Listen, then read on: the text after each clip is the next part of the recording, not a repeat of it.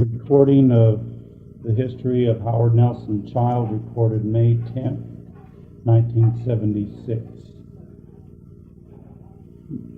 My name is David Child, his son, and I will be assisting in making this recording.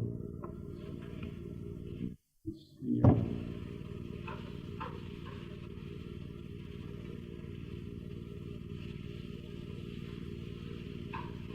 First, we'll start off with,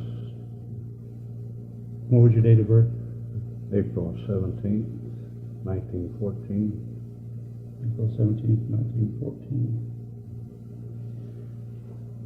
And I suppose I should give a little reference to the place and the circumstances in which I was brought into the world by the stories my father's told me. Okay. Is that recording now? Yeah, we'll record it all because Yeah. there might be something we need. Well, that was 62 years ago.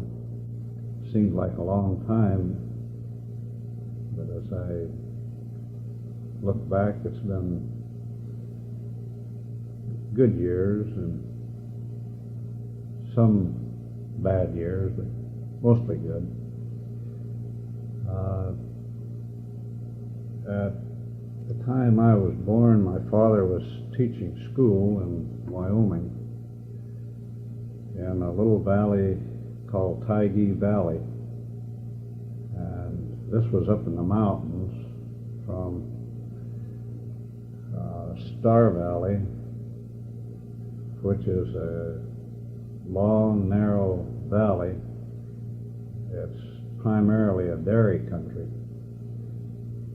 In those days, there was no such thing as any modern conveniences like electricity, no hospitals, no doctors. It was quite a primitive area.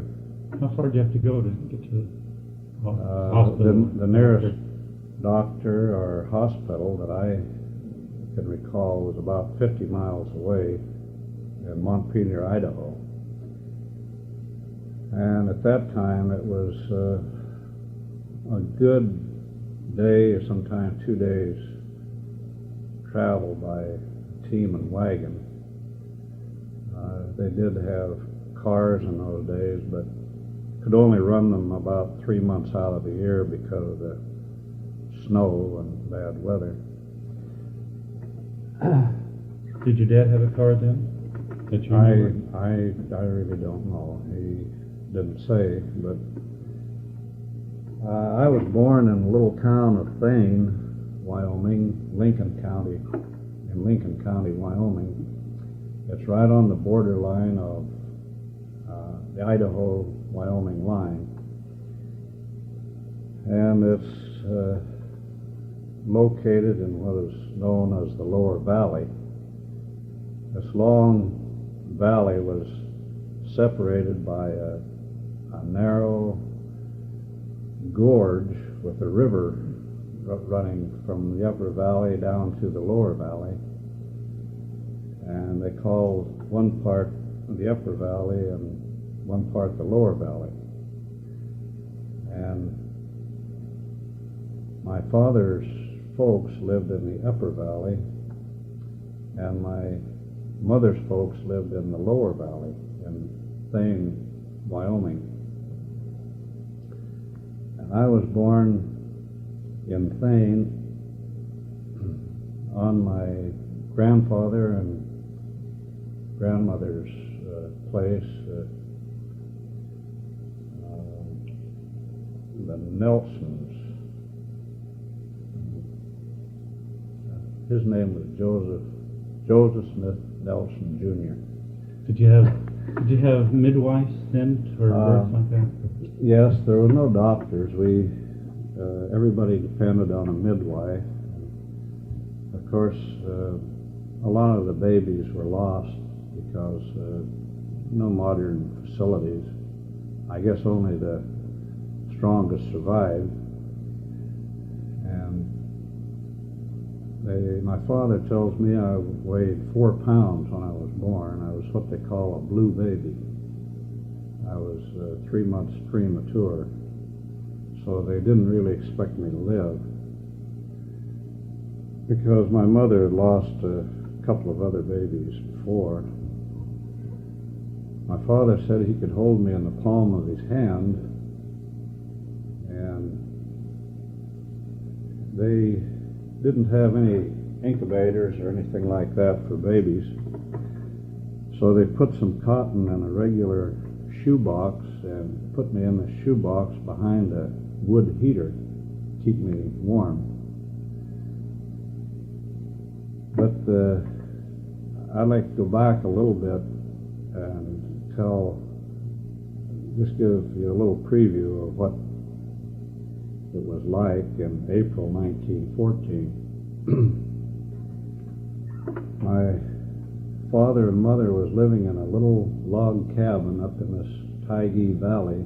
I don't know exactly how far it was from Thayne. I would say about maybe 18 or 20 miles up in the mountains. My father was teaching school.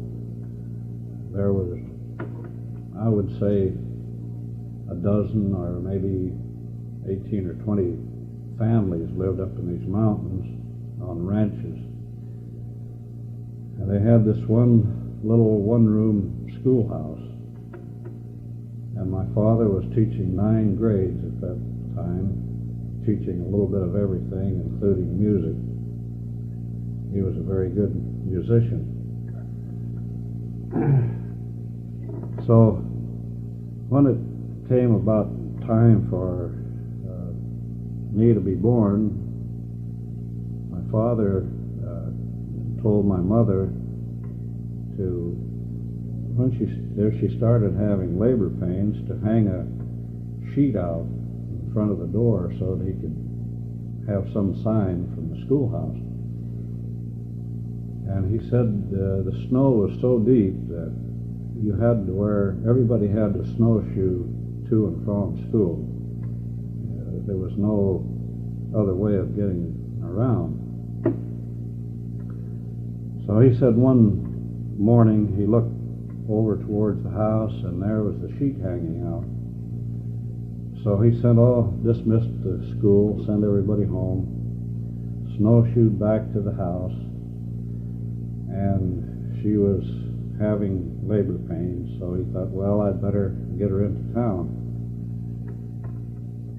So he went down to the stable to try and get the horses out, and the snow was clear up, almost covering the stable. So he got out a shovel and shoveled a path from the door of the stable out to the road. And he said the road, where the people would go to and from town, was just 2 narrow strips that had been frozen from the sleighs running over. That's the only thing they could use there in the wintertime or spring, was these big bobsleds pulled by a team of horses. And he said if the snow must have been real deep, because after he got the horses out, got them hitched up to the sleigh. Now in these bobsleighs, they usually fill the bottom with hay or straw and then put a blanket down. And they have a spring seat that sits up on the sides for the driver. It's a real fun thing in the wintertime. But he got my mother ready to go, got the team all hooked up and on the road.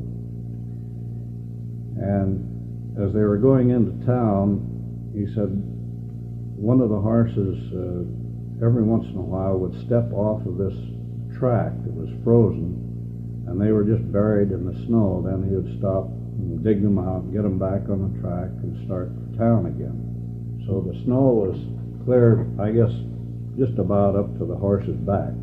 That's how deep it was up in those mountains. But they made it okay, and of course they called in the midwife, and I really don't think they expected me to live because I was premature, and he said I was just as blue as could be. But anyhow, I survived, and now this is the way my father told me. And I don't remember too much about my mother. She died when I was very young. I was somewhere between 6 and 8 years old. But I don't recall too much about Star Valley until my later years. Now, you were born in Thayne, Wyoming. Thayne, Wyoming. Thayne, Wyoming. And then in a log cabin. Then the next place you lived was Star Valley? This was Star Valley. Oh, I see. Now, really my father moved around a lot after that. My mother got quite sick. I had a sister, Grace, that was 3 years younger than me. But my mother got quite sick. I don't know exactly what the problem was. As I understand, she died of blood poisoning, and I believe it was giving birth to another child. She died in the hospital in, I believe it was Blackfoot, Idaho. But I can just barely remember going to her funeral, and I remember just a little bit about her when I was real small. What I'd like to get at this point, Dad, if we could, is let's list the names of your brothers and sisters, and then Okay. from the oldest down. The oldest was Kenneth, and What's Kenneth's full name? Kenneth William Child.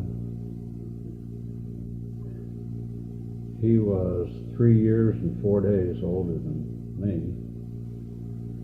And then I don't know how many children there were that were lost at birth.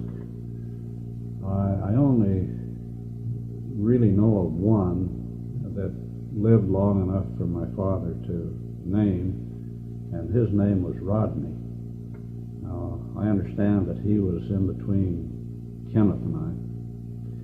And then I have a sister, Grace, Ann. That was the last one. But from talking to my father, I think that there were other stillborn babies. I don't know whether it was just one or just how many. Was Grace younger than you? Grace was three and a half years younger than me. So she was just very young, I imagine about 3 years old or 3.5 when my mother died. And then you had a stepmother? Yeah. The thing I remember about my mother was when we were living in Cache Valley in the town of Richmond,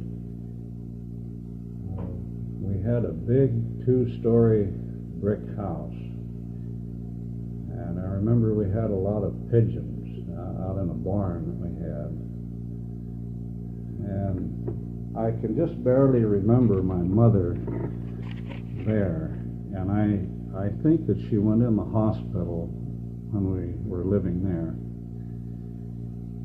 But as I remember, she had real long black hair. It was so long that she could sit on it. And I remember seeing her once in the hospital, and they'd cut her hair off short. So that's just, I I just can't remember too much about her. Then I remember going to the funeral, and I remember them lowering the coffin down, and everybody was standing around crying, so I figured that was the thing to do. I was so young, I really didn't realize what was happening. But those are about the only recollections I have of my mother. Now, we lived in two different places in Cache Valley when I was very young. Where's Cache Valley located? Cache Valley is north of, well, I guess it's north of Logan, Utah. I believe my mother went in the hospital when we were living in Richmond. And we also lived in Smithfield, Now, Utah. where's Richmond? Richmond is in Smithfield, and Richmond are both in what they call Cache Valley, Utah. Oh, okay. It's but at that time they raised a lot of sugar beets there. Richmond and Smithville? Yeah. Now, when we were living in Richmond, as I recall, we had a big 2-story brick house and a big yard and a barn out in the back with a loft, and we had a lot of pigeons. And I can recall my father hitching up a horse to a 1-horse buggy we had, and the family took a ride over to see one of his cousins in Preston, Idaho, which was not too far away, just on the Idaho line.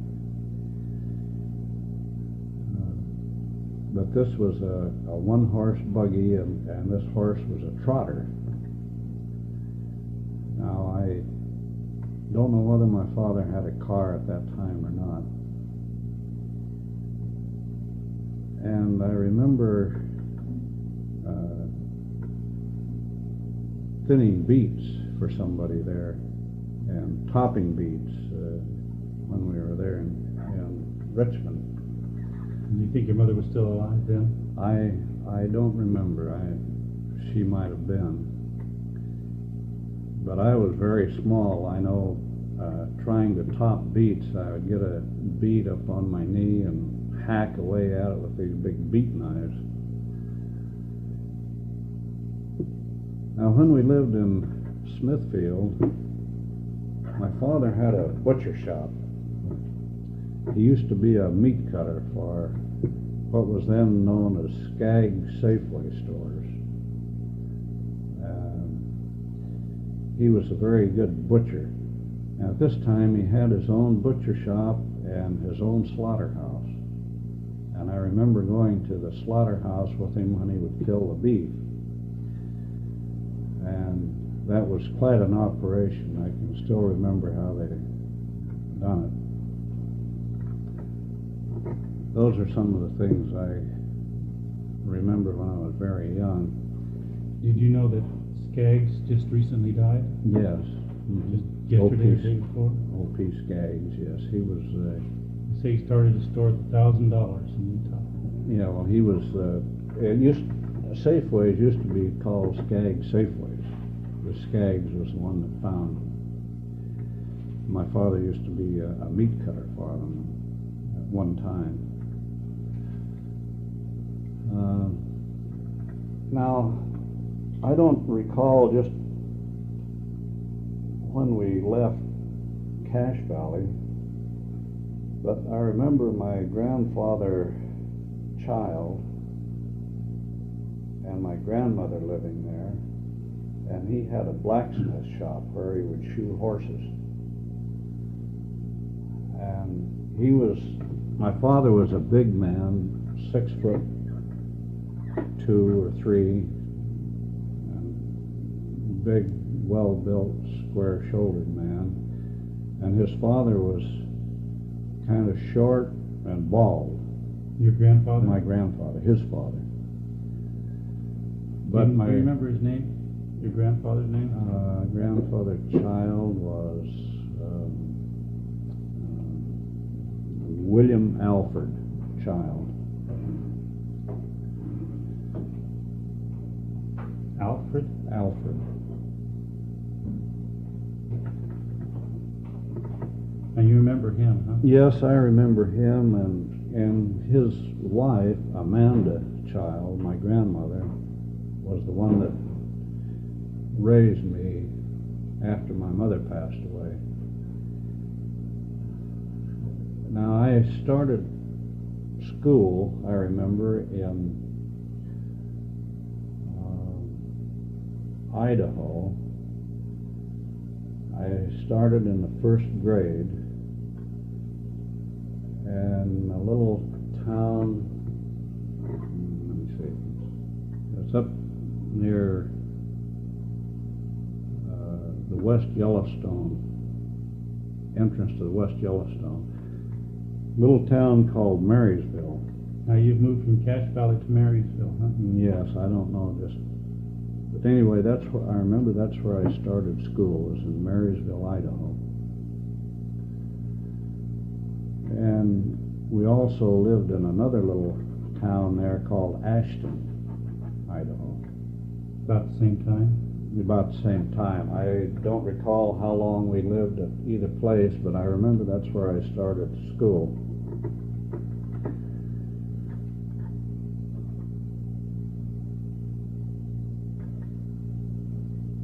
You were in school in Marysville or Ashton, or do you know? Well, I think I started in Marysville, as I recall, in the first grade. Now, my next schooling that I can remember was in Salt Lake City, and I went to a new schoolhouse. I can remember it had a sign on it, built in 1921. Now, I don't recall what year this was, but I remember I was in the second and third grades there. And I can remember we had a woman principal.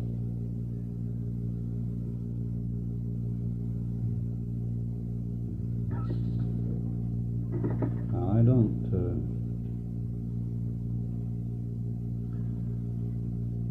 I couldn't have been in one place too long then. No, my father moved around a lot after my mother passed away. And we moved back to Star Valley. We lived in Salt Lake for, I don't know how many years, but I remember moving back to Star Valley when I was just about 11 or 12 years old. But we moved into my grandmother's house in Fairview, Wyoming. This was in the Upper Valley. This is still in Star Valley? In Star Valley. Fairview? Fairview, Wyoming. Now, this was about 5 or 6 miles from Afton, which was the biggest town in Star Valley. And I remember my first Sunday in Sunday school there. I got acquainted with some very close friends of my father and mother, and they had a boy about my age. And when we went to Sunday school class, he and another boy got in an argument, and I got into it some way or other.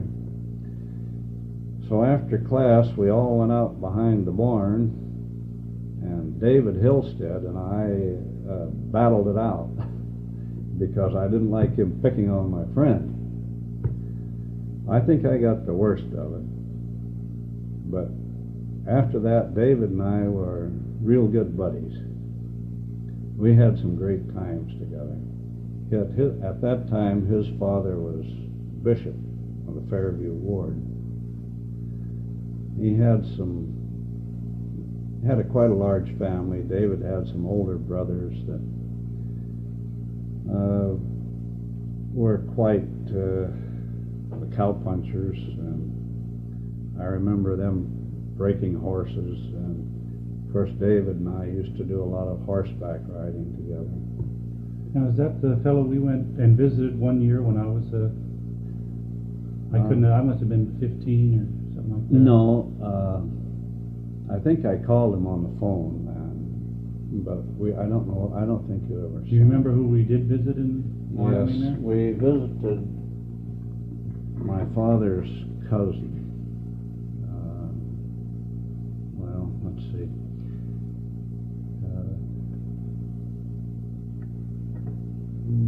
I can remember going there and visiting someone that was... Yeah, well, they had the post office and a general store there, and they lived in a little log house, remember that? Yeah. Well, her name was Leora. I can't think of her married name, but her father and my father were cousins, and they were about the same age. They played on the same baseball team, and they played in the same orchestra, and they lived right across the road from each other when they were growing up. Now, my father went on a mission for the church when he was very young, at 18, and They would have been especially young then, yes. because they weren't going out before they were 21, 22. No, or older. they sent him out at 18 to the Western States Mission. His headquarters were in Denver. Now, he got typhoid fever when he was on his mission and lost most of his hair. But he told me some great missionary experiences that he had when he was a young man. You want to talk? You want to go over those now, and then we'll come back to Star Valley, or do you remember any of them? Yeah, I remember a lot of them, but I think maybe we should save that for a different time. Let me make a note here then. Go ahead. You're at Star Valley last we got when you were about 6 or 7 with Dave Hillstead. No, I was about 11 because I remember I was ordained a deacon just before we left. Oh, there. that's right. Okay. Now, at that time, they had a school in Fairview and a frame church, small one, and they had what they called a Bowery out in the churchyard. It was some upright poles with some kind of a vines or something growing over it, and they had picnic tables out under it. And of course, the only entertainment they had in that country was their own entertainment. They used to have picnics, and, well, the church was about the only social life they had there. And of course, at that time, the winters were quite severe. It was primarily a dairy country. Their growing season was about 90 days. They used to have quite a lot of wild hay and some alfalfa. Now, I remember their alfalfa, they used to get one cutting and maybe a small cutting a year. And that was about all they got. And I can remember pitching hay and milking cows and a lot of those things. we had a lot of fun there when we moved back there. I don't recall just how long we lived there. It seemed like 2 or 3 years. But my father had remarried before we moved there. He married Doris Tejan from Blue Water, New Mexico. And we lived in my grandmother's big frame house. It was right in the middle of town, right across from the post office, and my Uncle Ez child, as we called him, my father's cousin lived right across the road. They had the post office and a general store.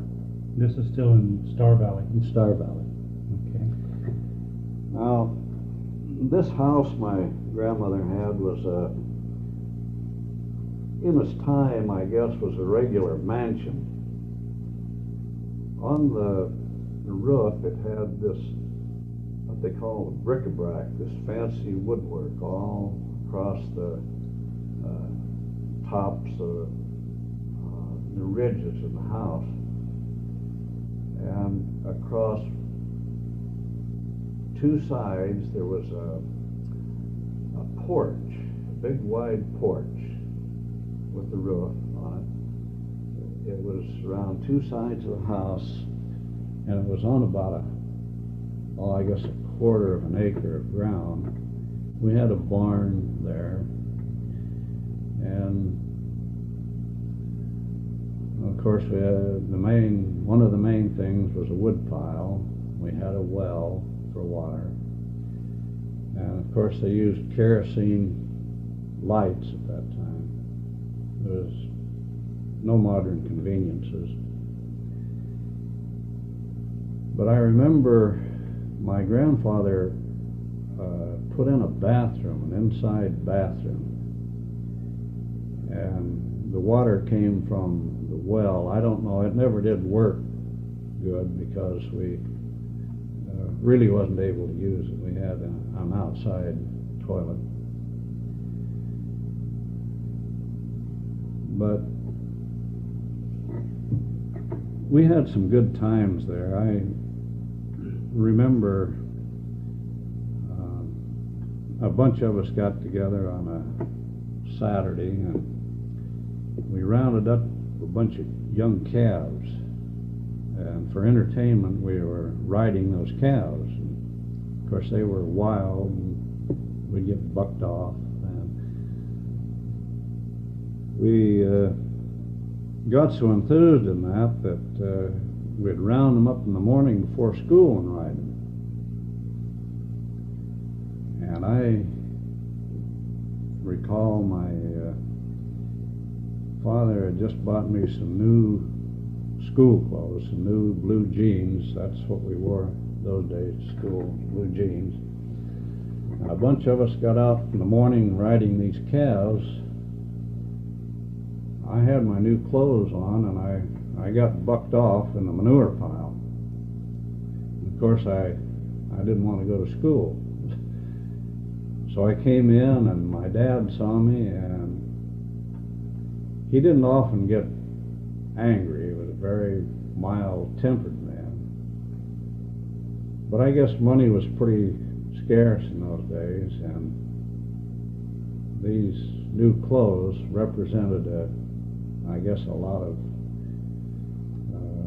money. So as I recall, that was one time that he whipped me so hard I thought he was going to kill me, because when he got mad, he was really mad.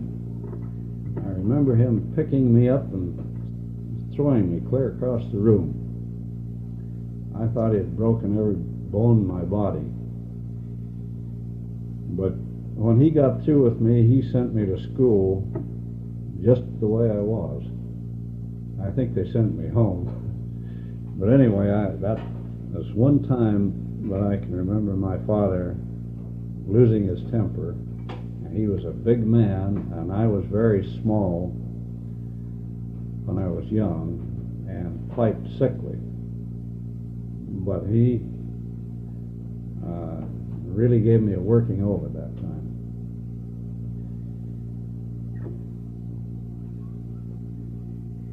And then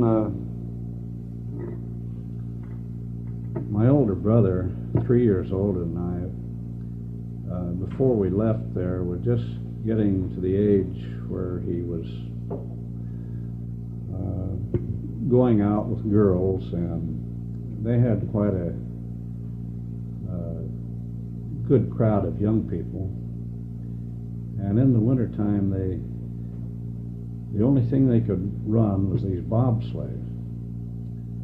And right on the corner where my grandmother's house was, there was, and across the road from the post office, they had what they called a shining ground. I can tell what that is. How you tell me? Go on. You know what? Well, it's where the young people would come, and they would shine around with these bobsleds. One horse would pivot, and the other would go around. They'd get this bobsled going around in a big circle, and the way they were built, they would pop, just like popping a whip going around there. And they'd get it going around so fast, they would get out to the outside circle where the snow was in a snowbank.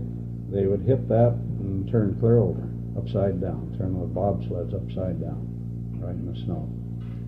They would really get going around there. And of course, my older brother, somewhere or other, bought himself a horse, and one of his other buddies had one, and they made a team out of it. Of course, the big sport there was to see who could outrun the other one and who could outshine the other one. They had a lot of races with these teams and bobsleds in the wintertime. And that was the big sport there. And it used to get awful cold there in the winter. The temperatures got down to 40 below zero every winter. And you could just hear those houses crack and pop in the wintertime. And the only fuel we had was wood. They didn't have coal, or very few people had coal. It had to be shipped in. But up in the mountains, they had a lot of this, what they call quaking ash timber. And in the fall, everybody would go up with their team and wagons and get a good supply of this quaking ash and cut it up. We had big wood piles, and that was part of our chores, was cutting wood every day and every night. And grandmother's house had great big rooms and big high ceilings. And they had what they called the parlor. It was sort of a dining room, I guess, a great big room with a high ceiling. And we used to have some good family gatherings there. And my grandmother's house was sort of a place for people to get together because it was so big and so roomy. But when we lived there, my father bought a heater for the parlor. It was a big sheet metal heater. And in the wintertime, before we would go to bed, they'd get a good fire started there, and he would, before we went to bed, he would fill this with green quaking ash logs, and that would burn and smolder all night long, and that's what kept the house warm. I recall one Christmas there when this was, I guess, before we moved out of the valley the first time, because I was very, very young. And for a Christmas tree, my father used to go up in the mountains and climb way up in the top of a beautiful pine tree and cut the tip out. And as I recall, the Christmas trees were somewhere around 11 or 12 feet high, because they had these big high ceilings, and they would get one that would just fit in there. Of course, all of our tree trimmings were homemade, and for lights they had little clips that candles fit in, and they used candles for Christmas tree lights. It's a wonder they didn't burn the house down. They did a lot of times, I imagine. But they didn't have any such thing as fire codes or smog or anything in those days. But I recall one Christmas there when I was very, very young. And I remember my father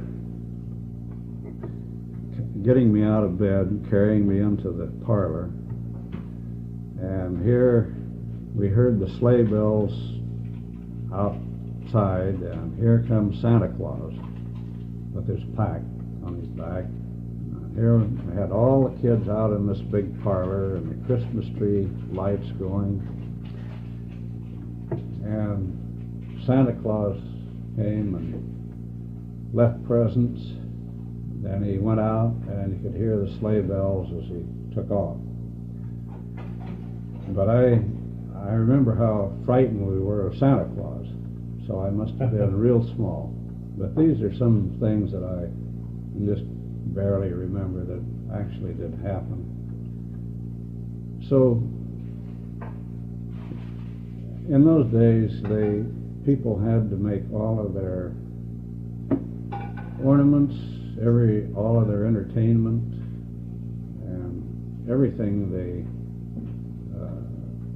done was done by them, because there was no such a thing as radio, television, movie theaters, or none of this. Everything was done by them. Yeah, now it is. Let's see. But we left off Salt Lake City about sometime after 1921. Yeah. Well, as I recall, we lived in Salt Lake City, several different places in Salt Lake City. My father remarried. Then we moved to Star Valley, Wyoming. This is your father's second wife, right? His third wife. Third? What was her name? Well, it was Doris Tejan. This is the one I knew? Yeah, Doris Tejan from Blue Water, New Mexico. And I was around 11 or 12 years old when we were living in Star Valley at that time. I believe that's where I was ordained a deacon. Anyway, that's a little dairy town in Wyoming.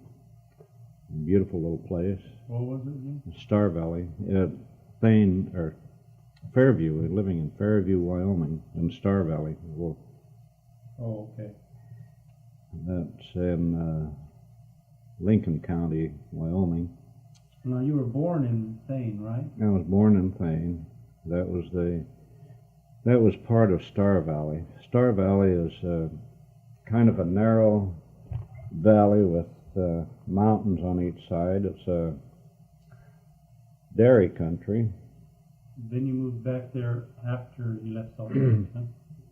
Well, we lived in Star Valley, I guess, a couple of years. And my stepsister, Marion, was born while we were there. Then we moved to New Mexico in, I believe it was 1926, because I remember my father bought a brand new Model T Ford 1926 model. And we drove it to New Mexico. Well, let me get it straight. You were born in Thayne. Mm-hmm. You moved to Cache Valley. Well, we moved around several places. In Cache Valley, Marysville, Ashton, and Salt Lake City. And then you moved back to Thayne again? Moved back to Fairview, Wyoming. That's where my grandmother had her home. That's part of Star Valley. That's about 20 miles, I guess, from where I was born.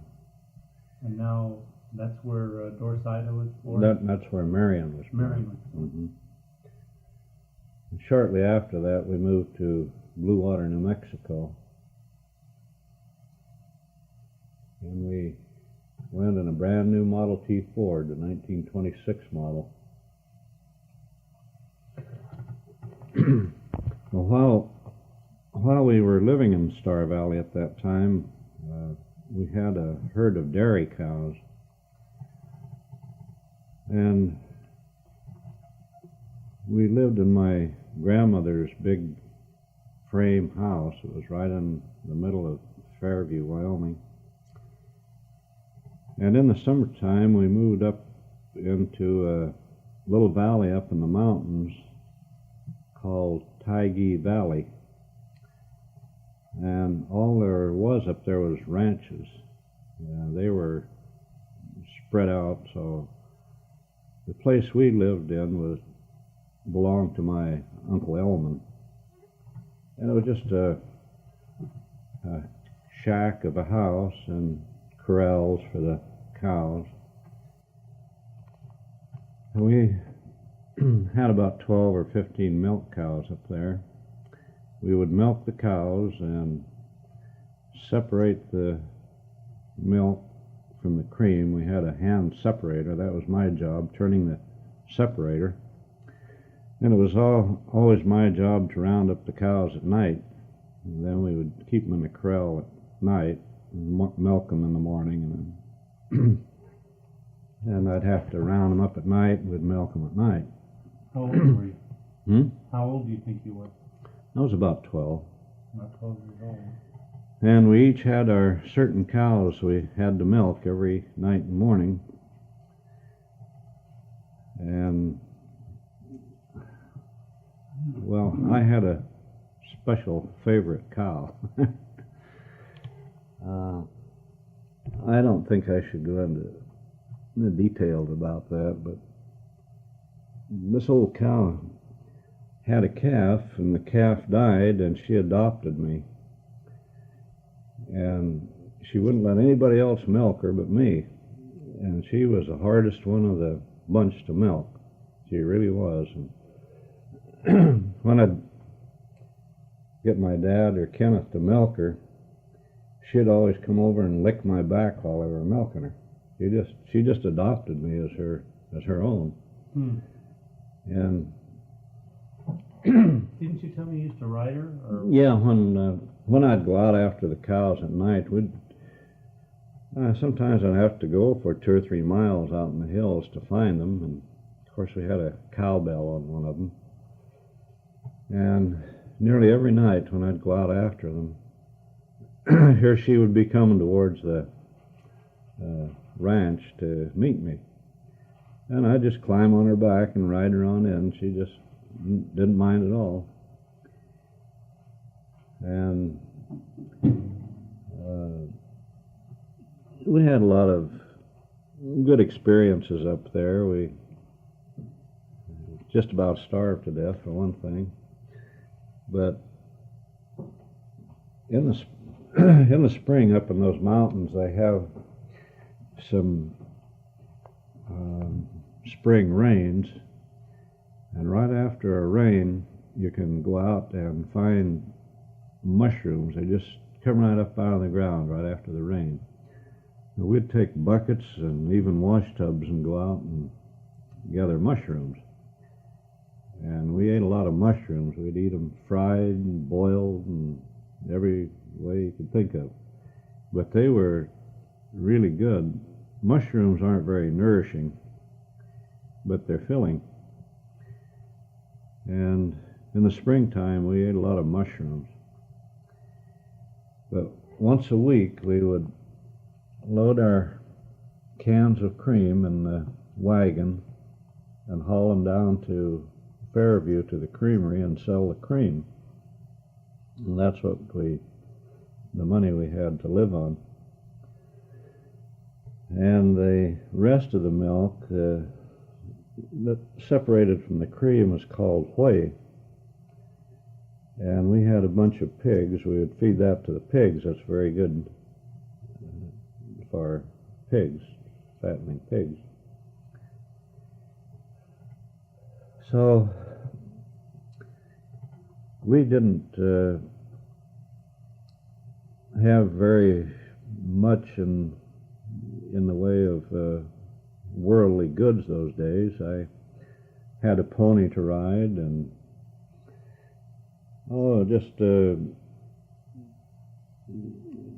it's nice to remember those days. They were kind of carefree days, but in a lot of ways it was kind of tough because we didn't have any money. Of course, you didn't need a lot those days either.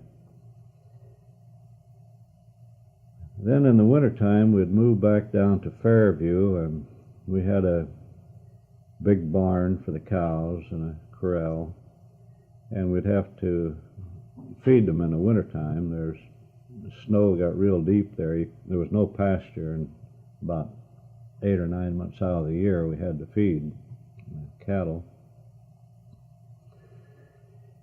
And that was quite a job, feeding the cows night and morning and cleaning the barns. Of course, we didn't have any modern conveniences. It was all kerosene lamps for light, no modern plumbing. And for heat, we burned wood.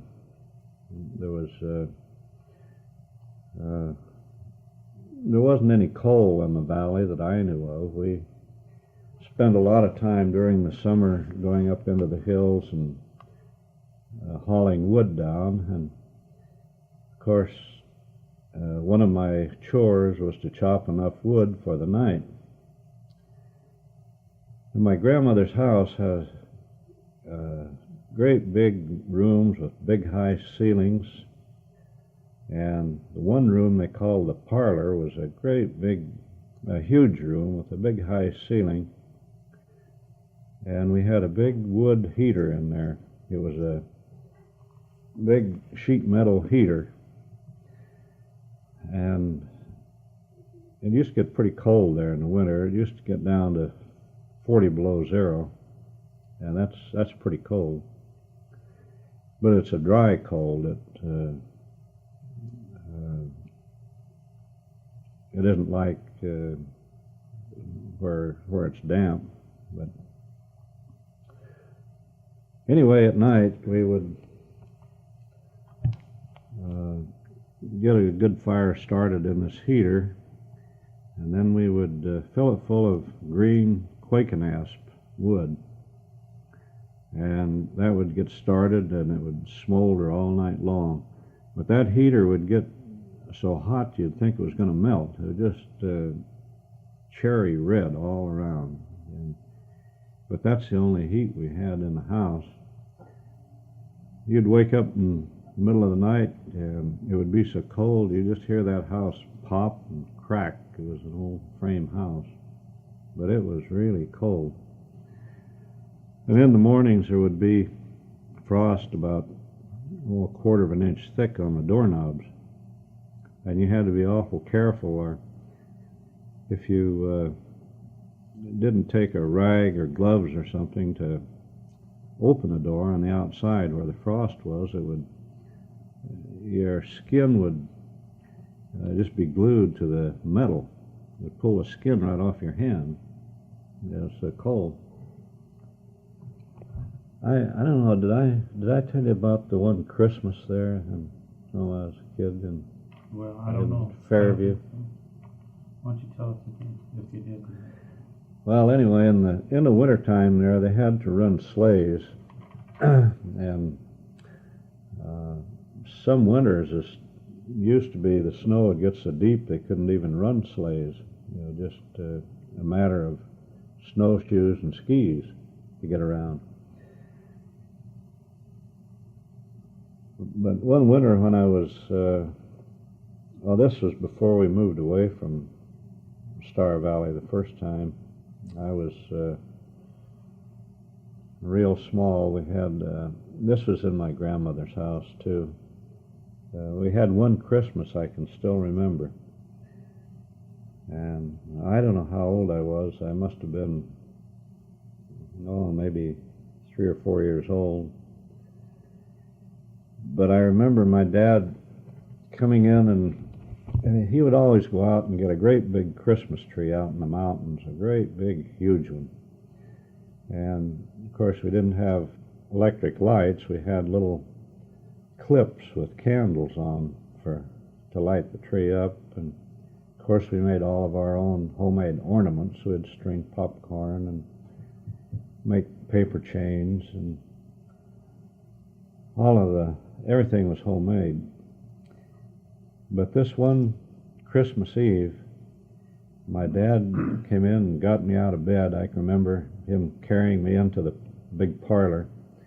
Christmas tree was all lit up, and here comes Santa Claus. And first you heard his sleigh bells outside, and then here comes Santa Claus. And he came in and gave us all a present, and he took off, and you could hear his sleigh bells. He had a real sleigh and bells on his horses, and I can still remember that. I think I was a little bit frightened, but I can still remember that Christmas. How many kids were home at that time in your family? Oh, I don't remember now. There was, I guess there was Kenneth and Grace and I don't know, maybe Marion was a baby. Or no, that was before. No, that was after. No, I guess there were just the three of us we may have had some cousins or somebody staying there. I don't know. But anyway, I can still remember that Christmas. Well, anyway, when I was about 13, I guess, this is the second time we lived in Star Valley. We moved to New Mexico in 1926, and there we had a kind of a rough time during the Depression. In the late 20s and early 30s was pretty rough times there. There was no such a thing as money, and I had my stepmother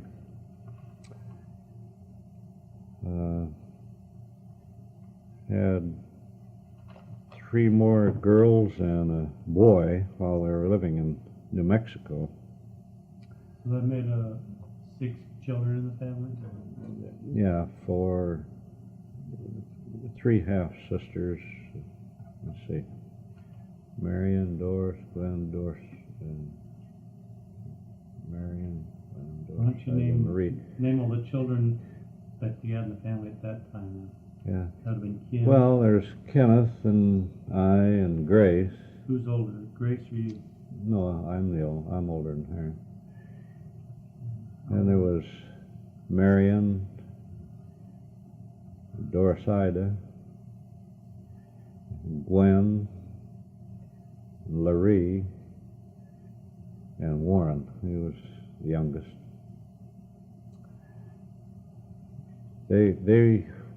Marion was born in Wyoming, and the rest of them were born in New Mexico.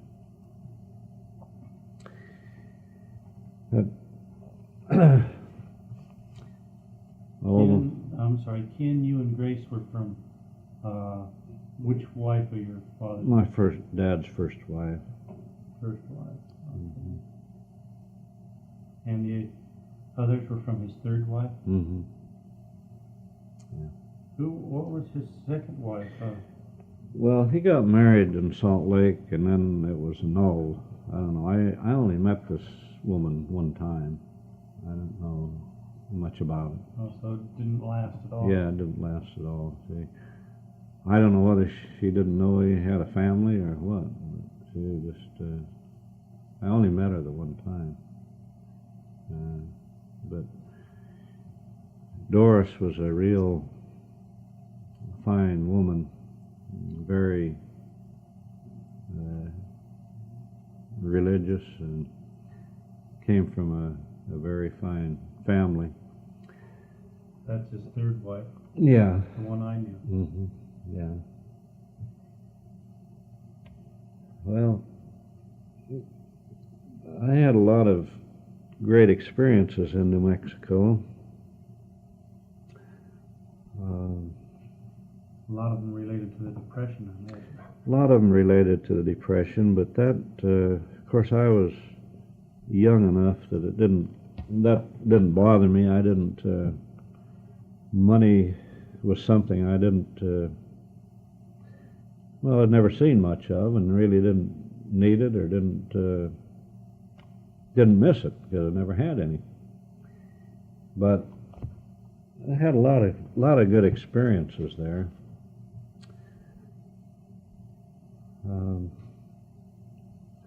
When we first moved there, they had a little old chapel. This was part of the Western States Mission at that time. And they had a presiding elder there, Elder Roundy.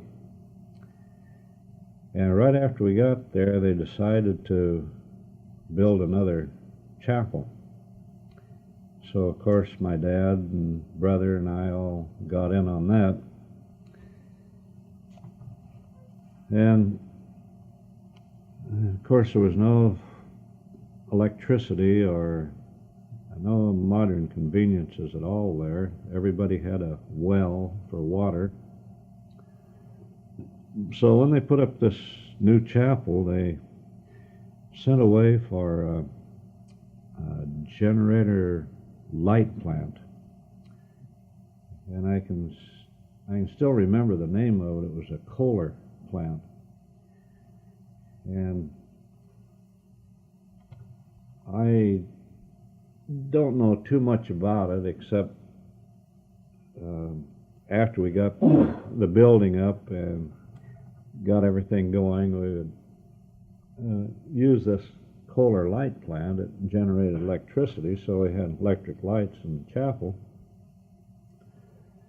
But I remember a lot of times that something would go wrong, that thing would shut off, and the place would be pitch black during a sacrament meeting. Somebody would have to run out and get the thing started again.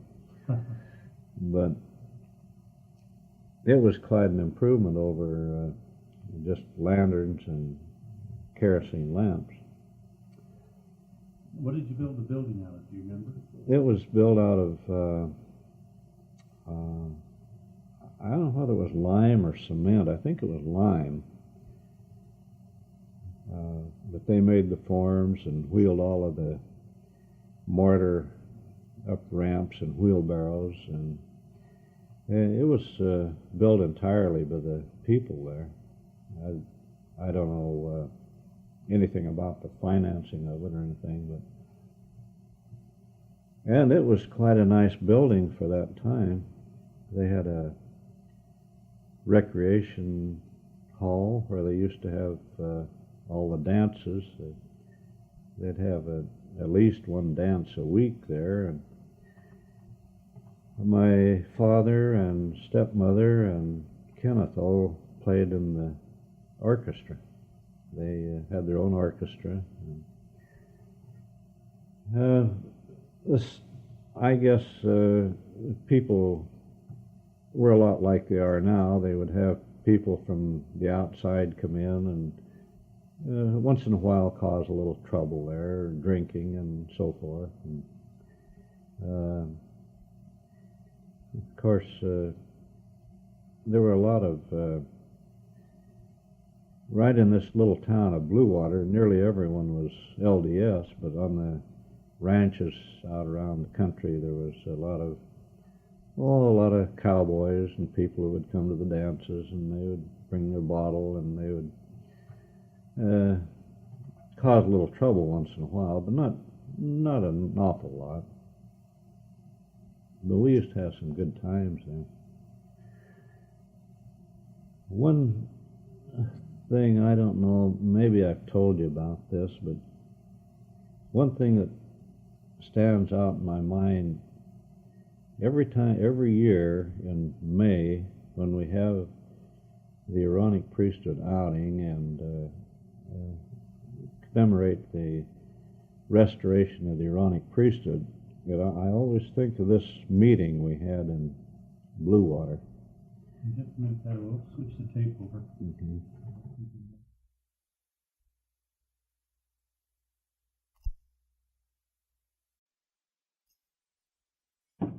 Until it's needed. Okay. Well, about this meeting, this being part of the Western States Mission, they had this presiding elder. I don't recall whether he had any counselors or not. I don't think he did. I know they had a Sunday school superintendent and an MIA president. I don't recall ever going to primary. I guess they did have primary.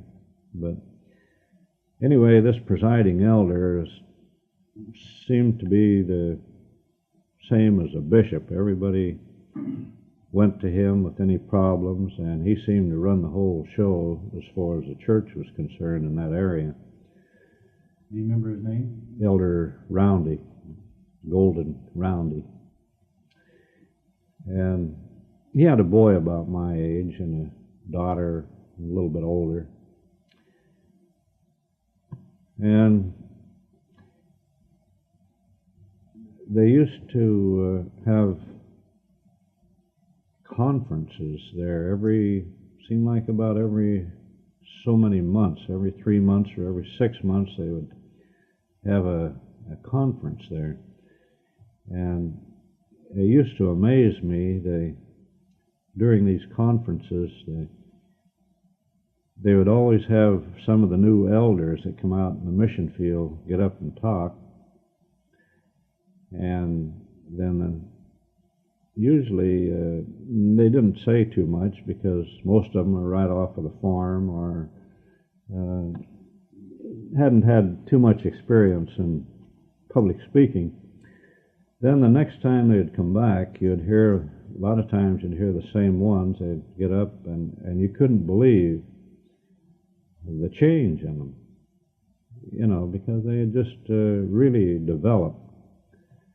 And I can remember one elder in particular, Elder Montgomery. He used to amaze me because not so much what he said, but the way he said it.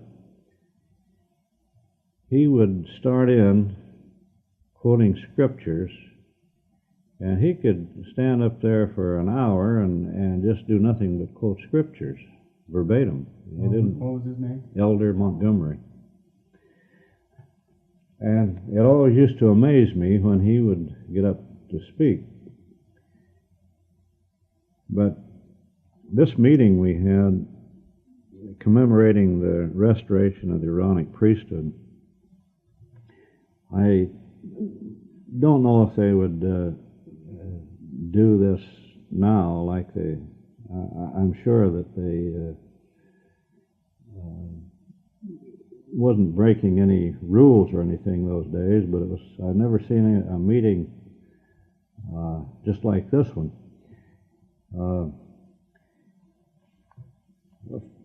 In a place like that, your communicating with people around that big valley, all you had to do was start a rumor or say something, and pretty soon the whole valley knew it. You didn't need a telephone, which there was no telephones. You didn't need a telephone. You didn't need anything to get the word around except somebody to say something about it, and they just go from one to another.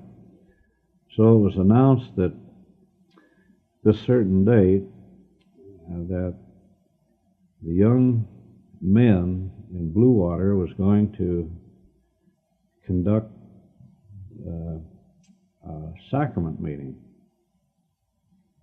that they were going to do the whole works. So I remember I was a deacon, and I was assigned to talk on the word of wisdom. And we had every kid in the ward or the branch there assigned to do something.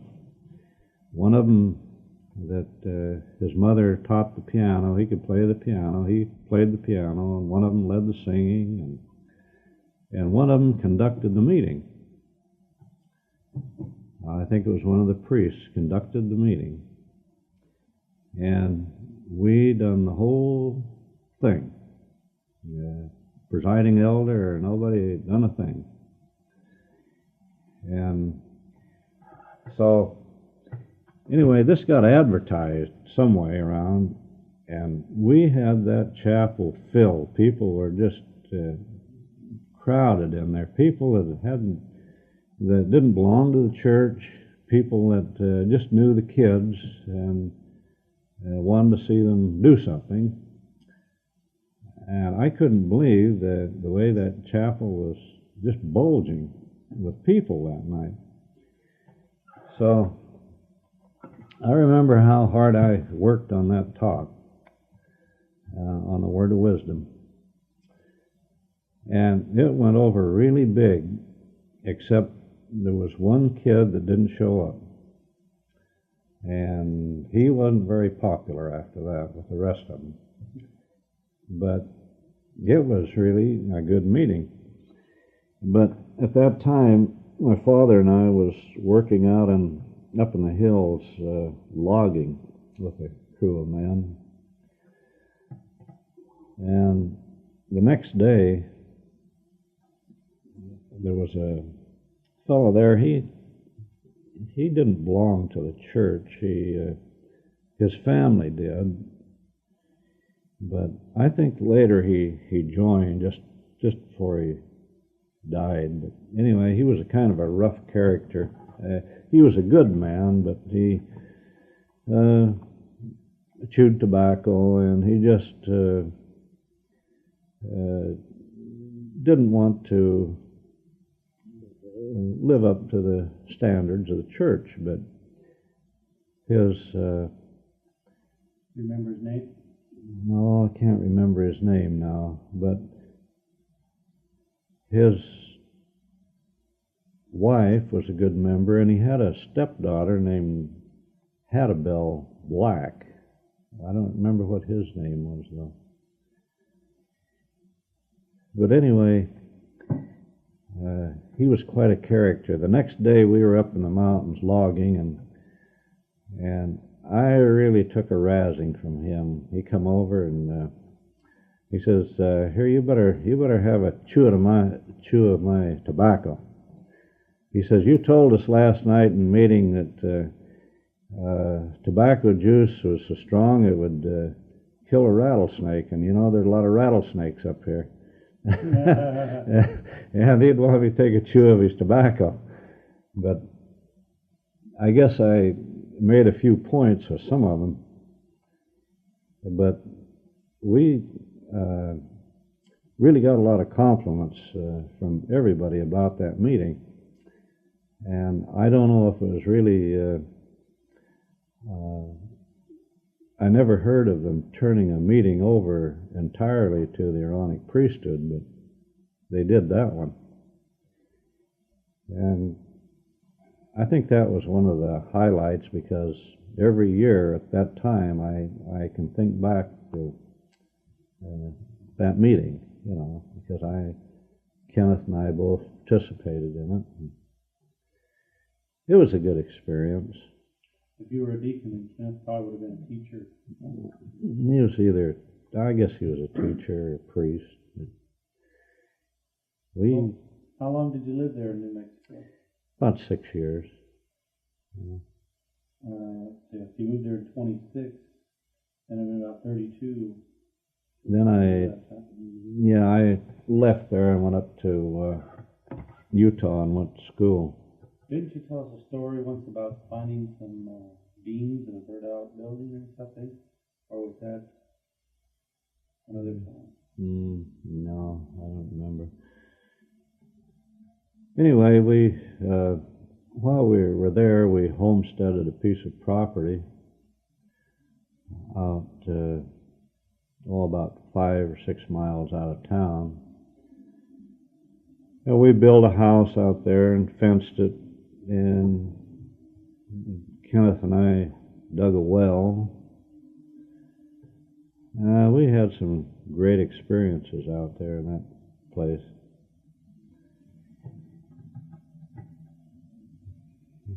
Did the whole family move out to the house, or just you and kids? No, we moved out there, and then in the wintertime they would move into town. But my dad had to go out of state to find work a lot of times. He used to go up in Colorado shearing sheep. There was just no work around there, no money. Do you remember what you built the house out of? What material? Yeah, we built the house out of lime. Way up in the hills on the other end of the valley, they had a lime quarry where my father and I worked there for a while. That's quite an experience in itself, cooking lime. We used to go up there and we bought the lime unslacked.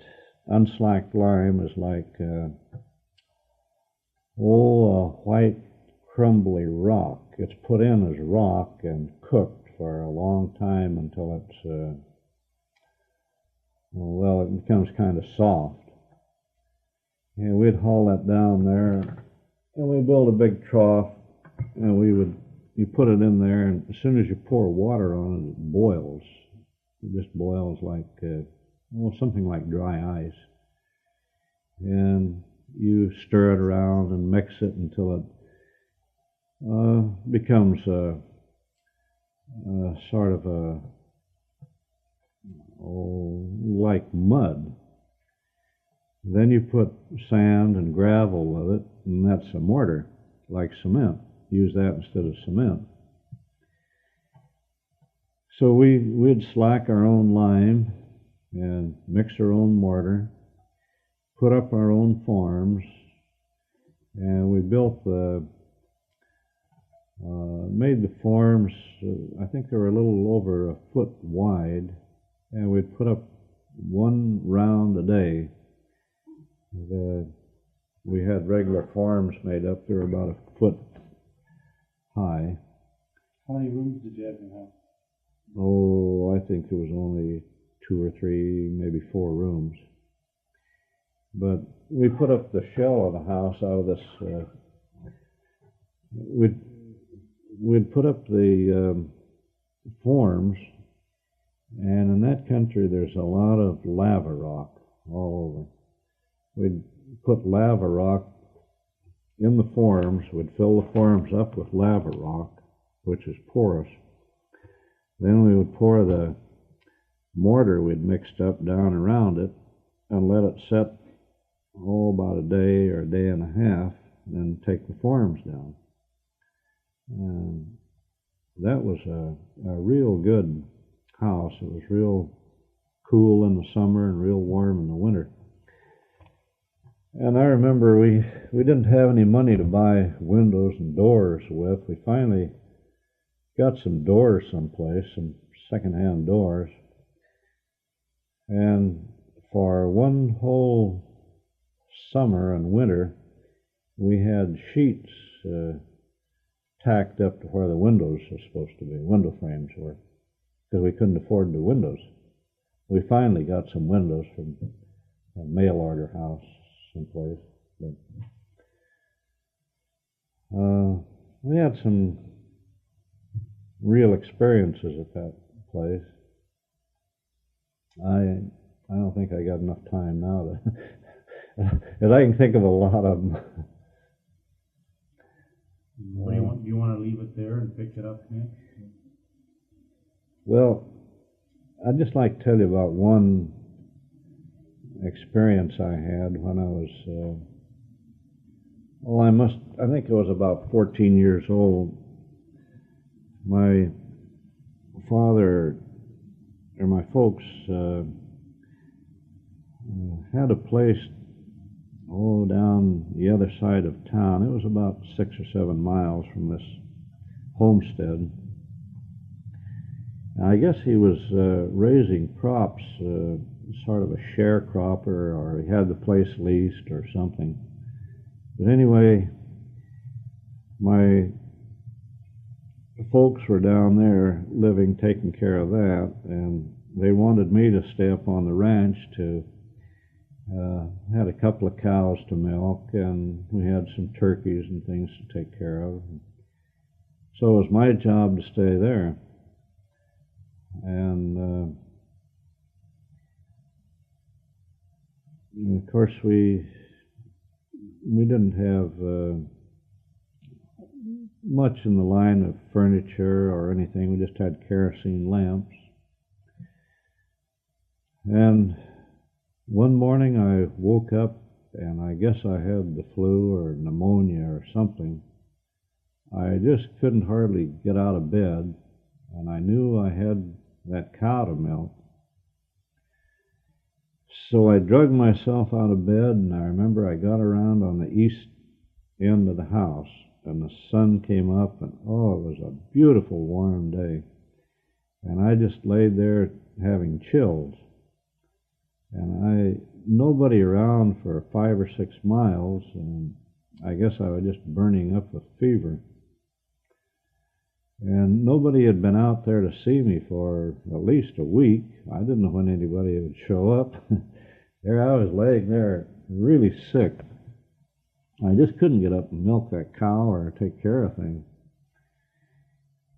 And believe it or not, here came my uncle chugging up the road in a Model T Ford. And boy, was I glad to see him, because I might have just died there. I was really sick. So he could see I was really sick, so he took care of things and took me into town. And I had pneumonia, is what it developed into. And I never took so much castor oil and aspirin. I'll bet I took a bottle of castor oil a day. That was a cure-all. And I was so sick, I just didn't know what was going on a lot of the time. And that was the time my grandmother Child died, and I had her funeral, and I was too sick to go, and I didn't even realize she had died till after. I was just that sick.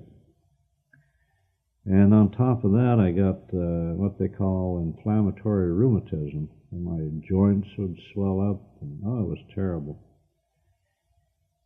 And I'd had that several times before when I was a kid, but that's the last time I had it. But I was really sick, and I was really glad to see my uncle that morning. Your grandmother Child died, you say. This is your grandmother? Yeah, that's my father's mother. She raised us when we were real small, after my mother died. Then there's some other experiences out on that ranch that it was kind of precious to me. Do you remember what your uncle's name was? Elman T. Child. On your father's? That's my father's brother. That's the only brother he had. Is that right? And he had a sister that died. She got poisoned. She got a hold of some poison when she was small and died. Did your father have any sisters? That's the only one, the one that died. He had this one brother who was about 10 years younger than him, I guess. Well, it's a good thing he had some boys to carry it on then. Yeah, well, he had, my Uncle Elman had a big family. He's got in fact, I got a lot of cousins in Salt Lake his children that I've never even seen. They live right around Salt Lake there. Well, I think that's enough for this morning. One thing about a tape recorder like this is that when no rush, we got 20 more tapes. Is it on? Yeah, I guess I could. Well, that's all right. Go ahead and... What? I know. You got it on now? Yeah. Ready.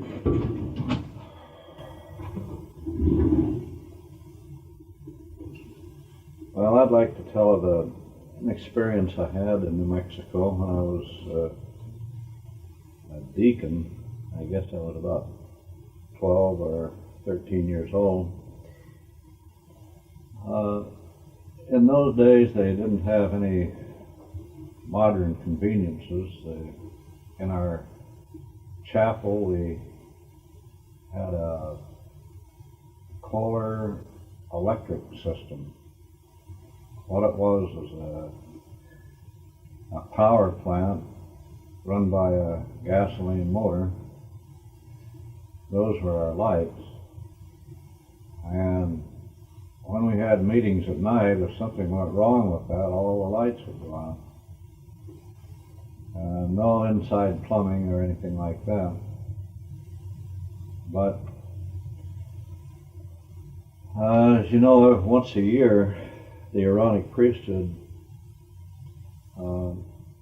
celebrates or commemorates the restoration of the Aaronic priesthood. And I can remember one year there when I was a deacon, we had a very special meeting in that little chapel. And out there we didn't, as I recall, we didn't have, I don't know whether we had, I don't think we had any telephones, but word seemed to get around throughout the valley about this special meeting that we were going to have. Not only to the members of the church, but people all over the valley heard that we were going to have a meeting, a sacrament meeting, and it was going to be conducted, and the whole service was going to be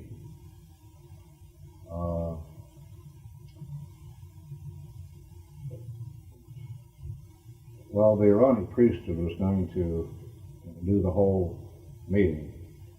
And we didn't have a stake, or what it was a branch of the Western States Mission. And instead of a bishop, we had a presiding elder there that acted as a bishop.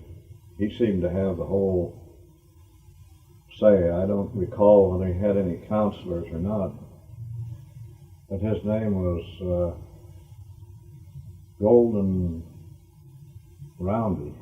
P. Roundy. And they used to have a lot of missionaries come out there to conferences.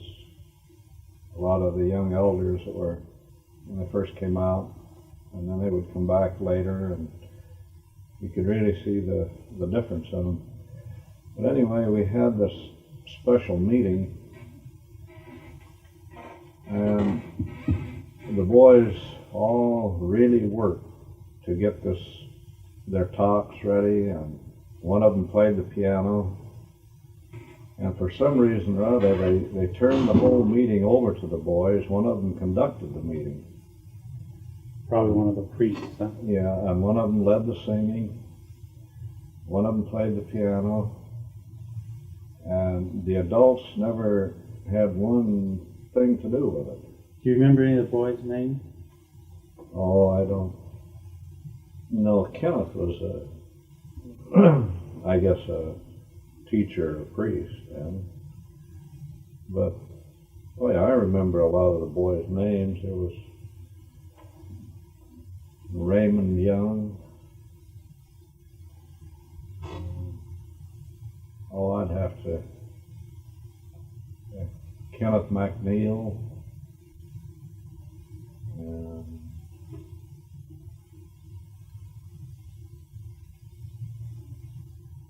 oh, I'd have to think a while to recall all their names. Anyway, Anytime names come to you on anything, always mention the name if you think of it, because you never know who this might affect someday. You know? well, anyway, the boys all got together and really worked on it, and they assigned me to talk on the word of wisdom. Maybe did I tell you about this already? You told about, yeah, I think so, and you mentioned the razzing you got Oh afterwards. yeah. Well, then this is just a duplication. Well, what about names though? Why don't you give a little thought to some of the names? What town in New Mexico was this? This was Blue Water. In Blue Water. Yeah. Approximately what date? You might not have that on the other part. Oh, gee, I don't know. I was about 12 or 13 years old, so it would be back about 1927, 28,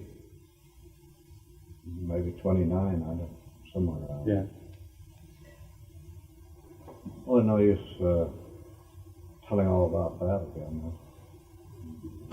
But anyway, this was every year that we have a commemoration of the Aaronic restoration of the Aaronic priesthood. I always think of this meeting because it was a very special meeting to us. When you lived in Blue Water, who was your father married to his second wife now, or No, third? he was married to Doris Tejan. That would have been number 2, or That was number 3, really. yeah, third wife. Yeah. She was from there. That's the reason we moved there. Is she the one I remember? Yes. The grandma child I Yeah. remember.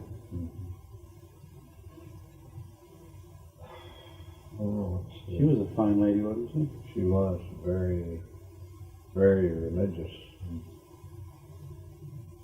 fact, almost too much so, in a way. But she was a very, very fine woman. And that little town of Blue Water was mostly LDS. It was settled by a Mormon group there. Oh, let's see. How long did you live in Blue Water? About 6 years. And what did your father do while in Blue Water? Taught? Oh, we farmed, and we lived several different places there. We homesteaded a place. Was that where you built your lime house? Yeah, that's where we built our house. Do you remember how many rooms that had, or the size of it? Oh, I don't remember. When we built the farms, we built just kind of an oblong house, and then we partitioned it off into rooms. I think it had a couple of bedrooms and a kitchen and front room. That's about it. Oh, Where did you move from Blue Water? when did we move to Blue Water? No, where did you go from there? Oh, I left there when I was about 16 or 17. I'd stayed out of school for 3 years. I just couldn't get to school, and so I went up to Utah, started in the junior high in the 9th grade. I was about 17 then. Do you remember the name of the school? It was in Draper, Utah, Draper Junior High. Did you leave home at 16? You left? Well, my father took a load of he brought up a load of Indian blankets and Indian jewelry. He took them on consignment. Took this big old car, and I went with him up to Utah. We went up there to sell them. And I stayed up there and got a job working for a fellow and went to school. Did you stay at some relatives? No, I stayed at two different places. I got a job on a ranch milking cows, and before school started, we were putting up hay and silage and stuff like that. And, this was between Draper and Sandy. I stayed there and started a school there, but then there was a school teacher lived in Draper, needed somebody to stay with them and do the chores and go to school, and I was going to school right in Draper, junior high. So I moved over there. Stayed at the teacher's home. Hmm? You stayed at the teacher's home? Yes. Do you remember the teacher's name? Oh, I remember they had a daughter named Robin.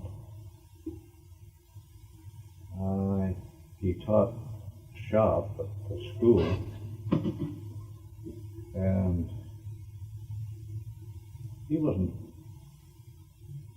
well, I would say he was a man in his, probably in his 30s or close to 40. And he and his wife didn't get along too well. They had one girl and a baby boy. The girl was about 10 or 11 years old. And he had a sleeping sickness. He could stand up and go to sleep. He would never go to sleep in school. I had a class under him, a very fine teacher and a very fine LDS man. But at home, as soon as he got home, he just couldn't stay awake. He would be sitting at the dinner table and he would fall asleep and his face would right down his plate. And he just couldn't help it. And whenever we would go for a ride in the car, they bought a new car, his wife would always have me drive because he would go sound asleep driving. It was a sleeping sickness, and she used to get so mad at him. She was a kind of I don't know, he was a real nice guy, but I didn't care too much for her. I guess the way she treated him was what kind of got me. But he was a real nice fellow. How long did you go to school? Well, I stayed one winter with him, went through the 9th grade. And then my folks moved up there after that, moved up in Sandy, and I used to go up in Wyoming and work in the hay, and then I stayed with my folks in the wintertime a couple of years, and went to school. Went to Jordan High. And played football. And my second cousin was the football coach, head football coach there, and I had two of them. Now that was, what was his name?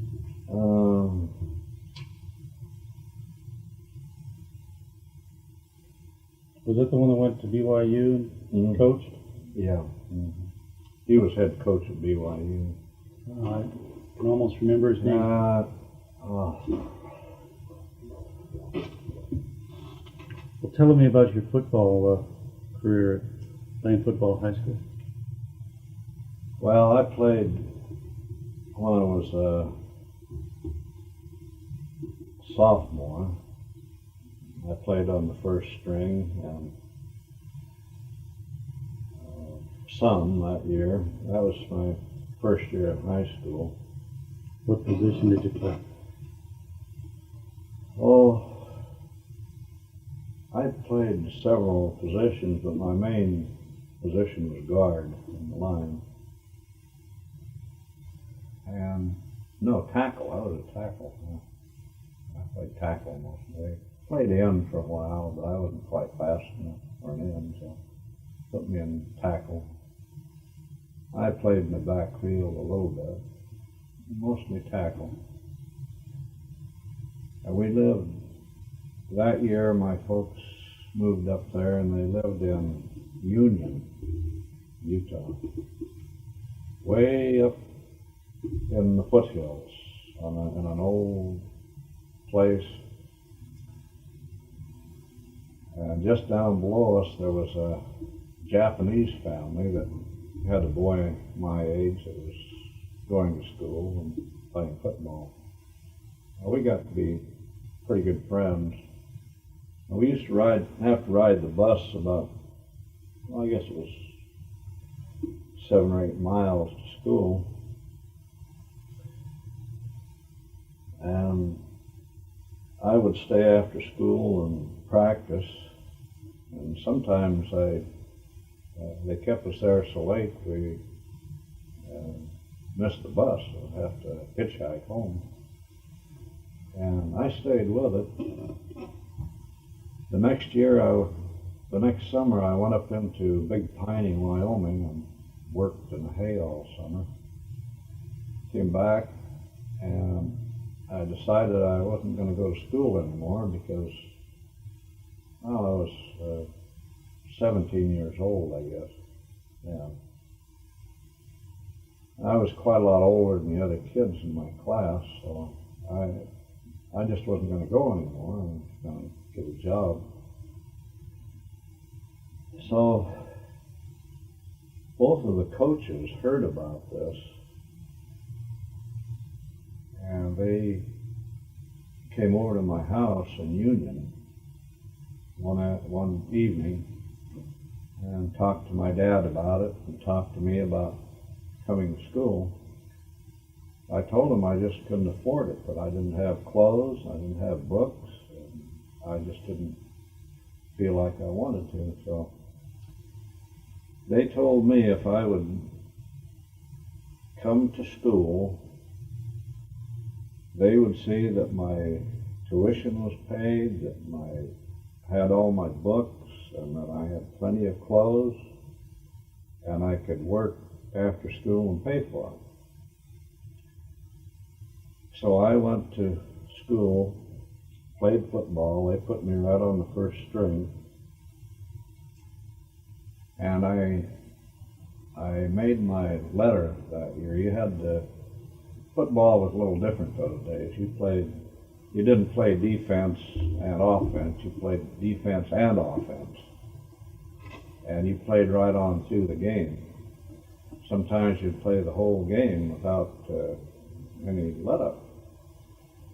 And to get your letter, you had to play I think it was 60 minutes, a full game anyway, to earn your letter.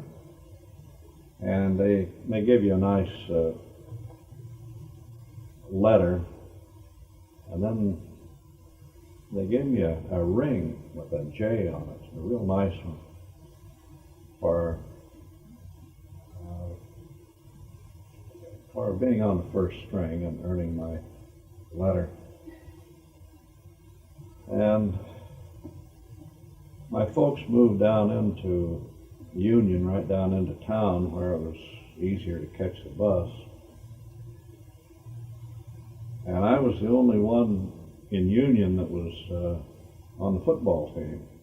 And of course I was a little older than the rest, and I used to just about have my own way around that town because with the young people, because I was a kind of a football hero to them, because I was the only one in town that on the football team. And at that time, I was taking a seminary in school, and there you take seminary right at the school. I have a seminary building, and you get credit for it. And one day they used to do things a little different than they do now. One day the bishop called 3 of us young guys up on the stand at sacrament meeting and told the congregation that we were all preparing to go on a mission, and he wanted to speak that night, right out of the clear blue sky. So we did, but we were all pretty well prepared because we had been taking seminary, and all we had to do was just tell a Bible story or something, because we were pretty much up on it. They used to have us talk in seminary. We had some real fine, we had one of the best seminary teachers I think there ever was. He was Carter E. Grant. He was a nephew of President Grant. A real fine man. And that winter, whenever we would have a church dance or a show or anything, I never had to pay to get into anything, because the bishop told everybody that not to charge any of us anything, because we were saving our money to go on a mission. So we didn't pay a thing. Had you ever talked to the bishop about going on a mission? Well, you know, that's my folks wasn't able to send me. They just didn't have the money. And we talked about it. What I was supposed to do was put work and put some money away so I could go. And instead of that, I came out here and got married. But anyway, that's as close as I came to going on a mission. Why don't you finish up your football story? Tell us all about that. Well, we had a real good team that year.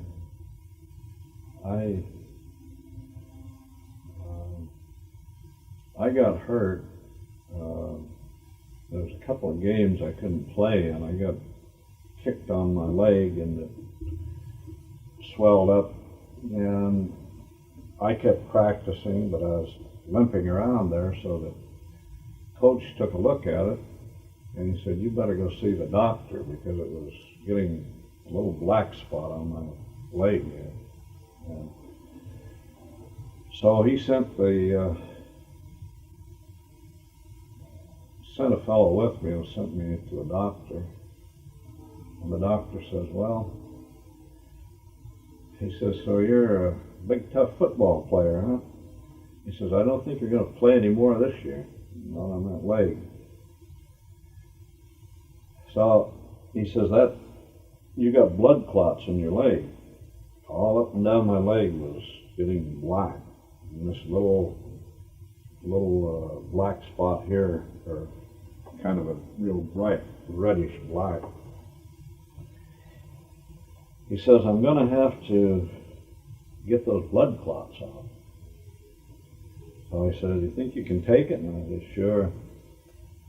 So without giving me any anesthetic, he took his knife and he cut a little chunk of flesh out of it, cut that spot out of there. Then he took his thumbs and we pressed these veins, you know, and pressed those clots out of there.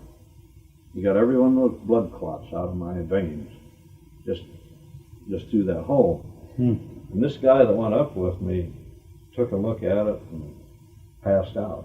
He fainted. He just couldn't take it. And I was sitting there gritting my teeth and watching him push those blood clots out. And my leg was all swollen up. And he says,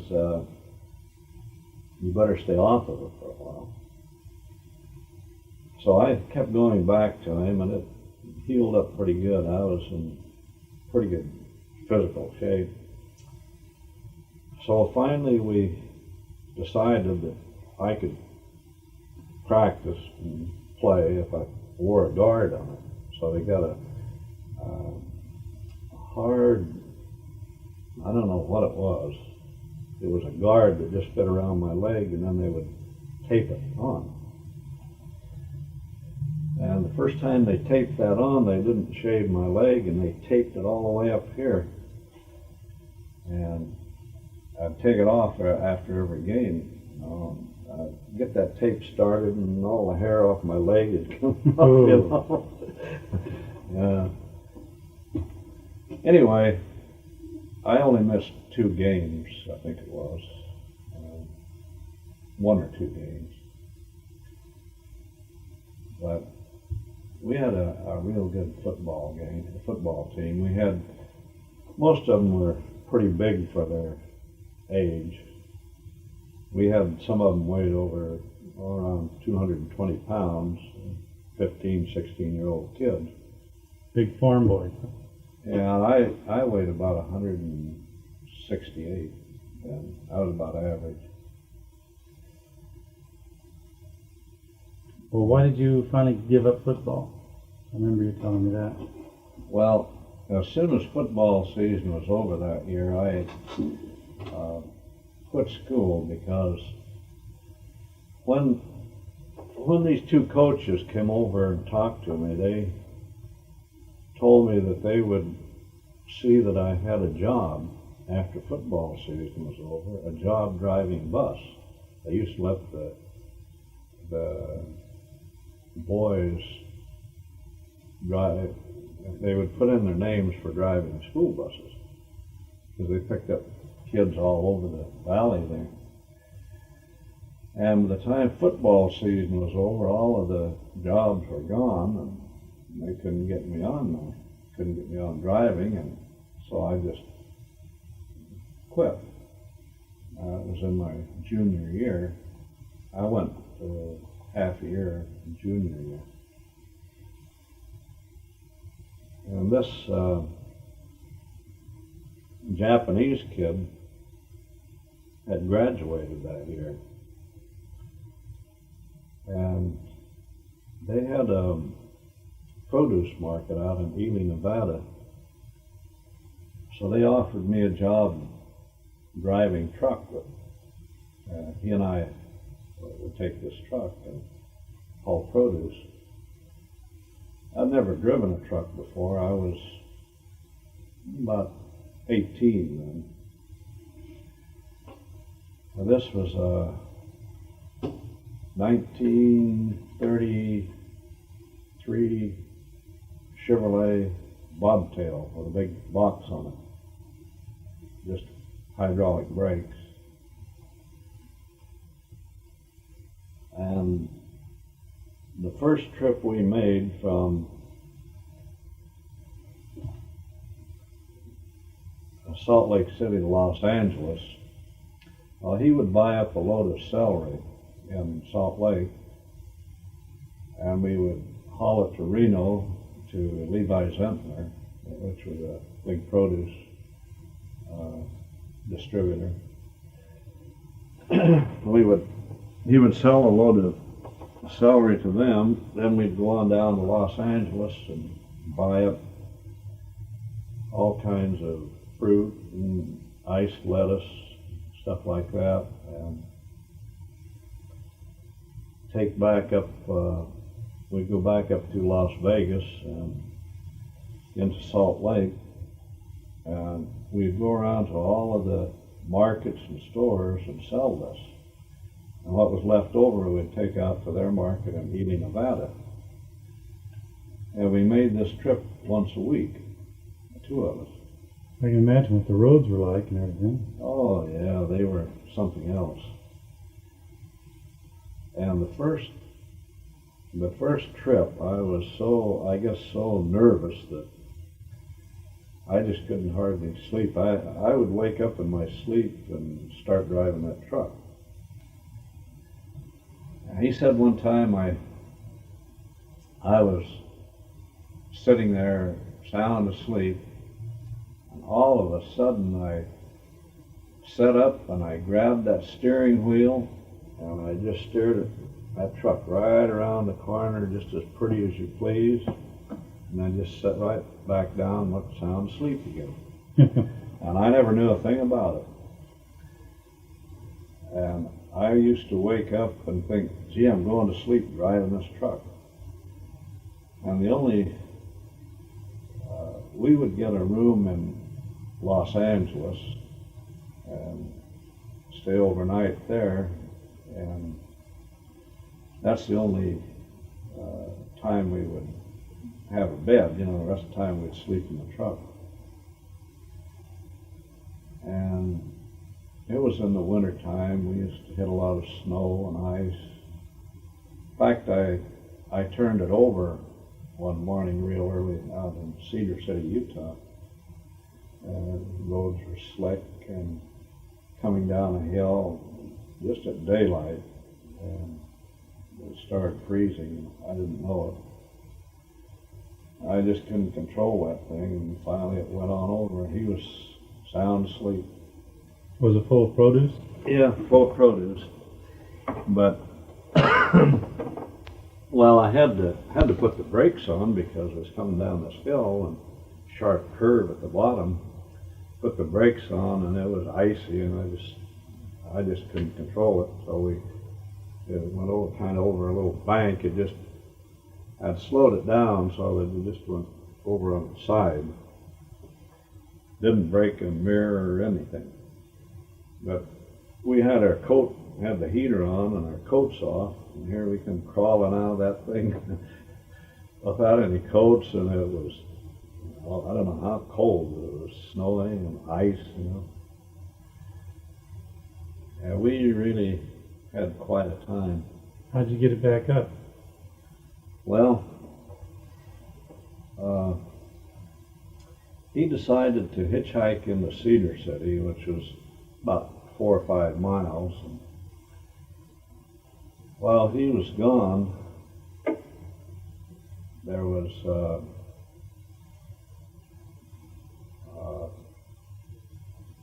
let's see.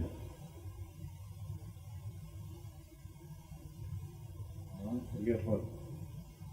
Oh, he went in to get a tow truck. So while he was gone, there was somebody came along in the truck, a tanker, and he said, well, let's unload this produce.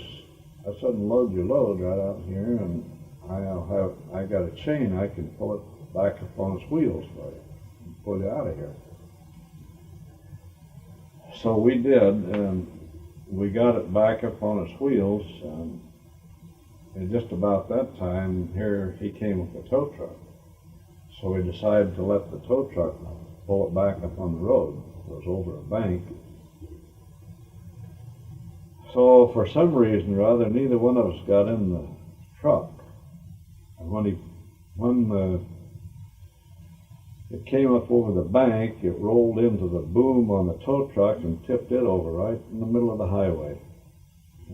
And there we were. Tipped the tow truck over? Tipped the tow truck over. So then we went over, there was a farm close there, so we went over, and the fellow brought his team of horses over and hooked onto the tow truck and got it back up on its wheels. And luckily the truck would run. We didn't have any problems. Went right on into Salt Lake after that, after we got loaded back up. But that was quite a trip. What year was that? That was in 1934. It was a 1933 truck, I remember. 1934. Then that following spring, I came out to California. I hitchhiked out here because I was supposed to be saving my money to go on a mission. I caught a ride with I caught one ride on a truck, the back end of the truck, and came clear into Sacramento, riding on the back of that open truck. And I got a room, stayed all night in Sacramento, and think I rode the bus on into San Francisco. And Grace was living in San Francisco with my cousin and her brother's ex-wife. The three of them were living in an apartment up on Powell Street, San Francisco, Mission Powell. You moved in with So Grace? I moved in with them, yeah. And was Grace married? No, none of them were married. And they had a cot. They had a big closet. They had me sleep in the closet on this cot. And they used to take me to the dances with them. And used to go to the old patio on Market Street. And the first dance we went to, they were going to teach me how to dance. I never learned how to dance. And this Edith was a German girl. Her husband, Carolyn's brother, went on a mission to Germany, and before he came back, he married her, brought her back. And then they got a divorce. Well, anyway, that's who she was. So she was determined to teach me to dance, and she would dance with me all night long. It was all right, except the first dance, they wanted to go on a Sunday night, and I wasn't used to going any place on a Sunday night. But I went with them, and they met some guys there, and they were all drinking beer, and one of them knocked his beer all over me, and me, I was really quite shocked at the whole thing, because I wasn't used to that. I was a little innocent country boy. Come home on a Sunday night, smell like beer, Yeah. huh? But anyway, I finally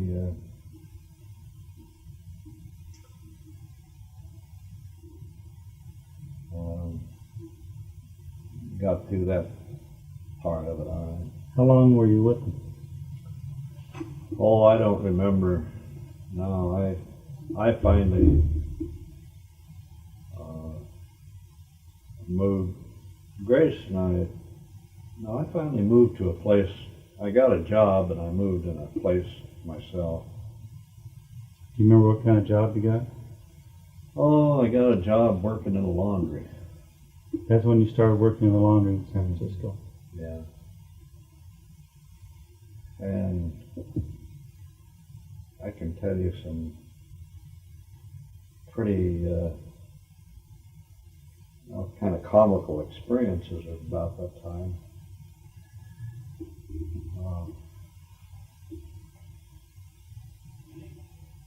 Now, when did you meet Mom Well, in relation to this time? Was it quite a bit later, or? no, it was about this time. I don't know whether I was living with Grace and them or not. I think I was living by myself. When I was in Utah, Louis Olburn came home from his mission from Tahiti. And I met him at church, and I used to go to school with his younger brother, high school, Ted. And I got to know him quite well, and his companion was Jay Rain in Tahiti. So he came out here looking for a job, and he looked up Jay, and he found out I was out here, so the two of them come over and picked me up and took me over to Della's mother's house. And they had me stay for dinner, and of course, she was a very good cook, and they invited me back, and So that's how I got acquainted with Della and her family. But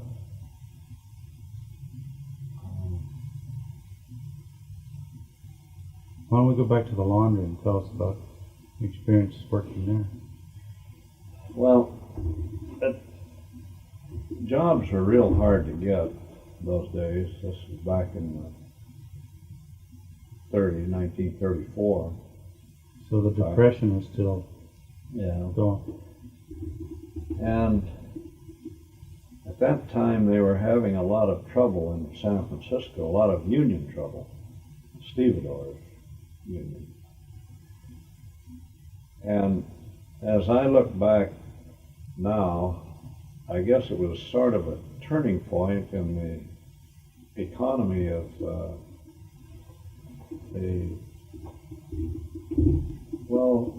probably the whole economy in the Bay Area. I didn't know it at the time, but reading about it later, those stevedores were only getting,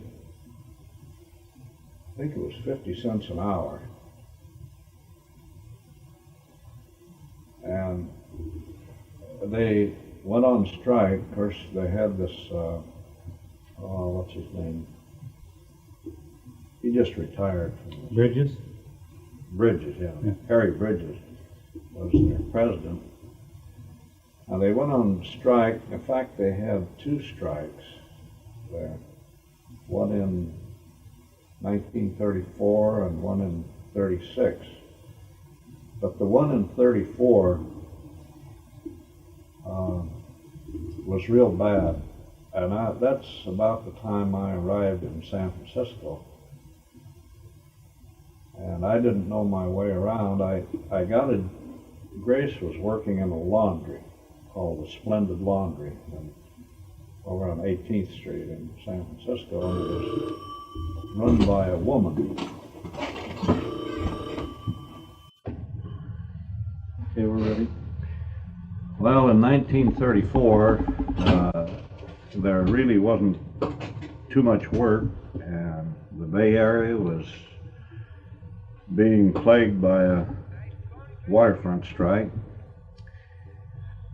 and everybody thought it was real terrible. But if you look back at the records and the way things were at that time, it probably, although it was quite a hassle, it really was a boom for the economy. Because the labor was getting underpaid. But it was a real hassle. I had a part-time job in a laundry, and I was new in San Francisco. And somebody told me I could get a job helping unload ships if I would just go down and shop around, because they were needing help. I was 21 years old, and I hadn't had any experience with any labor difficulties. So someone suggested I go down to the United Fruit Company down in the China Basin, San Francisco. So I inquired how to get down there. This was in the area of the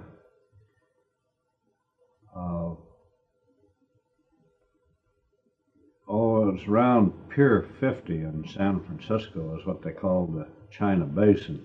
Didn't a cop give you directions and tell you to go down there for work? Well, I got down there on the streetcar, and down at 3rd and Townsend, where the streetcar terminal was. That was the end of the line, so I didn't know exactly where to go. I saw a bunch of men standing around, so I went over and inquired where the United Fruit Company was. So they were all standing around a fire, they were all pretty rugged looking characters, unshaven,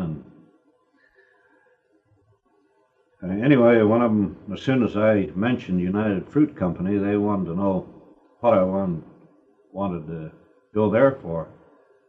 So I told them that I heard they were looking for help to unload ships. Of course, these were the stevedores that were on strike. So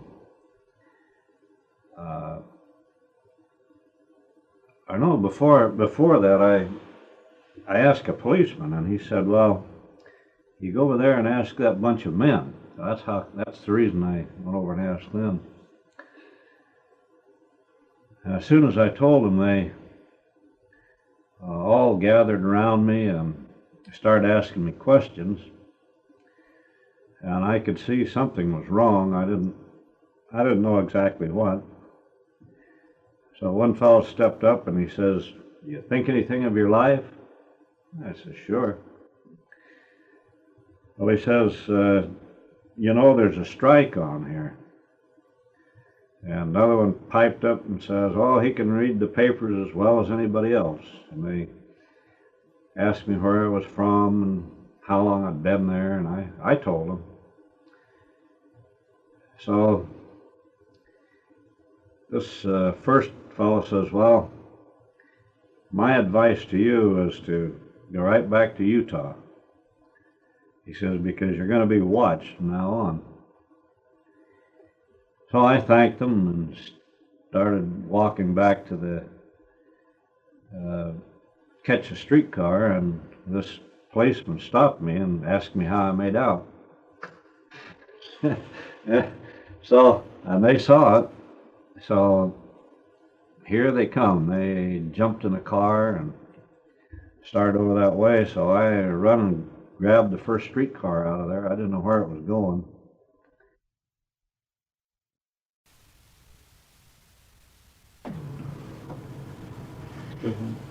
Ready? Yeah. Well, this bunch of stevedores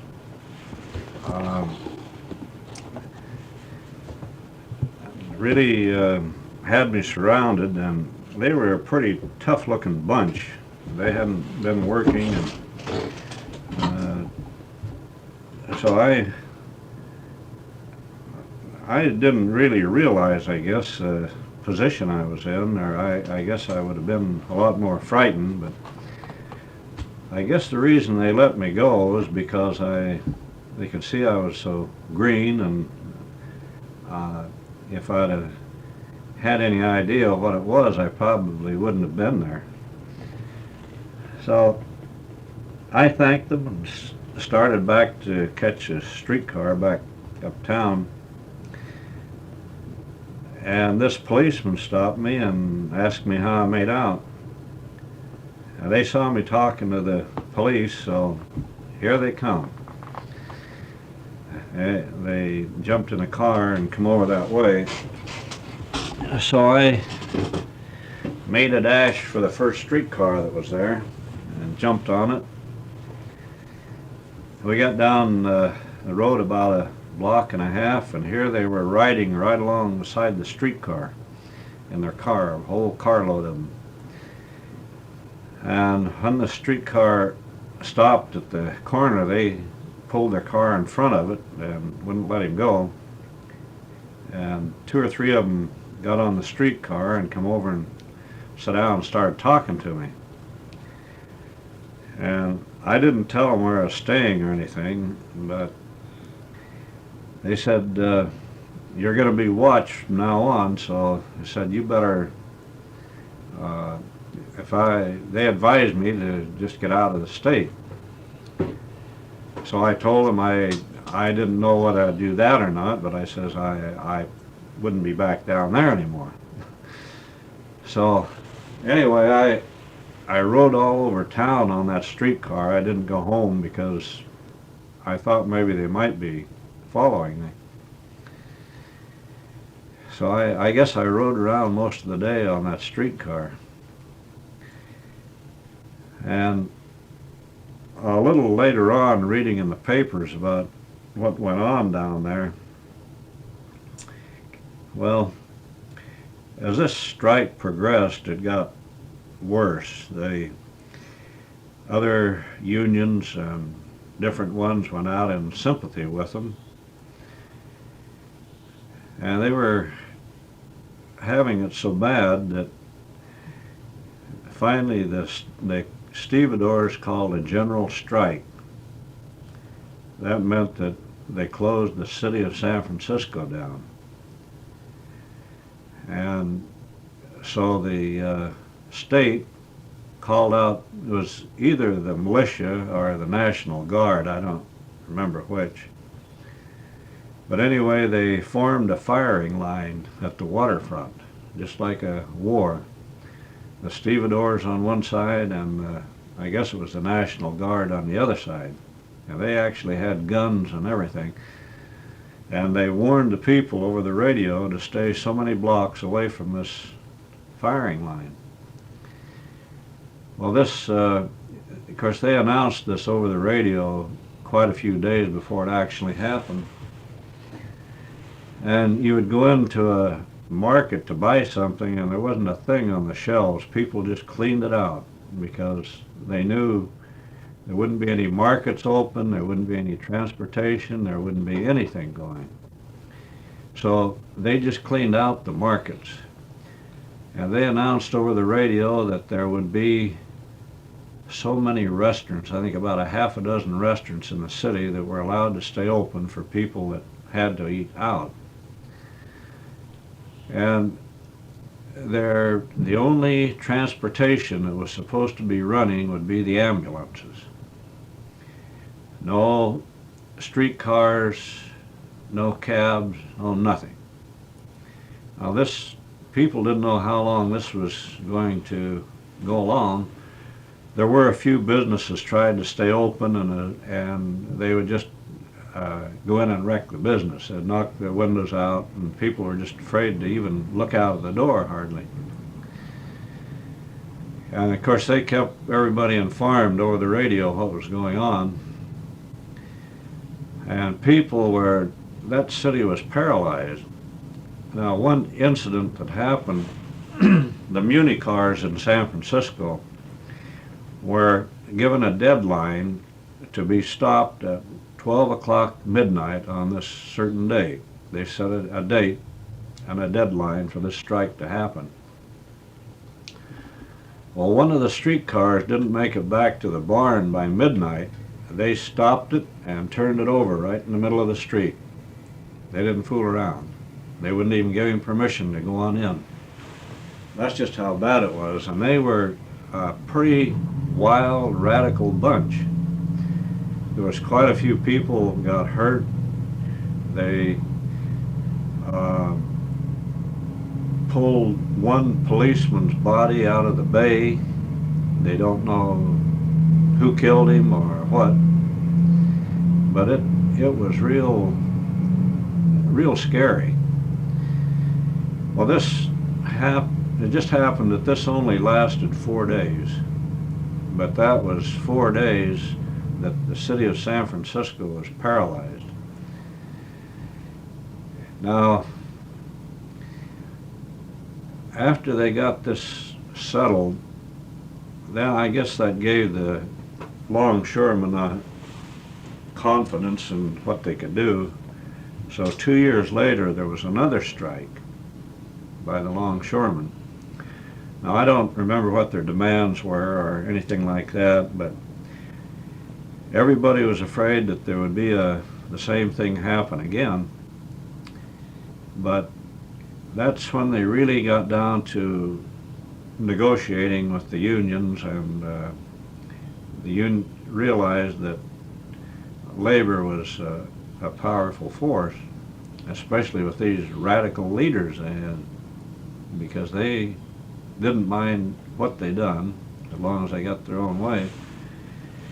Well, anyway, they settled the one in 1936 without such a big hassle, although it did last longer, and it hurt the economy a lot at that time.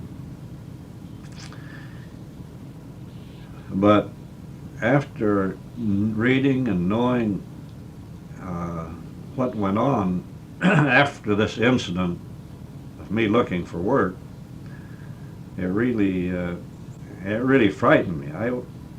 It didn't bother me quite so much when it was happening because I guess I didn't realize the position I was in. But there were several people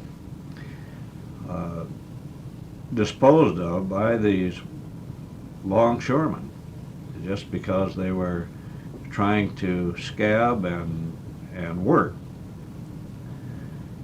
And I guess the only reason they let me go is because I walked right in there and they realized I didn't know what I was doing. But it was a real tough situation at that time. What about some other experiences in looking for work and what it was like looking for work then? Well, I worked in a laundry and drove a laundry wagon for some time there. Of course, those days there wasn't much money, and there wasn't the wages you did get were very low, and there just wasn't much work. I remember a story you told me about saving your fare and buying Mama something.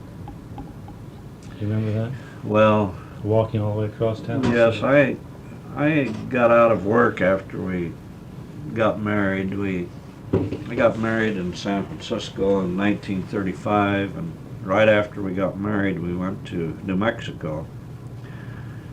And that's a story all of its own. Well, I remember a story you told me in San Francisco. Well, this was after we came back. Oh, was that after you came back? Yeah. Oh, okay. But we had some pretty good experiences after we first got married. Well, no, you're not married yet. You're still, are you?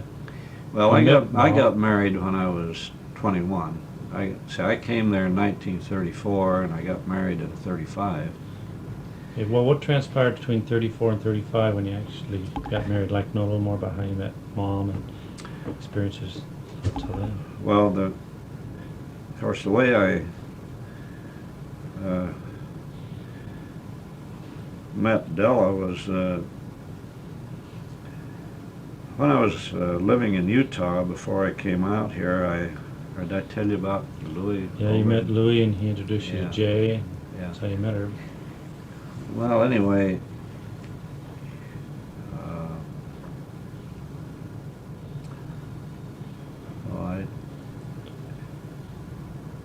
Do you remember how you came to start thinking about marrying Mom? oh, I don't know. Just actually, I guess it was less than a year that I was here before we got married, and that is too much time, you know. Oh, boss. Good morning. Get you to tell us a little bit about your Courtship. About our courtship. Oh, well, I remember Bella and her family was living out in the Mission District, out on Felton Street, and I was living in an apartment over just off Market Street, and that's quite a ways. That was over around over near the Twin Peaks area. And I remember a couple of times I stayed. I was over at her place, and when I decided to go home, the streetcars had all quit running. And a couple of times I had to walk clear across town to get home. So that, I didn't have money for cab fare or anything like that, but it was quite a hike. And course, right after we were married, we went to New Mexico. My dad was in San Francisco when we got married, and of course we didn't have any money. I wasn't working. I had to borrow $2 to get the marriage license. So anyway, I think you ought to tell us how old Mom was. well, I don't know whether you ought to know that or not. Well, anyway, Della was only 14, I found out. I was 21. And we had a civil marriage at Della's folks' home. And Bishop Allred married us. And I think it was the next day or a couple of days after that we went to New Mexico. Now, my dad was the one that talked us into going down there. He had been out here and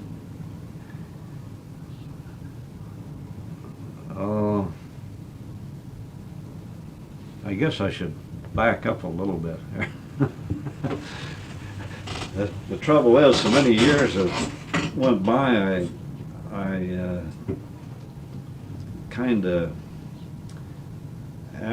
get ahead of myself.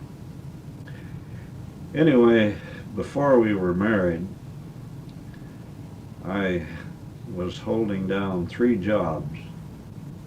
I was working day and night. I had a part-time job in a Splendid Laundry on 18th Street in San Francisco. I had a job as a night watchman at a glue factory they used to call the Boneyard down in Visitation Valley. And her brother Jay and I were in partners on a wash rack up on Van Ness Avenue in San Francisco. What do you mean a wash rack? What did you wash? Well, we just something like a car wash, only we washed them by hand. And of course, Jay was, well, he got married just about a year before we did. He was married, and we used to go around quite a bit and do things together. And we decided that we were going to start this car wash. That was my first venture in business. So we found a location on Van Ness Avenue,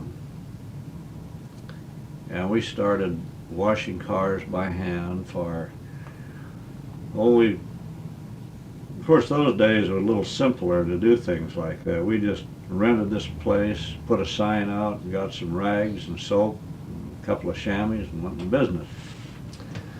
And then we went around to a lot of these used car lots and got the business of keeping their cars washed up. We'd run them over there and wash them and take them back. I think we got about 50 cents a car, something like that. Anyway, then we decided, well, we'll get some kids to do this. So we hired some kids. Of course, this was long before Social Security or anything like that, so there was no such a thing as tax deductions or anything. You just worked, paid them whatever you agreed on, and that was it. And very simple those days. So then we were progressing a little bit. We was making a couple of dollars, so we decided to move into a better location. So we found a better location just off Van Ness Avenue. It was a vacant lot, and it had city water, and it had city steam there. So we decided that we needed to expand a little bit and go into the steam cleaning business along with the washing business. What we needed was a steam cleaner, or let's see, what was it? It wasn't we had city steam, but we needed,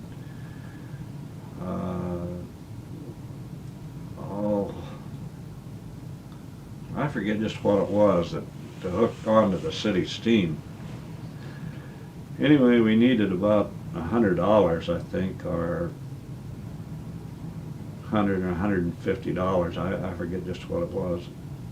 It wasn't a lot of money. It could have been more than that. Anyway, it was a lot more money than we had. We just didn't. We spent it as fast as we made it. We made just about enough for lunch every day, I guess, and that was about it, and our gas. So Jay suggested that we borrow the money and buy this thing we need and put it in. So we looked up a loan company and decided to go see him. And Jay was he was a pretty good talker and a pretty good salesman. So we dressed up and we went up there, and he says, now we gotta look business-like, so let's get a couple of cigars and go up there and smoking these cigars and make them think we're real businessmen. So we did, and I guess that's the first cigar I ever smoked. So we went up there like big shots, and believe it or not, we got the money. And we bought this thing and put it in, and we were wheeling and dealing. So we had Lester, his younger brother, and a couple of his buddies come down there to work. I forget what we paid them, but it wasn't too much. So we were doing quite a good business with Lion Used Cars and several other used car places on Van Ness Avenue. And then we went into polishing cars, and we were doing pretty good, I guess. I don't know just how much money we were making, but we were doing pretty good. The only problem was when we'd get a nice new car in there full of gas, we would take off and go for a ride and let these kids wash cars. And I think all that money went in their pockets. So anyway, we finally decided, well, if we had taken care of business, we would have been all right, but we get a car in there full of gas, and we just go riding around and let the business go. So finally we folded up. I don't remember all the details, but I do remember getting this loan and how we got it. And Did you pay it off? yeah, we paid it off. Well, I think the reason we went out of business was there was a mechanic strike come along. That's what it was. Closed these used car lots down, and we couldn't get the cars in and out. And we wasn't getting enough cars just off of the street for wash jobs, so we finally gave it up. But that was our first venture in business. So then Jay and I decided to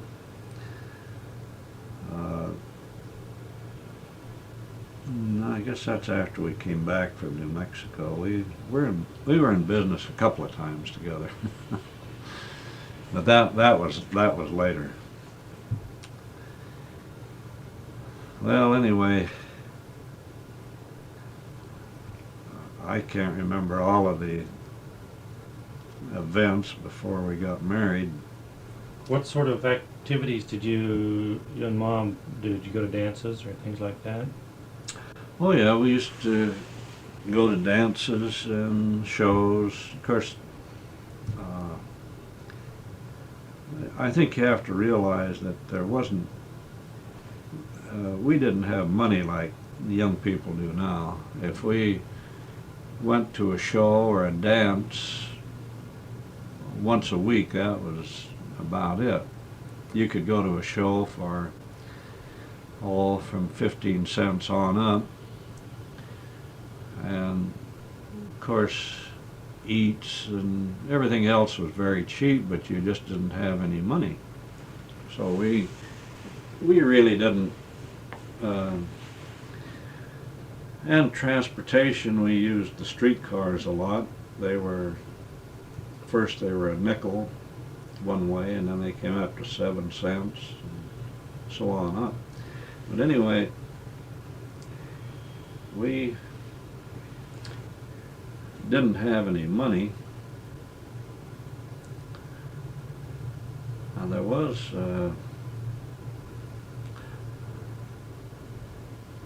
well, it was quite interesting. I finally went out there and lived at her mother's place. I rented a room there. I was living there when we got married.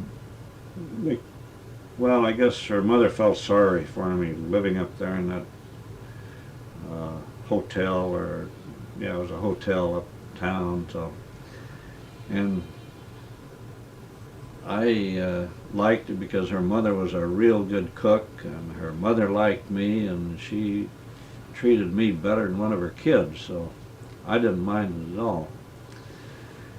So it was one thing that might be interesting is when Della learned to drive. She was only 14 years old, and she was very mature for 14, physically and mentally, and well, she could pass for 18, easy. And at that time, I don't believe you had to have, in fact, I know you didn't have to have a driver's license. That's how far back that was.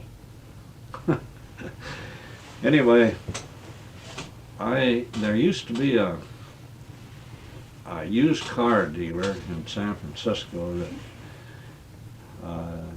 was called Woloski's Used Cars, and you could buy cars from $5 on up there, but they didn't guarantee them at all. And I bought several cars there. But some way or other, I promoted Dodge, or, well, let's see.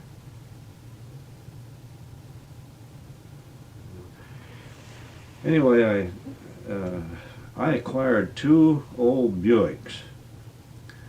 Now this was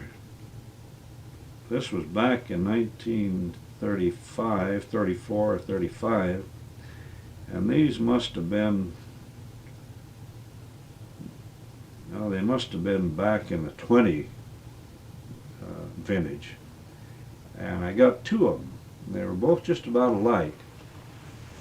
And those old Buicks run pretty good. And of course gas was real cheap. When they had a gas war, you could buy gasoline for as low as 4, 5, 6 cents a gallon. There was no tax on it, and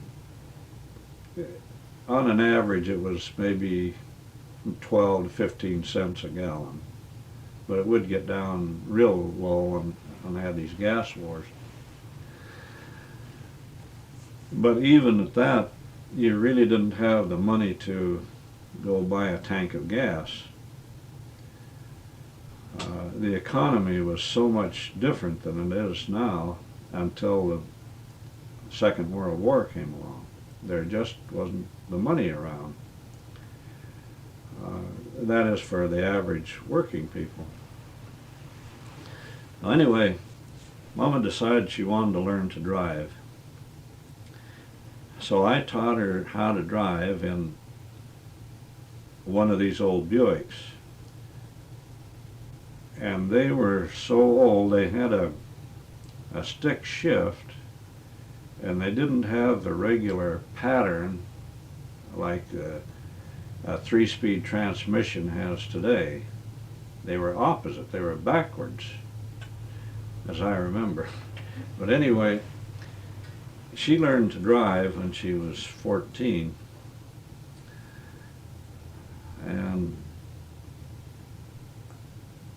I taught her to drive, and she got to be a real good driver.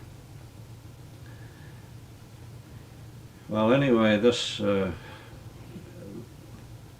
was something about, I traded one of those to Lester for a Dodge touring car that had been made into a pickup. And something happened to that. I forget just what it was. Anyway, these are some of the things that happened before we got married. And right now I just can't think of anything, too many things that we actually done in that one short period. It must have been less than a year. And you say you were married and went to... Well, we we got married, and there was a friend of mine that I'd been chasing around with, that lived in San Francisco. He was from my home town in Wyoming. He and his brother and another fellow all lived together. And this Bill Williamson, I forget what kind of work he was doing, but he had a pretty good car. He had a Chrysler convertible. And I know his brother Al worked for the Muni system, streetcar conductor. But anyway, Bill Williamson decided that he would go to New Mexico with us. Now, while my dad was out here, before we were married, went to this boneyard, we called it. It's a big glue factory out in Visitation Valley. I talked to them about shipping bones out here. They used a lot of bones for making glue, and that's where I was working as a night watchman.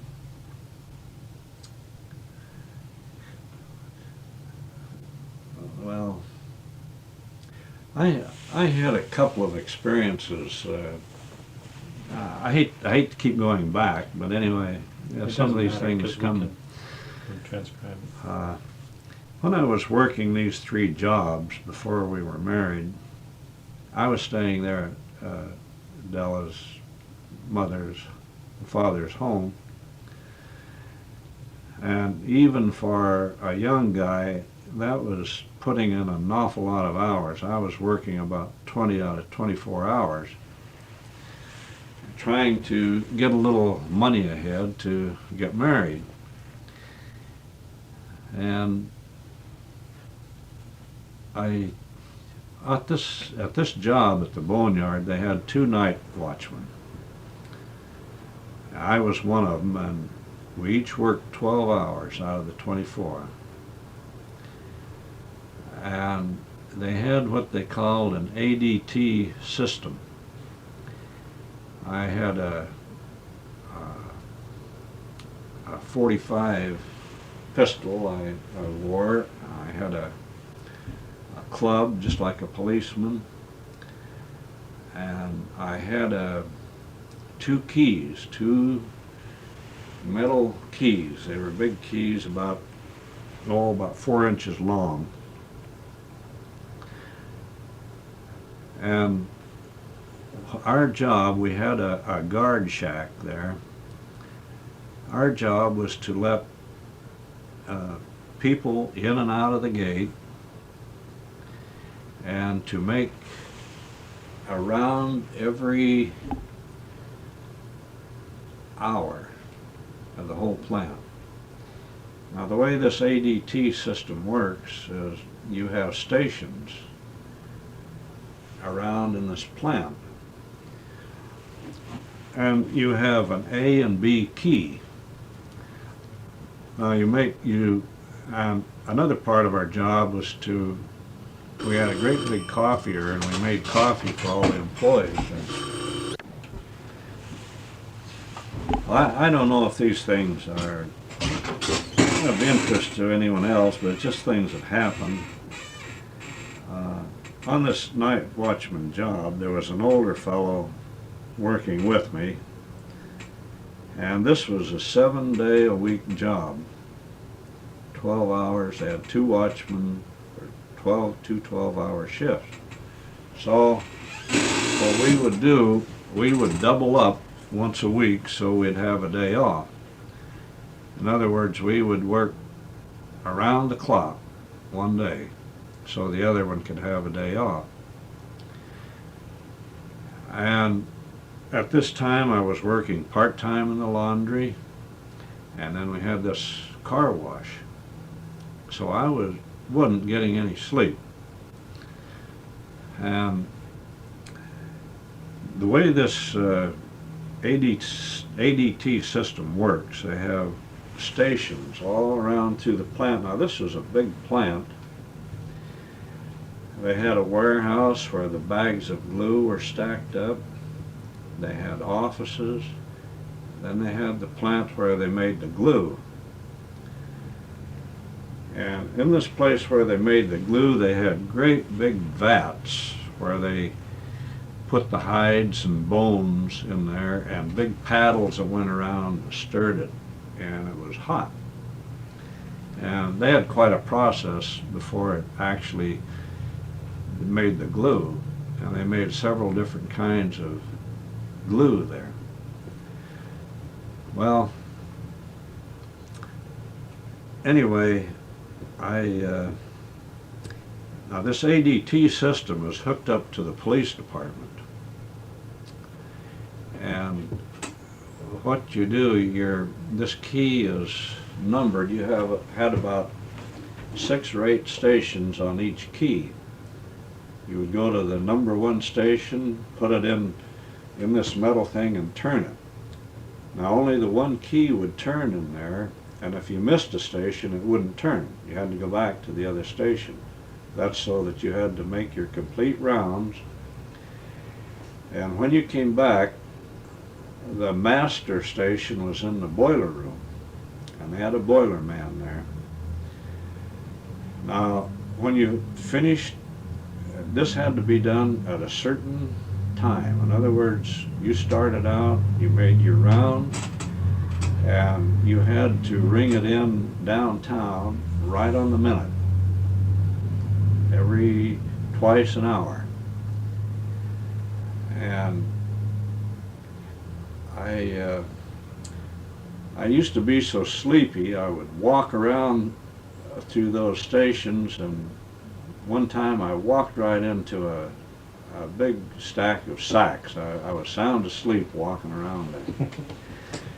And in this glue factory, I tried to stay awake, because you came down from the top of the building down some metal stairs, and you could see these big vats of glue down below, boiling vats of glue.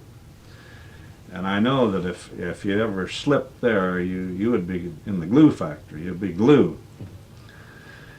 And one time, of course, they had handrails. I was coming down these metal steps, and the night foreman was coming up, I guess I was sound asleep coming down those steps, and I walked right into him. I was actually asleep, and I just wasn't getting enough sleep. And I parked my car outside of this shack, guard shack, and several times I would go out and sit in the car just to catch a couple of winks before I rang in downtown. Now, you had to space these out so that after you made your last, turned the key in the last lock, there was about 10 or 15 minutes you had to wait before you put it in this master lock where it rang the police station. And if I didn't show up in there with the last station, then here this boiler man would come out and wake me up, or looking for me, because he knew I had to ring in at a certain time. Otherwise, the police would be out there. So I kept that job about 6 months, kept up that pace like that. Finally, one night I went out and sat in the car, and I just didn't wake up, and the boiler man couldn't find me. And the first thing I knew, the sirens were out there, and there were the cops. They figured that somebody had bumped me off or something. That's what it was all about. So they were out there wondering why I didn't ring in downtown, and of course they had to make their report, and I was fired over it because I went to sleep on the job. But on this system you had 2 keys. You had a half around, and then you had to ring in at a certain time, then you made the other half, and you would ring in with the other key. Anyway, I finally got fired from that job because I just couldn't stay awake. Well, And you still didn't have $2 for your wedding license of all those jobs. well, there was another thing that happened when I was working at this boneyard. The 4th of July came along, and they were selling fireworks down in Visitation Valley. So on the way to work, I stopped and bought some fireworks. And every once in a while, I would, you'd have to run people out of there because it was next to the SP railroad yards, and you'd get a lot of transients over there, and you'd have to escort them out. So it would get so dull around there at night, I'd go out in back of the plant and just shoot at things just to have something to do. So I bought this fireworks on the 4th of July, or on the 3rd of July, and I'd go out there and shoot some of those off, and I went home, and I got ready to go to work at the laundry. I was driving a laundry, I was working inside the laundry. Anyway, I wore a white shirt and starched white duck pants in this laundry job. I got ready to go to work, and Della and Lester and I and a bunch of us went out to shoot off a bunch of these fireworks. It was the 4th of July. And I had one of these little round bombs. I decided to shoot that off, and I lit it and threw it down. It didn't go off, so I went down, picked it up. I was just getting ready to light it again. It went off. It burned up the middle of the fuse. And it just riddled these 2 fingers and this thumb. It just laid them wide open. And a piece of that cardboard off of it came down, cut a hole through those starched pants and hit my leg, cut a gash in my leg. It's just lucky it didn't go up the other way. So then they had to rush me down to the emergency hospital because my fingers and thumb were wide open there, and that powder in them was burning. So they gave me a shot for lockjaw and bandaged my hands up. But that's one little bit of excitement we had. Okay.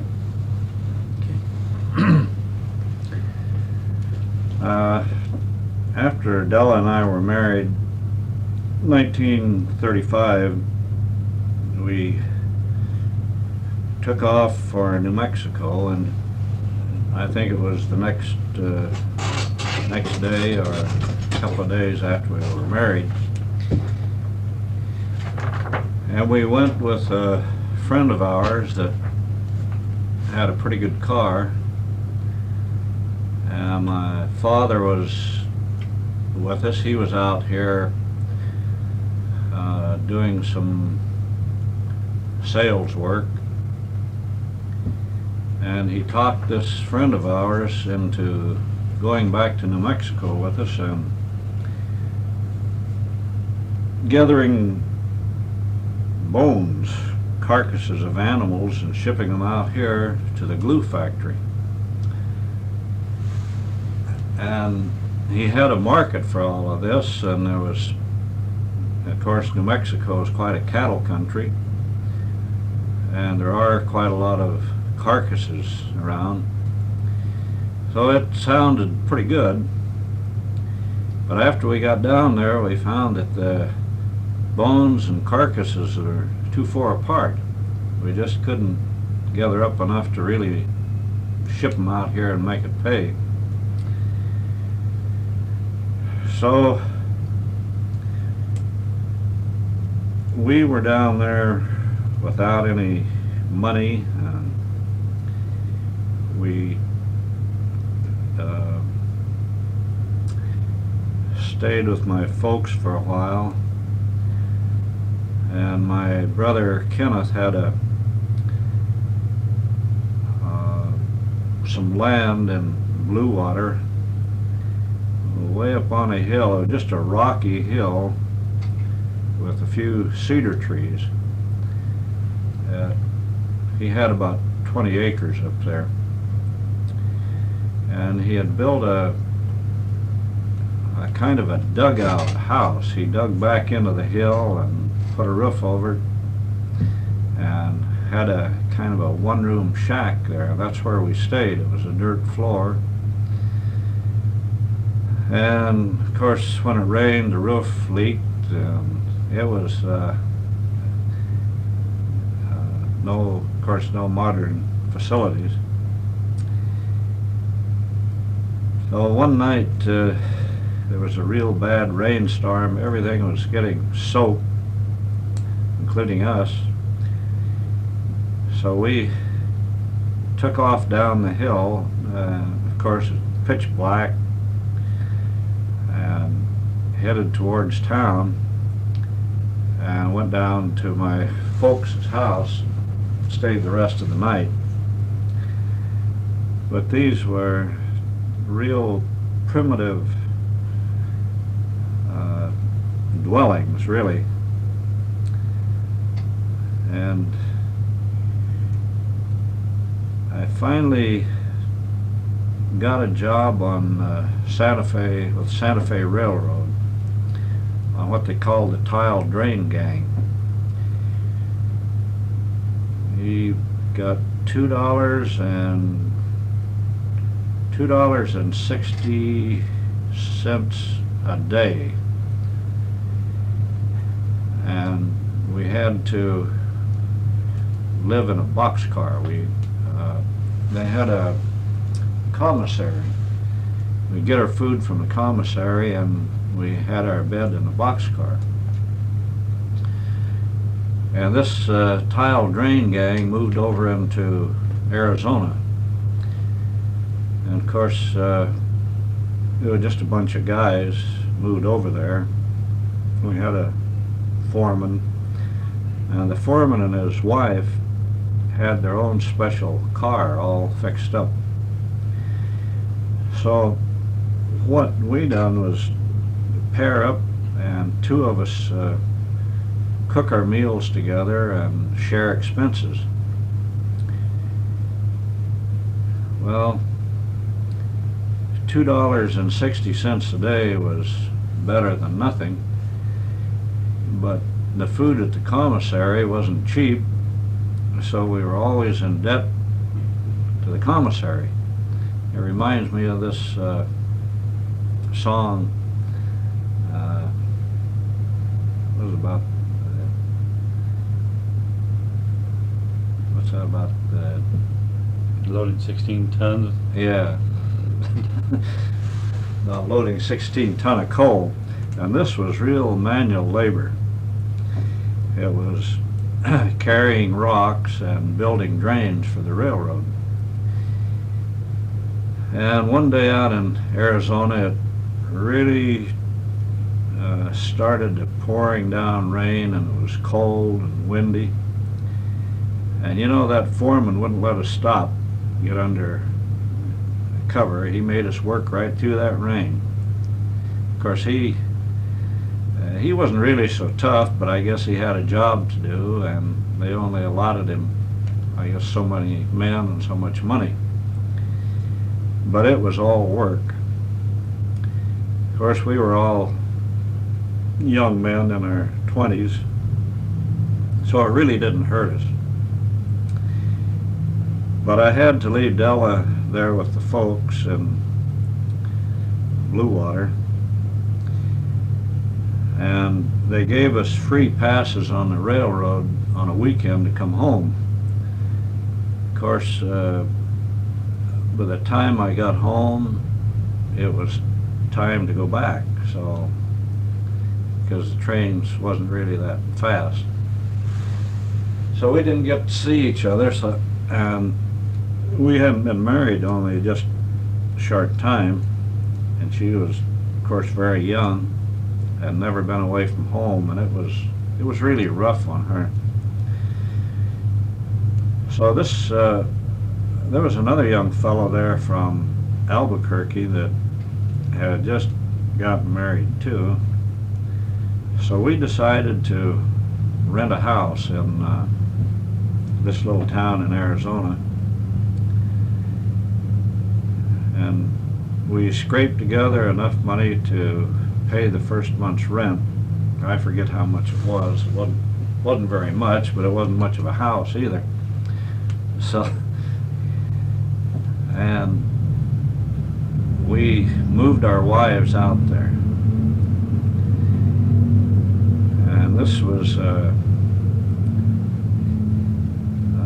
quite a deal, because all of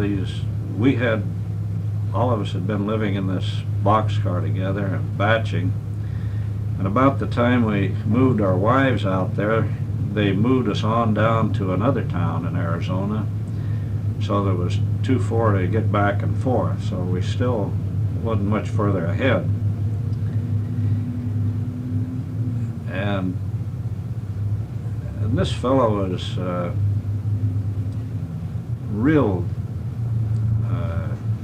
he was a real nice guy, but he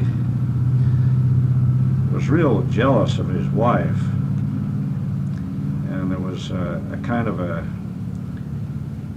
tragic thing happened there. We didn't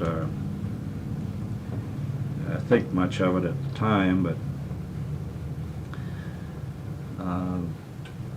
before we moved away, we decided to have a party. There wasn't much excitement out there, so we decided to have a party at the house. And we did have a radio, hardly any furniture.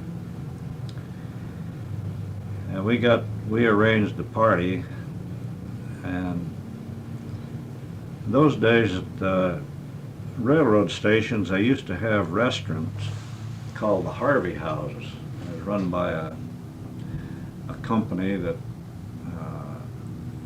I guess, a subsidiary of the railroad. But anyway, they used to have these Harvey House restaurants and Harvey House waitresses.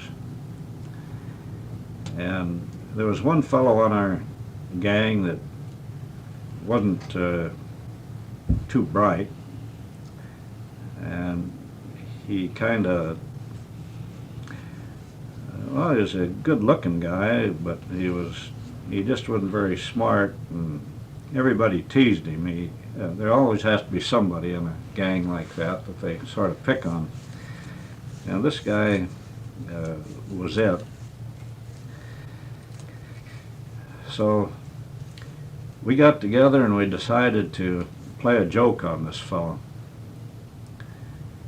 We decorated up the house, and of course a lot of the guys brought their beer and whiskey, and the only women that were there were Della and this guy's wife and the boss and his wife. And we had a dance in the front room, and we had the old radio going, and what we decided to do was dress one of the fellows up like a girl and bring him in and introduce him to this fellow as Della's cousin from San Francisco. And we fixed him all up, the girls fixed him all up, so he didn't look too bad. And he was a character anyway. So as the evening went on, and some of them, of course this guy was drinking a little bit, and we brought this fellow in and introduced him to him as Della's cousin from San Francisco. And of course there was about, I guess about 15 guys there and only 3 women, and of course this guy we made up made 4. So there wasn't too many to dance with. Now this guy really fell for it. He just, he really thought this cousin of Della's from San Francisco was about it. And he had danced around with him. He never did find out. Finally, the reason he didn't find out, after the evening wore on, this fellow we had dressed up disappeared and went back to the boxcar and changed and came back to the party. And this guy was wondering where Della's cousin was. So we told him that she had to catch the next train back to San Francisco, that she just dropped by for a while, and we fixed it all up so that he never did suspect anything. He just thought, well, no, somebody forgot to tell him that she was only there for just a little while, just dropped by. Of course, the tragic thing that happened was this fellow that was living with us, his wife was real cute girl, and she was pregnant. And of course everybody danced with her and was having a good time, and this guy got real jealous about it. And that night after the party they had a big fight, and the next day she went back to Albuquerque. And I understand she lost her baby because, I don't know, he hit her or something, but anyway, that was quite a tragic thing because he didn't have any reason to be jealous. We just having a lot of fun, and of course we were real young, And then the next day, well, for the next couple of weeks, this guy really, they really played it up, this guy, and he even wrote Della's cousin a letter in San Francisco, and he was really, had really fell for it. Of course, everybody was really having a ball over it. And they moved us on down the line so we couldn't get home. So this fellow's wife had left, and I couldn't afford to keep the house. Besides, it was a big old house, and Della was afraid to live there alone anyway. And so I didn't know just what to do about it. And she got acquainted with a doctor that lived next door, a doctor and his wife.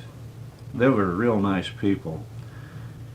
And of course, those days there just wasn't any money. $2.60 a day, you just couldn't save anything. And we were broke, and we wanted to come back to San Francisco. And one day there was a fellow came along. He said he had a Model T Ford that he wanted to sell. Said he was broke, and he would sell it for $3. So I decided I would invest $3 in a Model T Ford. I hadn't seen it. It was down the road about 5 or 10 miles, he said. So he gave me a bill of sale for it. I gave him $3. And that night I got a fellow that had a 1933 Ford, pretty good looking car, take me down, and we towed it in to town. And it would run. The only thing that was wrong with it, one of the bands were burned out of the transmission, the low band. They don't have gears in the transmission, it's just brake band thing. So we got, he even had it was a nice looking Ford. It had the latest model wheels on it for a Model T. Now there was a whole bunch of tools he left in there. He just left everything.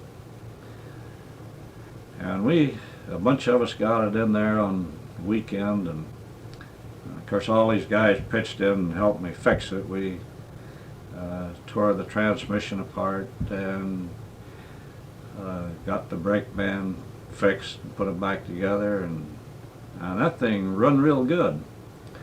And we were going to drive it out to California, but the thing wasn't licensed, and all I had was this bill of sale on it, and I didn't have money for gas anyway, and I wasn't sure that it would make it. Although it run real good, we drove it around for about a week, I guess. And I took it down to a garage and sold it to them for parts for $5. So I made a couple of bucks there. And Della was so lonesome staying in this house that I just had to do something. So this was in the wintertime. It was cold and snow. And as I remember, we were there at Christmas time. And I came home for Christmas, and Della had I think she had some kind of a tree up, and she had bought me some kind of a Christmas present. I forget just what it was now. And we had saved almost enough money for our train fare back to San Francisco. We got a discount on it. So we finally, we were short about $4. So we went over to the doctor's place, and they were real nice. So he gave us the $4 that we were short so we could buy our tickets to San Francisco. And his wife made up a bunch of sandwiches for us. And we came back to San Francisco on a train. And when we got into San Francisco, it was New Year's Eve. And they had raised the streetcar fare to 7 cents.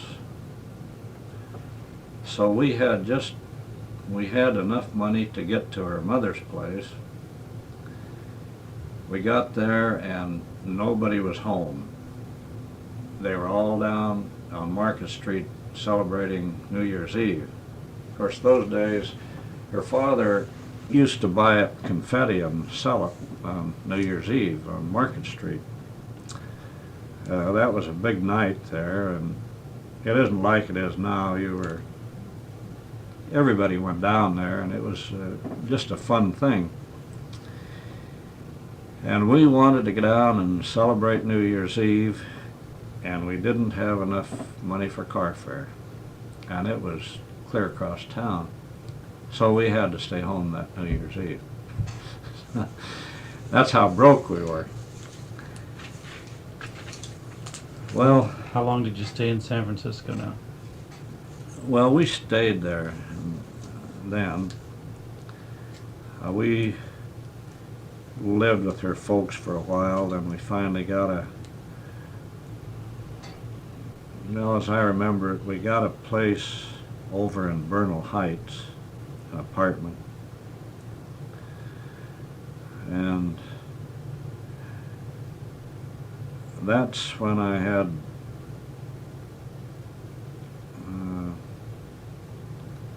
I just don't remember what really what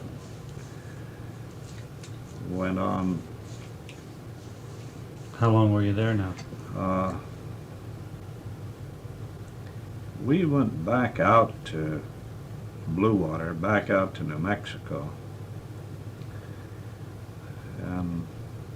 but I don't recall just how long it was.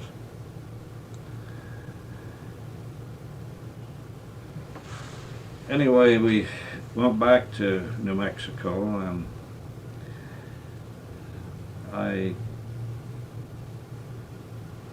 don't recall just how long it was or what year it was.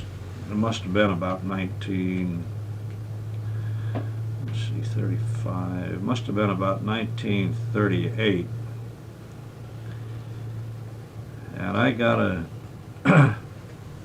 a job driving dump truck. They were rebuilding the highway through there. Let's see. No, I got a job up in the mountains hauling ties off of Mount Taylor. And Della and I moved up there in a camp. There was a fellow from Blue Water had a contract up there, and his son and I we were pretty good friends. We went through school when we were young together.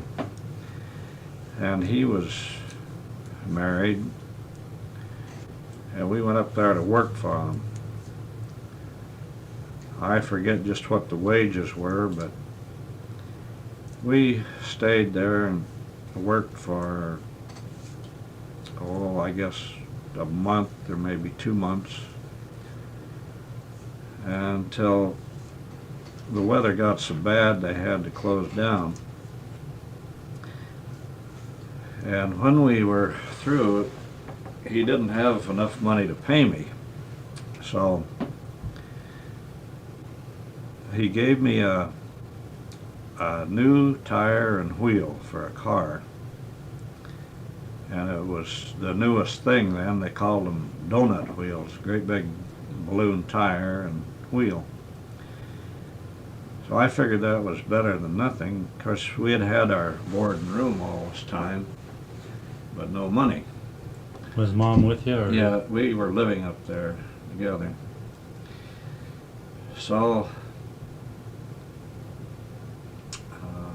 we came back down to Blue Water, and we went out to my brother's place, a place that he was renting and or leasing, and raising corn and peas and I forget what all out there, but he was farming and working and doing a little bit of everything. They had the one small girl, her name was Shirley Rose, and they gave us part of the house to live in. Is that Kenneth? Yeah, that was Kenneth and Rose. And they didn't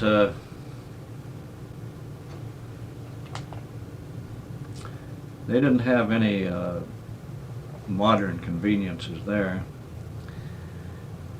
And I'll have to let you tell Mama tell you what happened.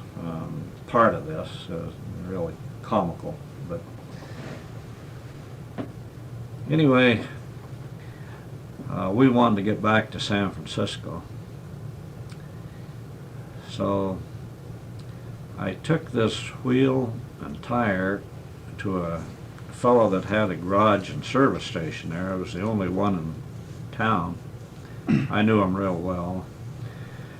I wanted to know if he wanted to buy it, and he said, well, he didn't want to buy it, but I'll tell you what I'll do. I've got an old Plymouth sitting out in the back. I'll trade you for it. I went out and looked at this old Plymouth, and it was a 1929 Plymouth with the wooden body, no windows in it. It had a windshield, but no side windows. It was a coupe, and no wheels. Let's see, it had wheels on it, but no tires, and there was a rod out of the engine. The engine wouldn't run, had a rod out of it. So I looked it over and I thought, well, the tire and wheel's not doing me any good. Maybe I can fix this up. So I traded him, and I hauled it out to my brother's place. We towed it out there. And I got a job driving dump truck. Now I had never driven a dump truck before, and there were just a lot of young guys working on this Highway 66. First I got a job as a laborer, and then I decided I could make more money driving truck, but I'd never driven a dump truck. And a lot of these Mexicans and a lot of these guys all tried to get on driving truck because they made more money. Well, they decided to give me a chance, and what they do, when they start you out, they load the dump truck up, park it on a hill, so you have to take off on this hill. And of course, I had driven truck before, so I knew enough to how to start out with it. But a lot of these guys never even got started, and they said no because they just couldn't start a load on a hill. They'd never driven truck. But I had never driven a dump truck. I didn't know anything about dumping it or anything. But anyway, I got away from the camp, from the hopper, and got over to where I was supposed to spread the gravel. And you were supposed to spread the gravel within a certain distance. So I fooled around with those levers, and I got the bed up in the air, And they told me they had a fellow out there with a flag showing you where they wanted to spread to. I opened up the gate and let out the clutch, and that thing reared straight in the air. Come down with a bang, and I dumped the whole load right in one spot. And so one of the guys was pretty good. He came over and showed me a little bit about how to do it. And he says, this happens all the time. He says, we'll spread it, but he says, when you come back with your next load, I'll show you how to do it. So I finally got by and learned how to spread gravel. And they were short of men that could really drive. So they let me work 2 shifts a day, which was about, I don't know, 15 or 16 hours a day. And I really appreciated that because we needed the money. And then they had a pit where they had to haul the gravel out of the pit up into the bunker. And it was a pretty tricky deal because it was real steep. So they put me in the pit for a while. And I got by pretty good on that job. And when it was over, I had a little bit of money, so we decided to overhaul this Plymouth. All I had was some old monkey wrenches and a few old tools there. And we decided that Mom and I would try and overhaul this thing. And Kenneth had a bunch of old truck tires there. They were 20-inch wheels, and he had a bunch of old ones there. He said, you can have some of these wheels or some of these tires and put on there if you want. They were all old rags. So we fixed some up, and he helped us all he could to get things fixed up. But I finally got this motor apart, and I needed, one of the rods were burned completely out. And I believe this had, in fact I know it had poured bearings. In other words, they didn't have inserts. They were like the Model T. They poured the babbitt in there. Now, all this babbitt was burned out with this one rod. So I went down into Blue Water, and my stepmother's brother-in-law, which would be my step-uncle, his boy and I had been real good friends when we were young. He had a bunch of old cars around there. His older boys had bought cars and junked them, and I told him what I needed. He says, well, why don't you go out there and look around? Maybe you can find parts you need. So I went through all these old motors and parts, and I found a rod that looked just about like that. So I had took this rod off of the piston and everything, and so I found this other rod and matched it up with a rod and bearing that he had there. And they matched perfectly, so it must have been one out of a Plymouth or Chrysler or something. But it had all the babbitt in there and everything. And so I put it back, we put the thing back together, and we got it running.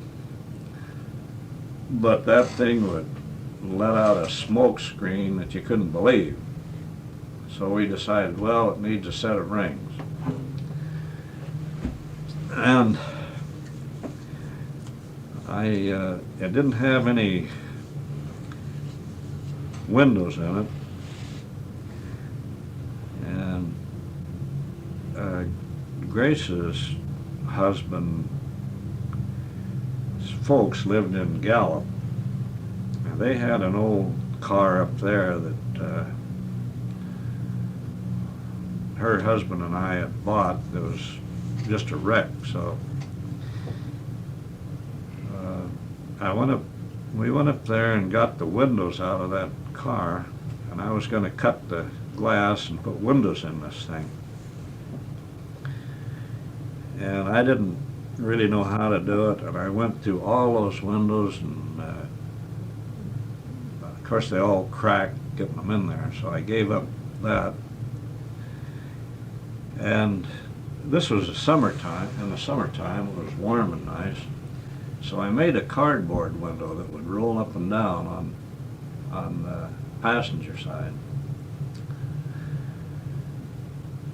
And of course there wasn't any parts houses or anything in Blue Water. The nearest parts house was in Gallup, 50 miles away. So what I'd done, I took a piston and rod. We tore this all down again. I took a piston and a rod and the old head gasket and pan gasket with me, and I hitchhiked into Gallup, and I went to Western Auto Supply. I got a pan gasket, a head gasket, and a set of rings. Now, I didn't know what size rings to get or too much about them, so the guy at Western Auto was real helpful. He says they have a new type of ring out that takes care of up to 40,000 expansion. They're called Acadium ring. And what they were was a bunch of real thin compression rings, and this had an oil ring on. They were all the same, real thin, and underneath they had an expander. So you cleaned the slot out of the piston where the rings went. Yeah. You put the expander on, and you put these little rings on until it filled up the slot. And they expanded enough to take care of up to 40,000 clearance.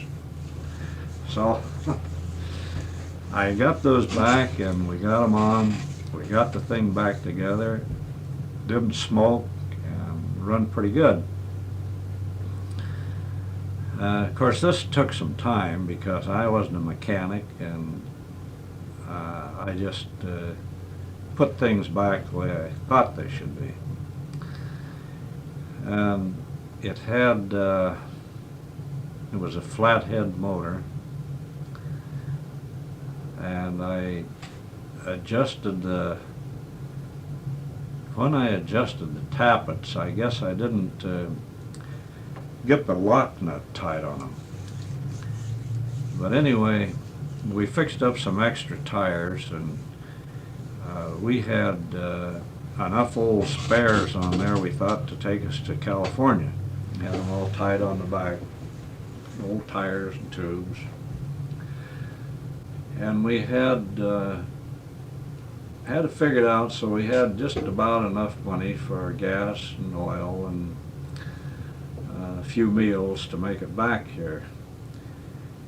Now, at that time, it was about, I think, around 1,300 miles back here. And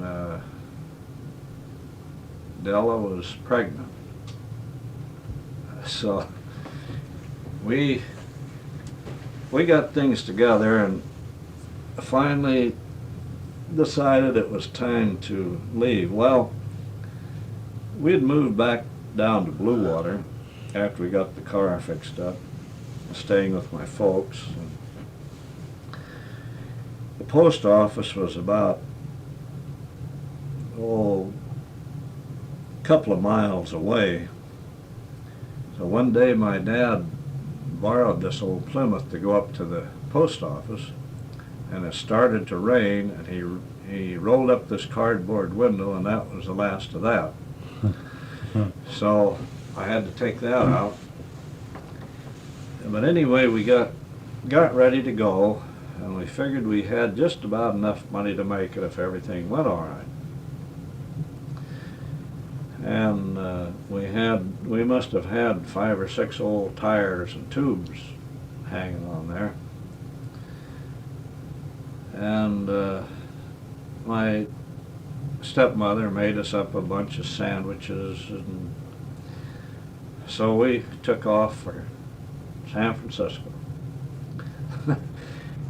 And we got up to near Gallup, which is 50 miles away, and the car started missing, and it just wouldn't hardly run, and I couldn't figure out what was the matter with it.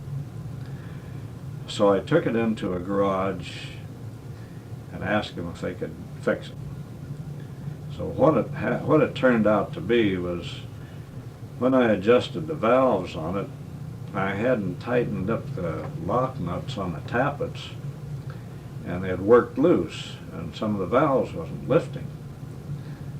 And they fixed that up. It didn't cost very much, and we went on our merry way. Of course, those days labor was cheap, and it probably only cost us $2 or $3 to get that job done. But that was $2 or $3 less we didn't have for gas. So it seemed like between every town just about we'd have a flat tire, and I always had a spare fixed up. So we spent an awful lot of time putting spare tires on. Then when I'd get to the next town, I'd fix up another one. And believe it or not, we chugged along about 30 miles an hour, I guess. And, well, the whole trip took us 5 days, 1,300 miles, so we didn't go very fast. But it was summer and pretty nice weather. It was lucky because we didn't have any windows or any heater in the car. But we made it pretty good. We got over in Arizona,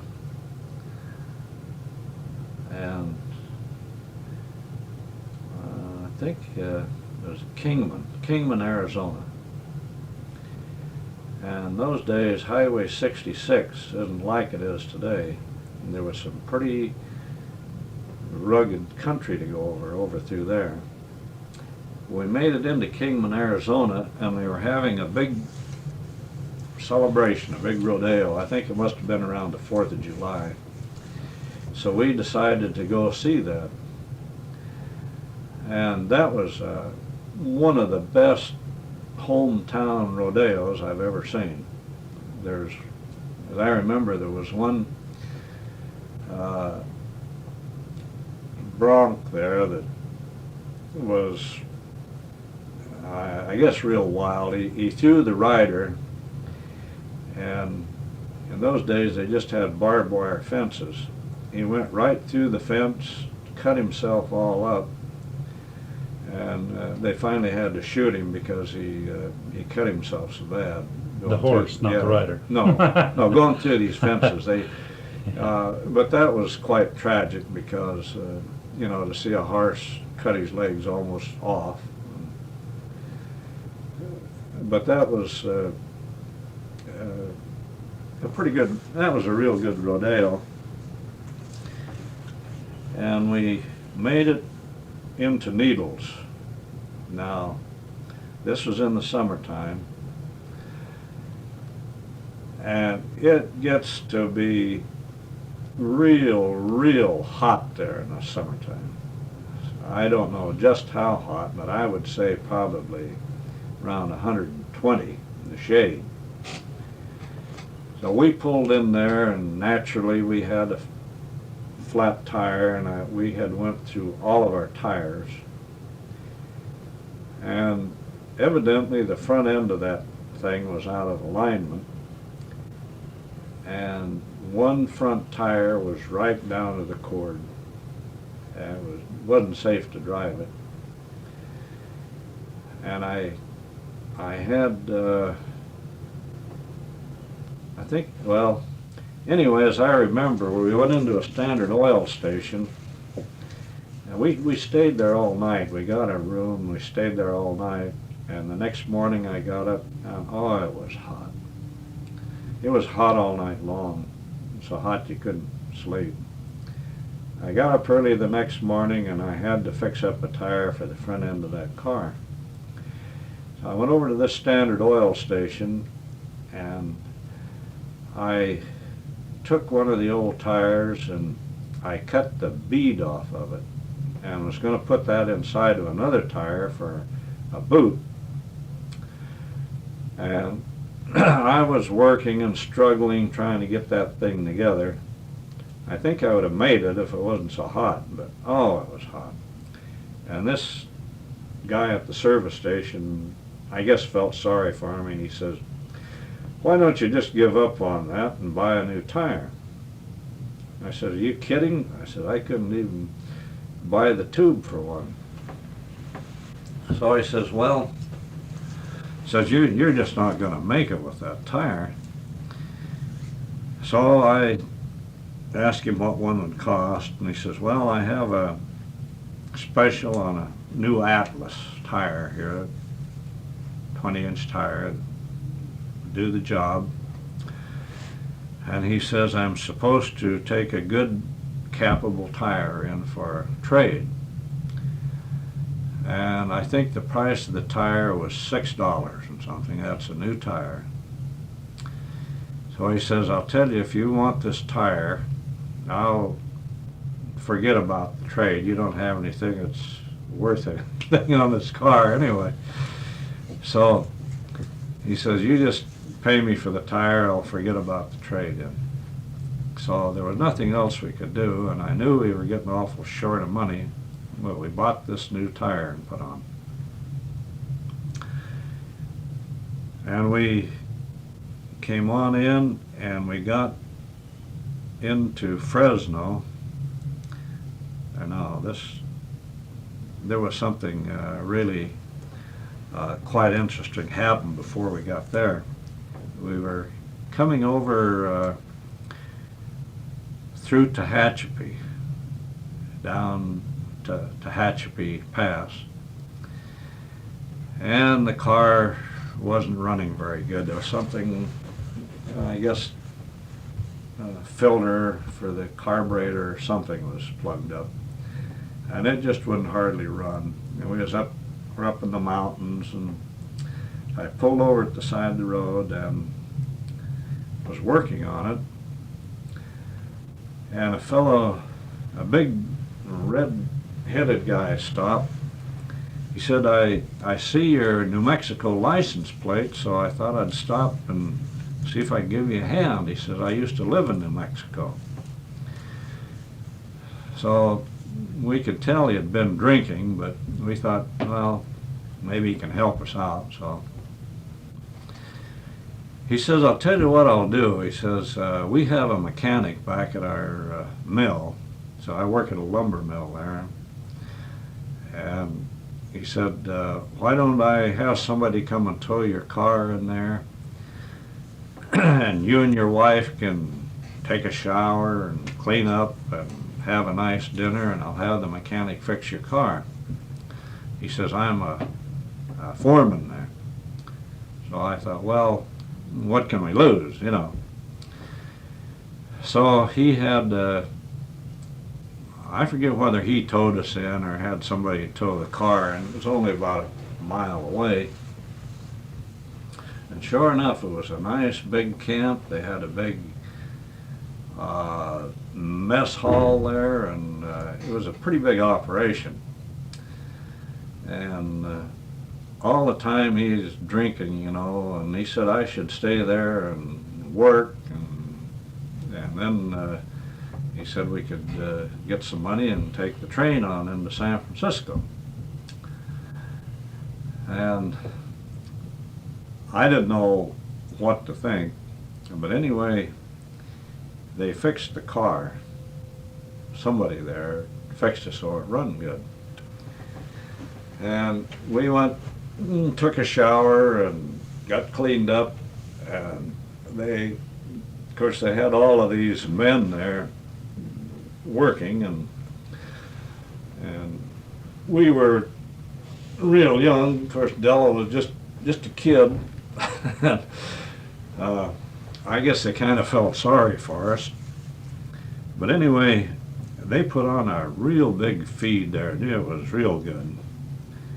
And of course we were starved. But I didn't know about this guy. He kept wanting us to stay there.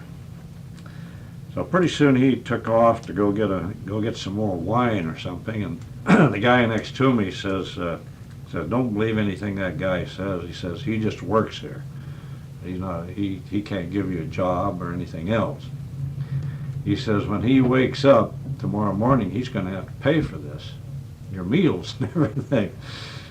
So I thought, well, I don't know about this. And the guy says, frankly, he says, he couldn't put you to work, and they don't need any more help here. He says, you're just getting a nice free meal out of this, some help. He said, this guy's going to have to pay for it. So I thought, well, this is our chance. So we finished our meal. While he was gone, we took off. So I guess it wasn't a very nice thing to do, but I didn't know how to get out of it. So we took off, and we got almost into Bakersfield and run out of gas. Naturally, I had a gas can, and no service stations around. But I saw a farmer out there with a tractor. So I took my can and went over there and told the guy our situation. He says, well, I can let you have enough gas to get into Bakersfield. So he gave us some gas. We got on into Bakersfield and got some gas. And we got up to Fresno, and I filled the tank up. It took just about all of our money, and I figured that that would almost take us into San Francisco. And we got pretty good mileage on it. And we got up past Fresno, and I noticed the oil pressure dropping on it. So I got out and looked, and there was a little oil line. It had a seam in it, and that seam was cracked, and it was just leaking like a sieve out of there. So I figured, well, that's not gonna do, because we'll run out of oil and that's it. So there we were. We had eaten all our sandwiches. The last meal we'd had was up at this camp. No money. So we got up to where Highway 99 and 152 branches off. Of course, it's not like it is now. It was just a two-lane road, and there was all farms in there. And it was getting dark, so we pulled off of the road and went to sleep. I didn't know what to do. I figured I didn't know what to do. So the next morning we woke up, and we were parked close to a peach orchard. And so we had peaches for breakfast. That's all we had. And Mama was, of course, she was pregnant, and I guess if we hadn't have been so young and that, we would have been worried about it. We wasn't really too worried. But about a block away from there was a garage. So we drove over there, and I told this fellow what our problem was, asked him if he could fix it. I didn't tell him I didn't have any money. So they went ahead and fixed it, and the bill came to,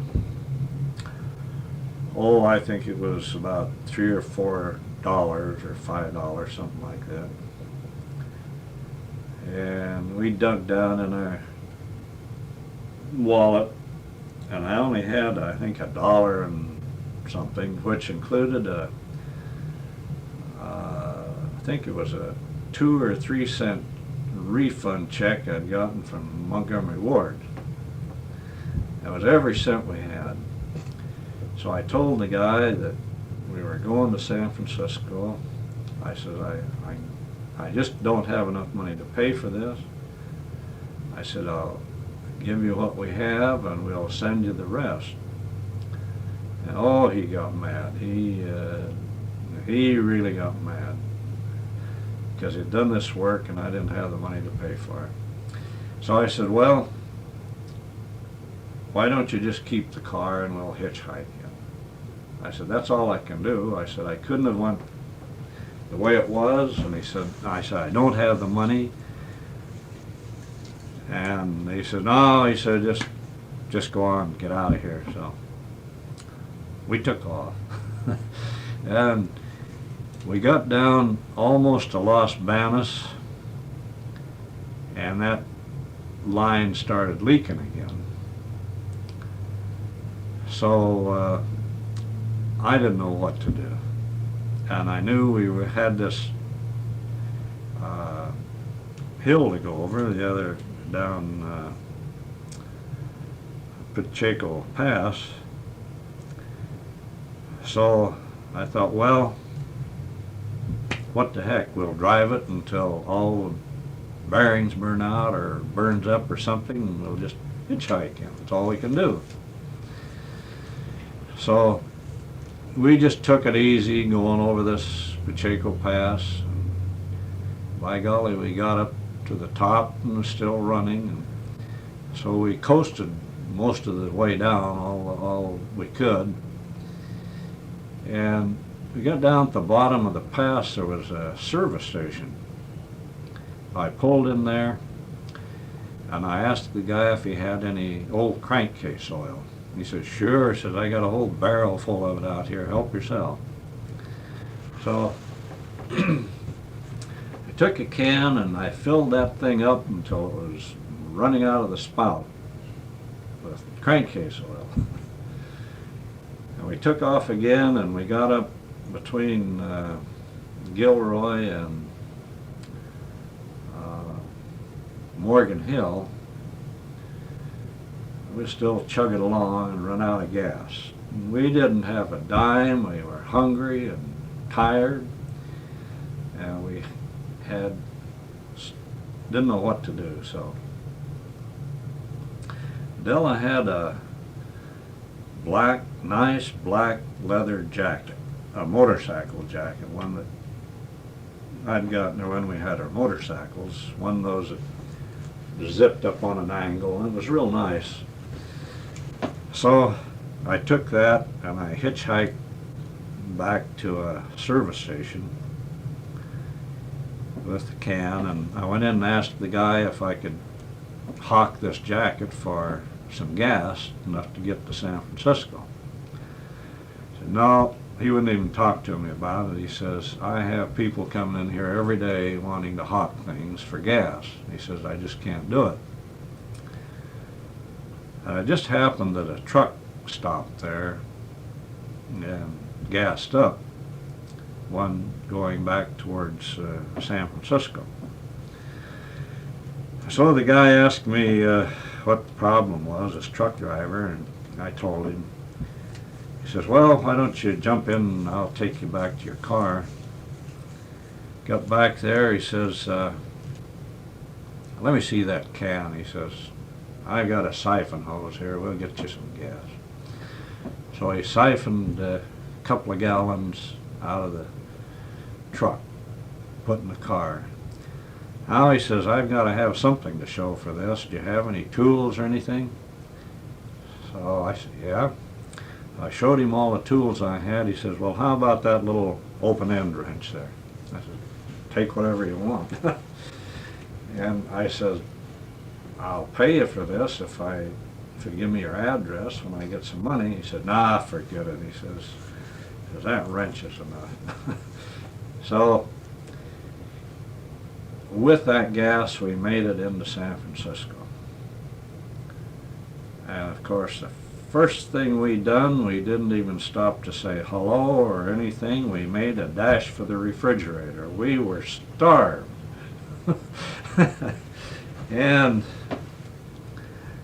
anyway, that was a 5-day journey for us.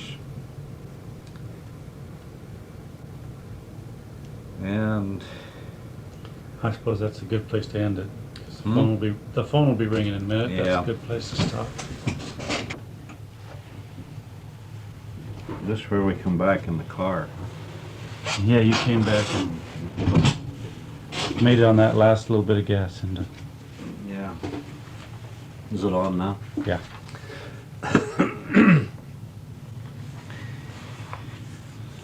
Well, after we got settled down, and this was in about 1937 or 38. Della was pregnant, and at that time there wasn't very much work around. In fact, it was real hard to get a job and not much money. So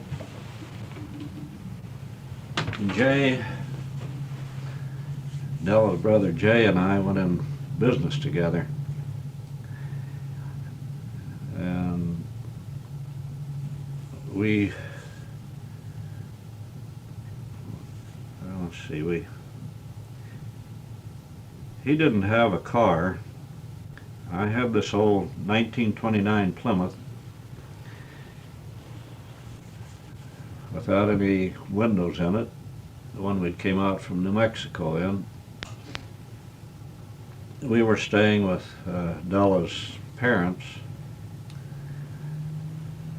So Jay and I decided to go out and get a job washing windows and cleaning basements. So we got a few houses lined up to wash the windows. And I remember one of the first jobs we got was out in the better part of San Francisco. I forget the name of the district, but it was out in one of those high-class districts. And this big old home had little French windows in it. And we must have had 1,000 of them.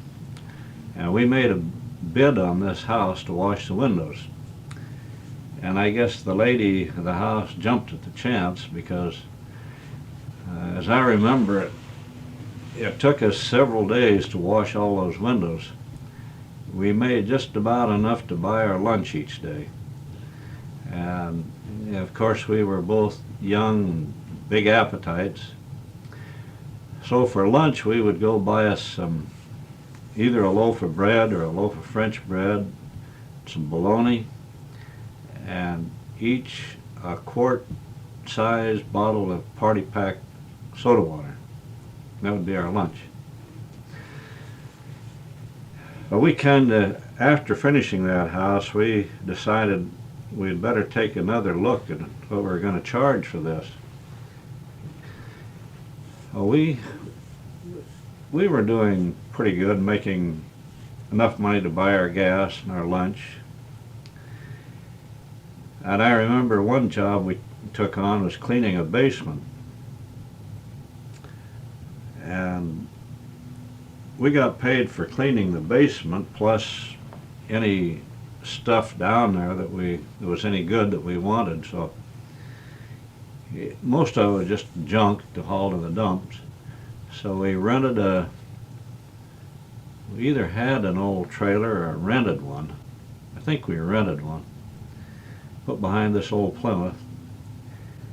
And in this garage, well, it wasn't a basement, it was a garage, they had a big old safe. So Jay said, "Boy, we can make some money on this. And look at the iron on that thing. We'll take it home and cut it up and sell the iron in it." So we worked and struggled to get that thing on the trailer. It must have weighed 1,000 pounds. The two of us, just the two of us. We finally got it in the trailer and headed for home, and it was so heavy it broke the hitch, either on the trailer or on the car. Anyway, the trailer came loose from the car with this safe. We just about lost everything. We finally got it back on and got the thing home, got it unloaded at Della's mother's place out on Felton Street in San Francisco. Then the problem was how to disassemble it. So we got some hammers and chisels and started to work on it. And boy, that thing was really built. We finally got a piece of the side off, and what it was about a foot of concrete in the middle with just sheet metal on the inside and outside. So we decided there wasn't enough metal in there to fool with it. So we had to go through all of this again and get it back on the trailer and haul it to the dumps. Well, those well, we had a lot of fun. We were young and strong. We didn't mind. Then we, as I recall, we started.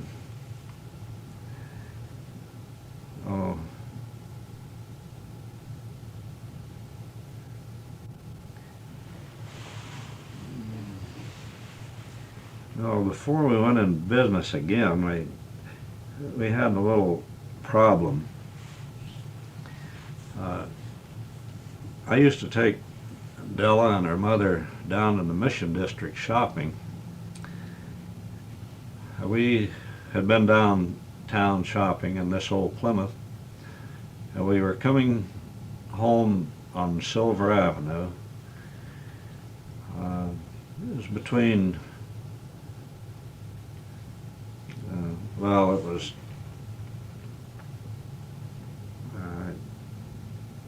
anyway, it was on Silver Avenue. And I don't remember whether it was at night or not. Anyway, we came over just a little rise, and it was a two-lane street. And here came a car heading right straight for us. It seems to me like it was at night because its headlights coming right for us. And we wasn't going very fast in this old Plymouth. So I could see him headed right for us, and I went clear over on the shoulder on the right, and he hit us head on. And he just took the whole side of our car off. And this old Plymouth had a wooden body, and the whole top came right down in on top of us. It just demolished that car. And Della was in the middle, and her mother was on the left-hand side where the car hit. And people down the road for blocks heard the crash. It was a real bad wreck. And the ambulance came and took Della's mother and Della to the hospital. And it happened that,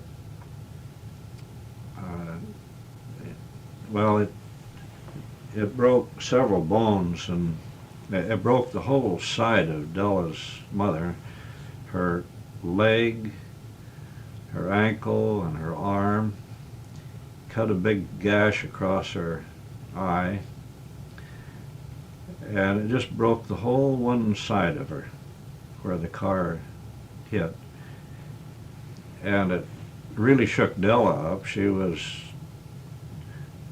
I think, about 6 months pregnant. And there we were. That took care of our car for our business. We didn't have any way to get around to do any window cleaning or anything like that.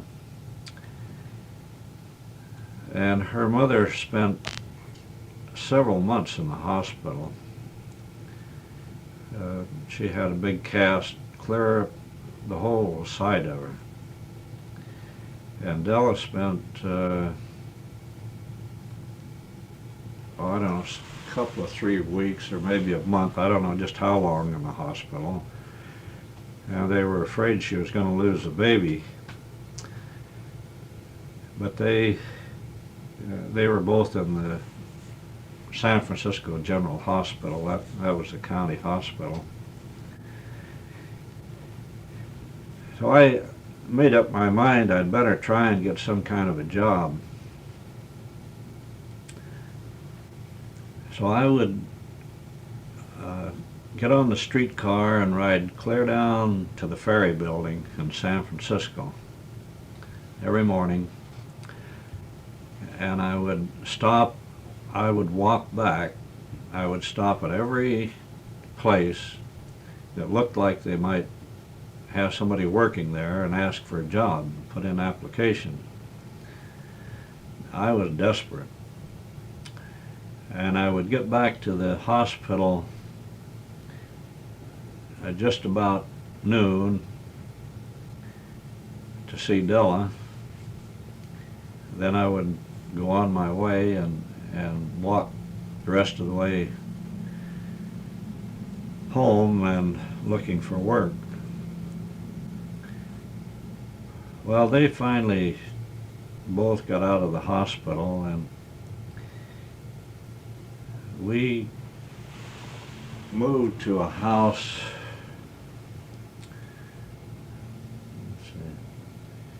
We moved to an apartment in a house up in the Bernal Heights district. That was about maybe a mile and a half from where her mother lived. You told me a story once about saving that car fare and buying Mom something. Was that the time that took place? Well, I used to, instead of spending money for the car fare, I would try and bring her some little thing at the hospital. And of course I didn't have any lunch or anything, and Mama would always save me something off of her tray when I got to the hospital because I'd been walking all day. Anyway, after she got better and we moved to this apartment, and that's when Maxine was born. And as I recall, she didn't want to worry her mother because I don't remember whether her mother was still in the hospital or it took her several months or maybe a year to get back on her feet after this wreck. So when it was time for Della to go to the hospital, she didn't want to let her mother know because, well, she couldn't be with her. So, and we didn't have a car, so I think I called up Sid or somebody and had him come and take us to the hospital. And it was a false alarm, but they kept her in the hospital. And I remember Well, the day Maxine, the day Maxine was born, I wasn't there at the hospital when she was born. She kept having these pains, and we kind of gave up on it. And so I don't know, I went someplace, look for a job or do something. Come back, I had a little daughter, and then we got her back home. In those days they kept them in the hospital about 10 days after the baby was born. We got, I still kept looking for work. There just wasn't any other thing to do. And I don't remember just what we done for money. I think we got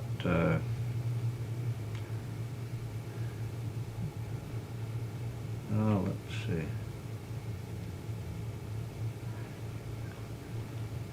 Well, before this, we lived at a place. Well, before this accident, I guess it was.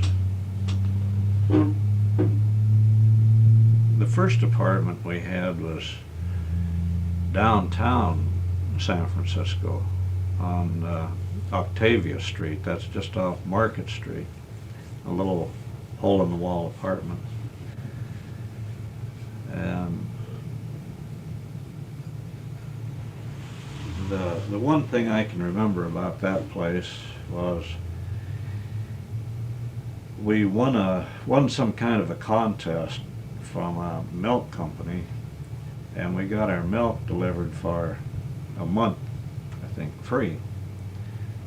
Of course, milk wasn't worth that much then, just we won some kind of a prize. At that time, Della had a real craving for ice cream. So every night I would have to walk down and get a quart of ice cream. Not a quart or a pint, I guess it was a pint of ice cream. And we would split that and have ice cream every night. And then I guess we moved over on Andover Street in the Vernal Heights district, where Maxine was born.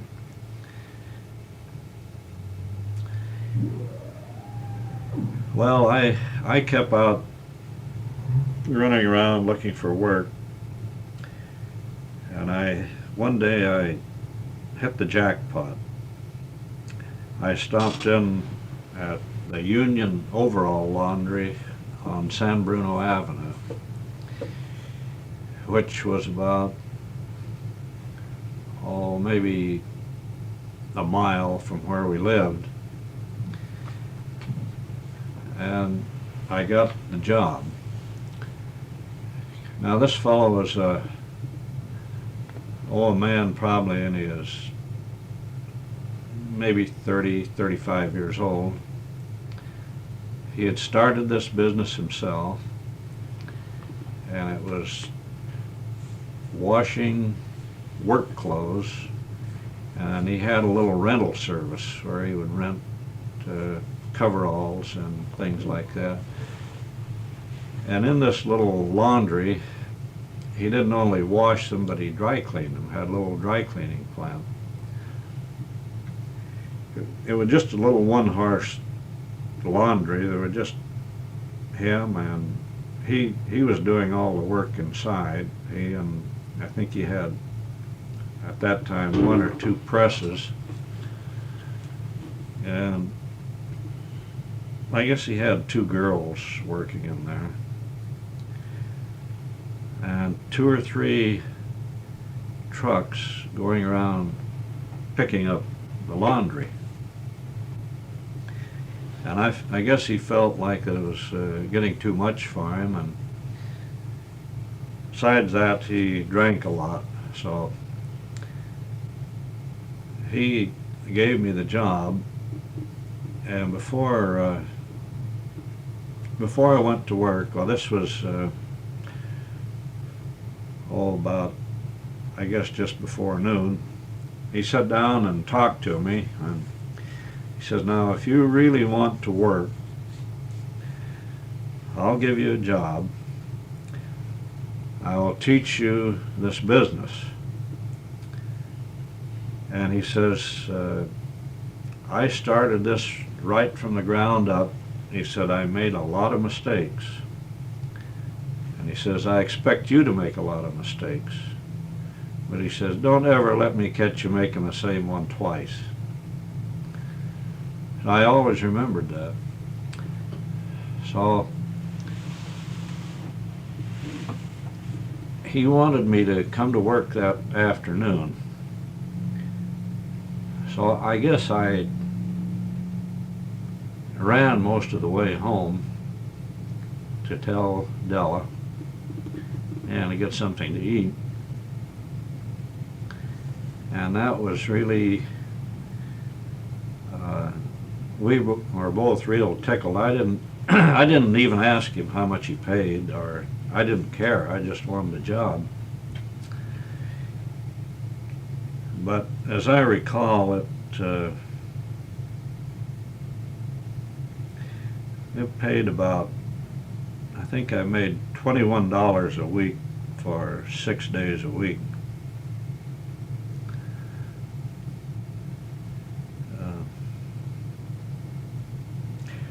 I'm leaving out some. As I recall, there was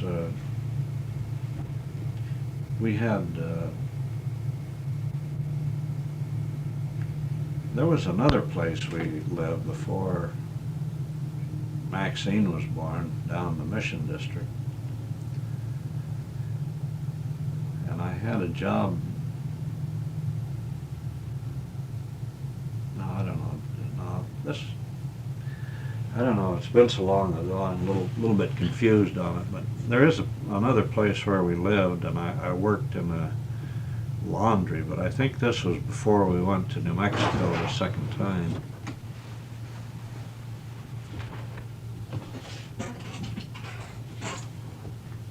Is it on? Yeah, you're ready to go.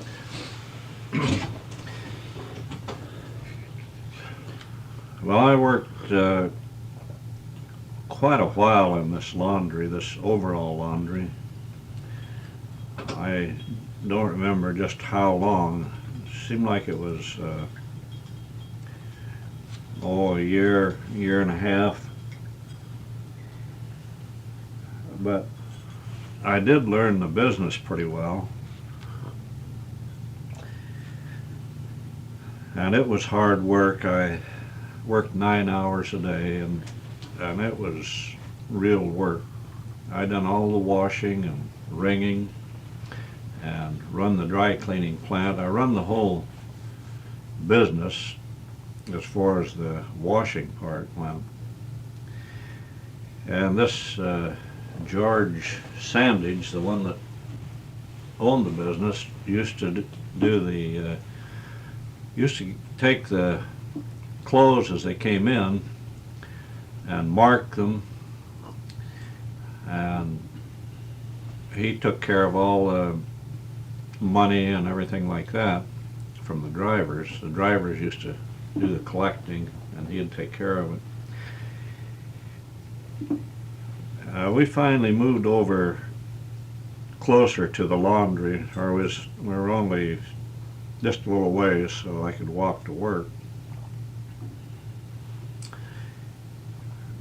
But while we were still living on Andover Street in Bernal Heights, I had been working, I guess several months, and Maxine was a baby, and we decided that we wasn't going to be caught without something in the house to eat again. So every payday we would go downtown and stock up on groceries. Of course, for $5 or $6, you could really put in a supply of groceries, Not canned like- goods and things. Not like now. And we figured if we, after we paid our rent and our bills, if we had $5 for groceries, we could really stock up. And if we had $1 or $2 left over, that was, we were doing real good. So on $21 a week, it wasn't a bad job. And I remember we had a little closet. We stocked that up with canned goods, and we were really getting a stock of groceries in there. And it was a real good thing, because right about that time, without any notice to us at all, here came Kenneth and Grace, and Grace's 2 little boys from New Mexico. They came out there and they got in the evening, and I guess they got in the 5 o'clock traffic, which wasn't near as bad as it is now. But anyway, Kenneth was right from the country in New Mexico, and I remember him telling us how what a time he had getting across the street, or finding his way up there. He knew he had to cross this street, and he said he just couldn't get a break. He said he just closed his eyes and took off and went on through. But he thought that traffic was really something. And now this was back in about 1938, so they didn't have near the traffic they have now. But to him it was really a nightmare. Well, there we were in this little apartment, and there were the 3 of us, and Grace and her 2 little boys, Billy and Bobby and Kenneth. Now, I don't recall just why. I guess Kenneth came out to get a job. He left his wife Rose in New Mexico, and Grace's husband had deserted her with these 2 little boys. And I don't remember just how old they were. Bobby was a baby, I remember that. And Billy must have been, maybe 2 years old. And then Maxine was just a baby. Bobby just a little bit older than Maxine. And Bobby was just a real butterball. He looked like Humpty Dumpty, a big round face, just as fat as could be. And it's just a good thing we had all these groceries stocked up. And then there was something that happened that I'll never forget. Everybody came down with scarlet fever. And the only one that didn't get it was Maxine. She was nursing. She was the only one that didn't get scarlet fever. I got it, and I was really sick, but I knew I had to keep on working. And scarlet fever, you break out in a rash that really itches. And around the steam in the laundry, it just set my legs and everything on fire, this rash, and I had a fever, and I just couldn't hardly make it through the day. But I knew I had to keep on working. So after Kenneth got over it, I used to take him down there with me, and I would sit there and tell him which valves to turn and what to do, and he would go ahead and do my job. Well, we finally got through with that, and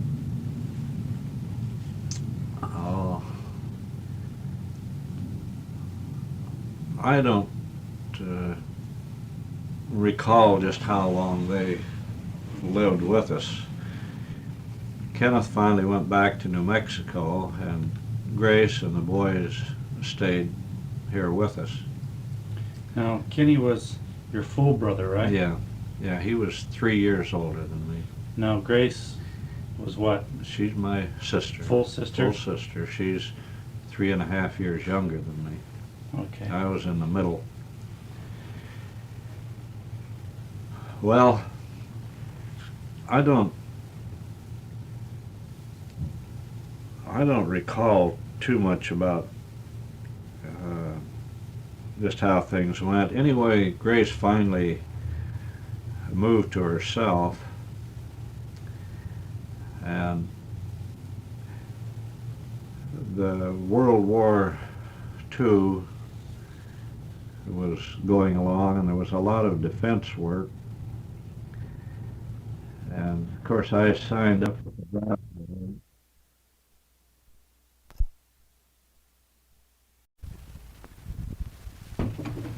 Ready when you are. Well, I signed up at the draft board, and as I recall, I must have been about, well, I was 23 years old, or 24,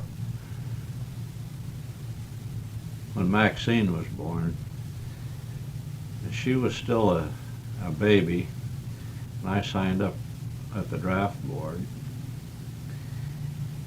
And they were drafting, I must have been 25 years old, because they were drafting them up to as low as 26. I was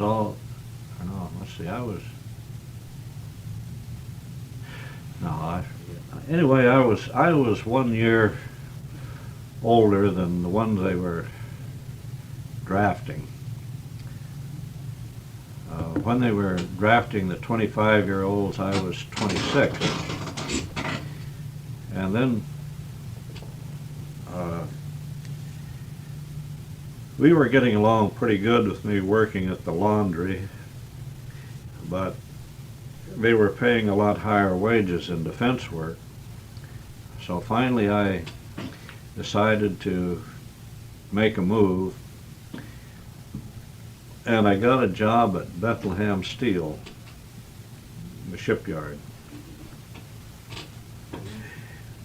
And at that time they were hiring just everybody. I went in as a driller's trainee, or drilling holes, and they sent me to a drilling school, supposedly. Now this drilling school was in the shipyard, and these instructors, I don't think, had ever drilled a hole in their life in metal, because they didn't know any more than we did. And you would walk in that shipyard, there were just almost a solid yard of men. They hired so many men, they were just in each other's way, and nothing really for them to do. Of course, this was at the beginning of the war, and all of these contracts were on a cost-plus basis. So these big companies, the more men they hired, the more money they made. They made 10% above their wages. That's what the government had to pay them. So anyway, I got out of this drilling school, and they made me a journeyman driller. Well, I finally learned what I was supposed to do, and I got pretty good at it, and they gave me a helper.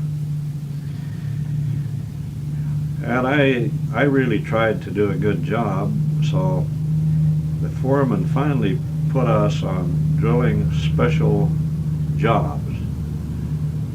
And one of the jobs we had as I recall, was drilling holes in the keel for this big cruiser they were building. Now these had to be right.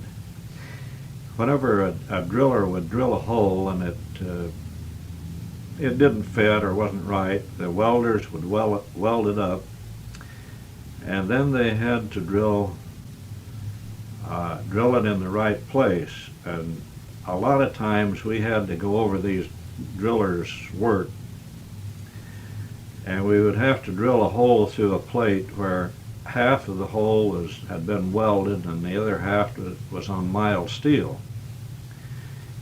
Now there wasn't too many drillers that could drill these and drill them right, because the weld was so much harder than the mild steel. They didn't have such things as devices for sharpening drills. We had to learn that ourselves. Now, we got so that we knew just how to sharpen a drill for the kind of metal we were drilling in. Now, these were not just quarter-inch drills or holes. They were big ones. They were like inch and a half holes. And these were done with air drills. They were big, monstrous things. They had different sized ones, but the ones we used were big machines. It took 2 men to set them up. And we had what they called a pressure stick. Now, when we would go to work, we would have to go to a tool shop and check out the drill and what tools we needed. Then we had to turn them in at the end of the shift. Well, this was quite interesting, these different crafts in the shipyard, the way they worked and the way they done things. And we got pretty good at this drilling, and our foreman used to give us a lot of special jobs. And there just didn't seem to be really enough work to go around, so you'd have to kind of hide out until they needed you. So a lot of times we wouldn't do anything all day long. We would check out our tools, we would tell the foreman where we'd be. When he needed some holes drilled, he'd come and get us. But then he had people over him that were walking around to see if the men were busy, so he would have us hide out until he needed us. Well, this was the way it was with all the crafts there. And we had a real good deal, but it was kind of boring because half the time we wasn't doing anything. And I had a fellow working with me. He was an older fellow that lived in Santa Rosa. He used to commute from Santa Rosa every day. And he was a real nice guy. We got pretty well acquainted working together. And of course they would blow a whistle at lunchtime, and everybody would drop their tools no matter what they were doing and go to lunch. One day we were drilling out a hole up on the deck, and it had been welded over. It was real hard. You could only drill a little bit, and you had to put just so much pressure on there or you would dull the drill. Now this pressure stick fit over the top of the motor, had a chain on one end that you hooked down to something, and then the helper would put pressure on the other end. In other words, it would push the motor down. And you had to learn to work together. You had to know just how fast to run the motor and how much pressure to put on it. It was quite an art in itself, and doing a good job. You had to you had to drill the hole straight, and especially on certain metals, like on one destroyer we worked on, they had a lot of armor plate, which was real hard. It had nickel in it, and it was real hard to drill through and do it right. But anyway, we were drilling on this one hole, and sometimes it took maybe a half hour to drill one hole and do it right, because you'd have to sharpen your drill maybe a dozen times to get to it. So we were almost through this hole. The whistle blew for lunch. So I said, let's finish this hole before we go to lunch. So I turned that drill up and I said, put some pressure on that stick. Well, that's where we made our mistake, because it melted that drill right in that hole. That metal was so hard, it just started smoking. It just melted that drill. So we quit, and we had to come back and do that all over again after lunch. But this was, at that time, it was a trade all of its own if you learned to do it right. But we didn't learn it in this drilling school, because there wasn't anybody there who knew what they were doing. They were just putting in their time. Anyway, after so many months there, I had to sign up every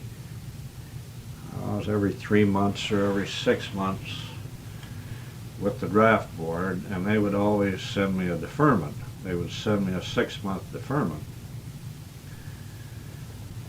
because I was in defense work. And I decided that there were some better jobs in the shipyard than being a driller. I wanted to learn something else. So I decided I would learn to be a welder. Well, while I was working days, I would go to the Horace Mann Junior High School in San Francisco, where they had a night class in welding. Now, this didn't cost anything. It was a regular night school. But the problem they had was they were not eligible to get the right kind of welding rod.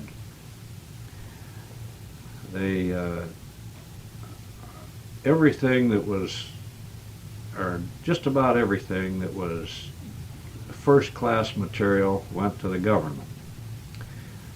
And even the schools and that couldn't get the things they needed. So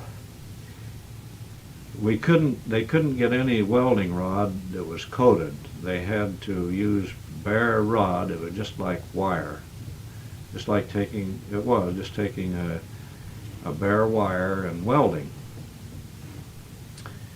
And anybody that is a welder will tell you that that is tough to do, because the magnetic force draws the rod one way or another.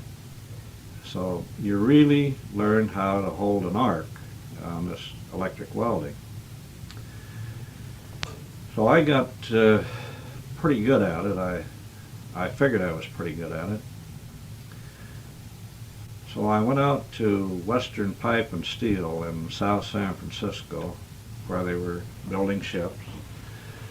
And of course there were always a bunch of men there taking the welding test and so forth. The more people they could hire, the more money they made. So they gave you a test, which was, they gave you flat, vertical, horizontal, and overhead test on a plate that was V'd out with a backup strip on it. So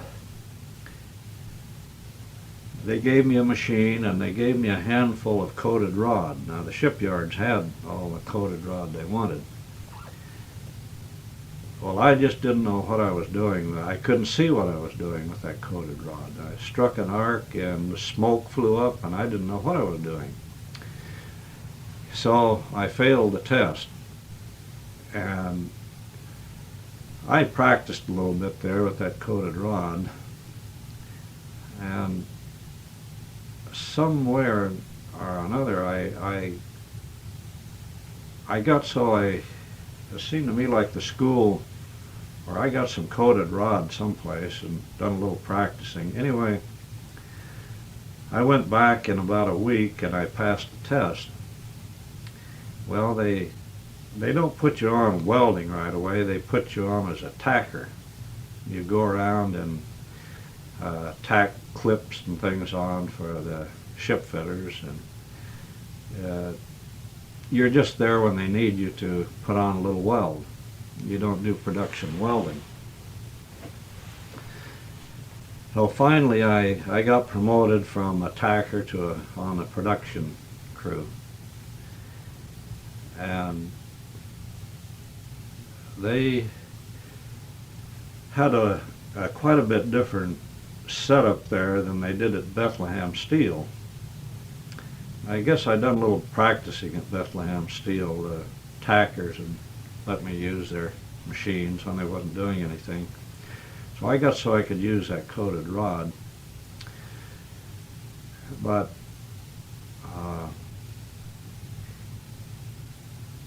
the main difference, they were different companies, they were building different kinds of ships.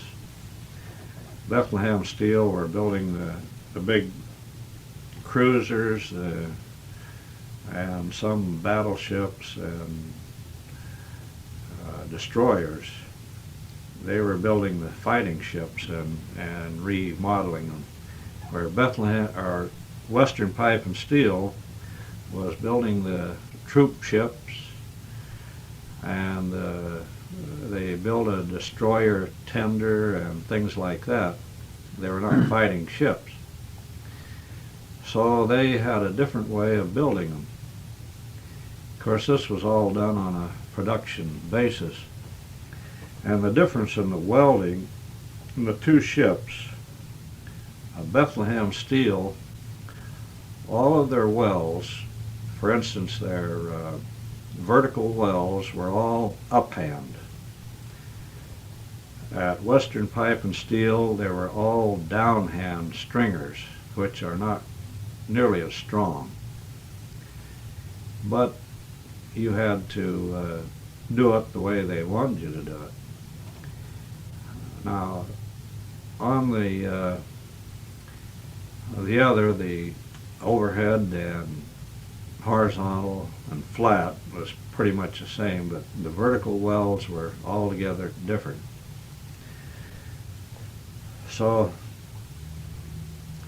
I got on the production gang, and I had several different jobs there. I welded on the hull, and they had big double bottoms in these ships, and then even down below that they had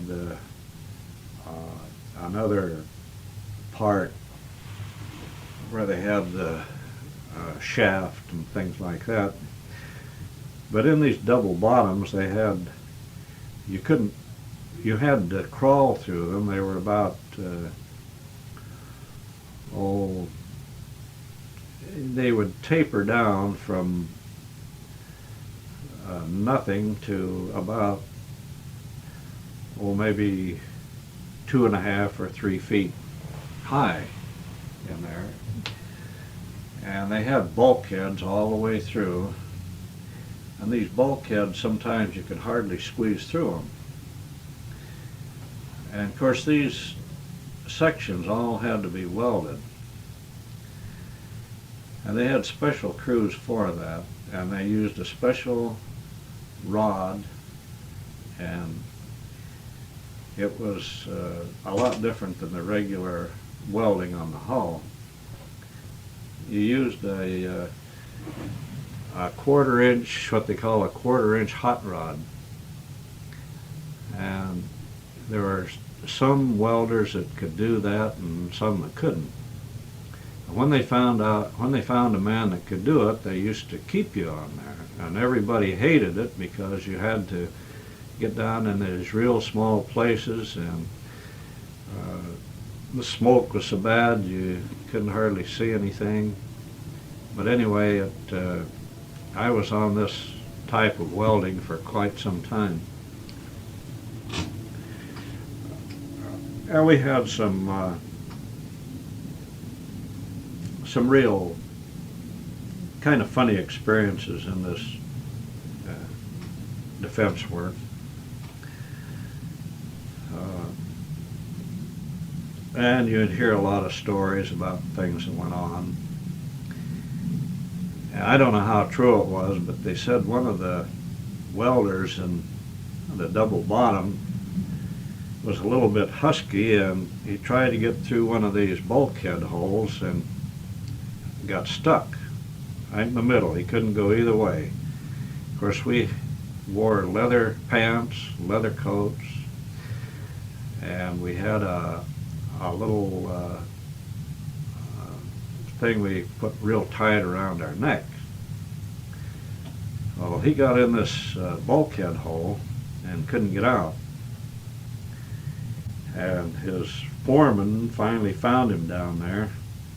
He was struggling, and of course the more he'd struggle, the worse it got. So rather than to cut this bulkhead out, go through all that, they decided to that he was perspiring, and his body kind of swelled up, I guess, from the heat. So they decided they would try something. They run a water hose down there, and they shoved this water hose up his leg, real cold water. I guess it relaxed him, and he was able to get out of there. But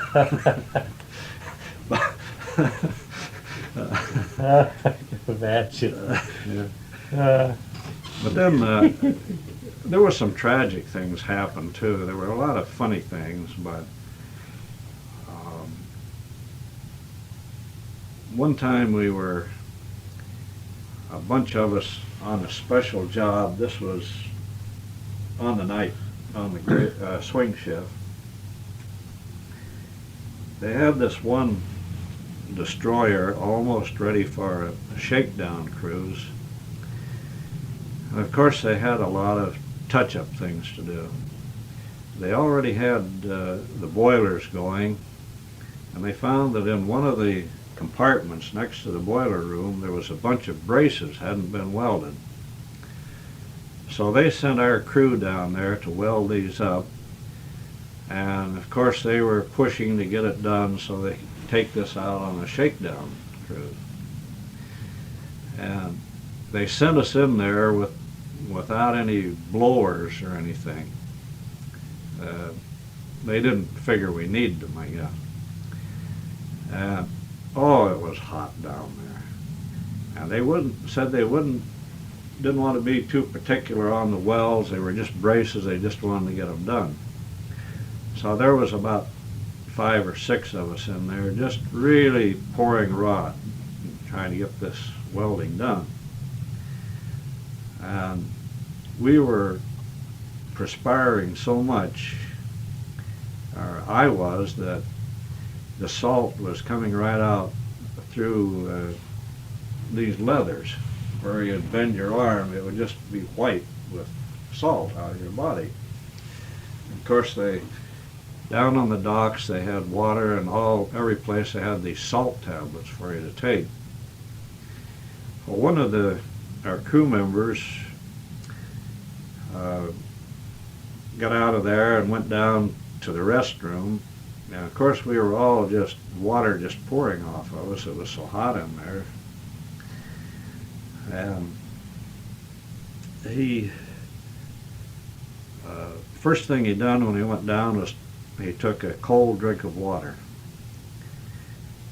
and he got cramps, and it was real bad, so he went into the first aid station, and he laid down on the couch, died right there. He was just a young man. Now they figure that his body got so overheated, and he took this cold drink of water, and he must have had a weak heart or something, but anyway, it killed him. And as soon as they found out, boy, they come down there and they shut all those machines off. They had us come out of that hole, and they made us go sit down on the second deck. They didn't put us up where it was cold. They put us on the second deck and just made us sit there and cool off. But we had really, or me, I perspire easy anyway, but I could just rub the salt right off of my leathers. It came right up through my clothing and through this leather jacket. It was just that hot. And of course they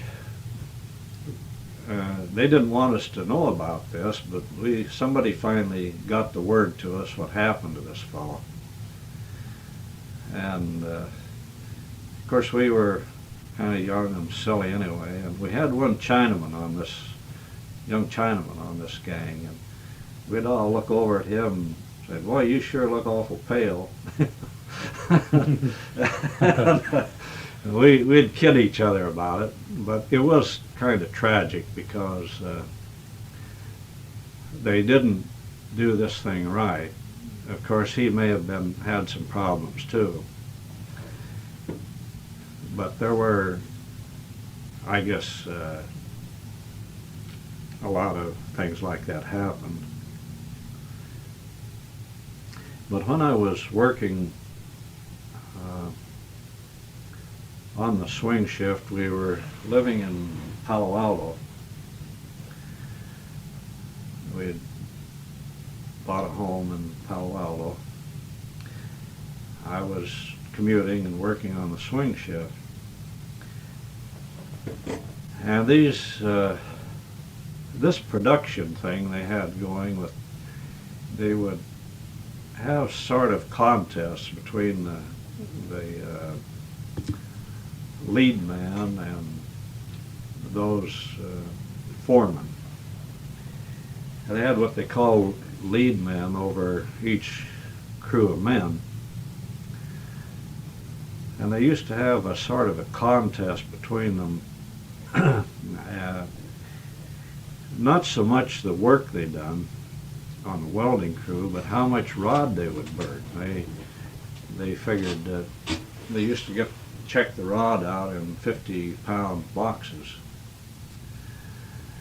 And of course everyone would try to keep their production up. I don't know what they gave them for prizes or money or whatever, but anyway, they found several of them, especially at night, throwing these boxes of welding rod in the bay. Now, these were 50-pound boxes of welding rod, and civilians couldn't even buy this stuff. But of course the government had it all tied up. It was worth a lot of money and very wasteful.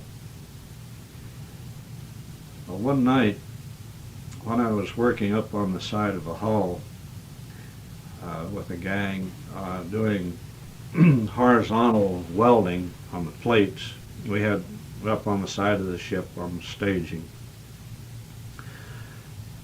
I noticed every time I would throw my hood back, I would feel awful funny. I felt kind of faint. But I kept on working, and the next morning I was really sick. Of course, the reason I felt funny was because I had a fever. And I was really sick, and I came down with yellow jaundice. and I forget whether I had the flu or whatever, but anyway, I was off work for a while, and so Grace and her two boys, and well, I forget who all was living with us. Anyway, we had a whole house full to feed. So Mama decided to go out and get a job, and she got a job driving school bus. She was one of the first women school bus drivers, I guess in the Bay Area. And so while I was off sick, she was driving a school bus. But anyway, I finally transferred from there down to San Jose, where I worked for a food machinery company as a welder. Now, when you lived in Palo Alto, when you bought the home, how many children did you have then? Did you have Ron by then? Oh, we had Maxine, Ron, and Linda. You were born when we were living in Palo Alto. I was working in San Jose then at this food machinery company. And when I went to work there, we had to take what they call Navy #1 welding test. And I didn't have any trouble passing it. And we went to work at $1.20 an hour. Our foreman had been working for this company about 30 years, and he was getting $1 an hour, because he was on salary. So when I went to work there, we were getting more than our foreman, because they were required to pay so much money. Well, they finally gave him a raise, and they put 4 or 5 of us in what they called the sheet metal department, welding sheet metal. This was strictly arc welding, and they were supposed to build these amphibious tanks. They called them water buffaloes. And I was there before they, well, when they, I guess, just got the contract. Before this, all of their work was building and repairing cannery machinery for peeling peaches and stuff like that. And they used a lot of stainless steel and what they call Manel. And they had Manel welding rod, which was a hard rod. They used it for hard facing and things like that. And we had done some of this in the shipyard, so we had kind of special work. But when we first went to work there, we would go in for 8 hours, and they didn't have anything for us to do. Sometimes we wouldn't even turn our machines on for 8 hours. So we would spend our time building, making knives, and I think I still have a fork at home I built out of stainless steel rod. But there was a lot of this stainless steel and hard metal available there, so we would make knives, hunting knives, and all kinds of things like that to pass the time away. Then at quitting time, the foreman would come around and say, well, you better go have dinner and come back for another 4 hours, because we might need you. And there was a whole bunch of us that we hadn't done 2 cents worth of work all day. Some of them never even turned the machines on. Yet they would have us come back, we were working 12 hours a day. Now, we were getting time and a half for this extra 4 hours, which was all right. But that is the way that a lot of these big companies made their money, because they got 10% over anything they paid out in expenses and wages. And the first one of these tanks they made, as I recall, it took them a little over 6 months to complete it. And out in back of this plant on Julian Street, they had a testing ground where they would take them out there and run them over these hills and through the water and stuff to test them out. Now, that was quite an event when they got the first tank built. Of course, it was a big plant, and they had different sections of the plant. And of course, we had to punch in and out on time clocks. And we just about had our own way over. For a while, we were over there by ourselves and nothing to do all day long.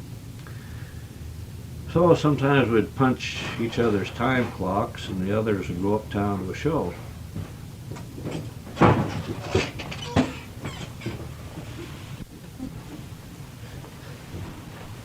Well, finally they got this thing underway a little bit, and they gave us a kind of a special job on these tanks. On the back end where the tank's track went around, they built they designed what they called a water deflector that's set there to keep the water, when they were in the water and mud, from flying all over. And it was, as I recall, it was a sort of a box thing in sections, not exactly a box. It was a bunch of sheet metal put together on a real steep angle. They were about, I would say maybe 30-degree angle sheets put together, and they were constructed in such a way that you couldn't see to weld them, yet they had to be welded. They were something like, well, you've seen in a corrugated box where these things will fold up. Well, if you take one of those and sort of fold it together, you'd see how all these angles fit in there. Well, all of these had to be welded solid. So they gave us this project. And we worked and worked and worked on these things, and of course this was thin sheet metal, and they wanted them arc welded. And it was, we thought, almost impossible to do. So we tried everything, and you would just blow great big holes in there. And of course these things were made on a jig and tacked together, but we were supposed to weld all these sections in there. So after ruining I don't know how many of them, and I don't know how many weeks of practice, we tried everything we could on those. So one of the fellows decided that, well,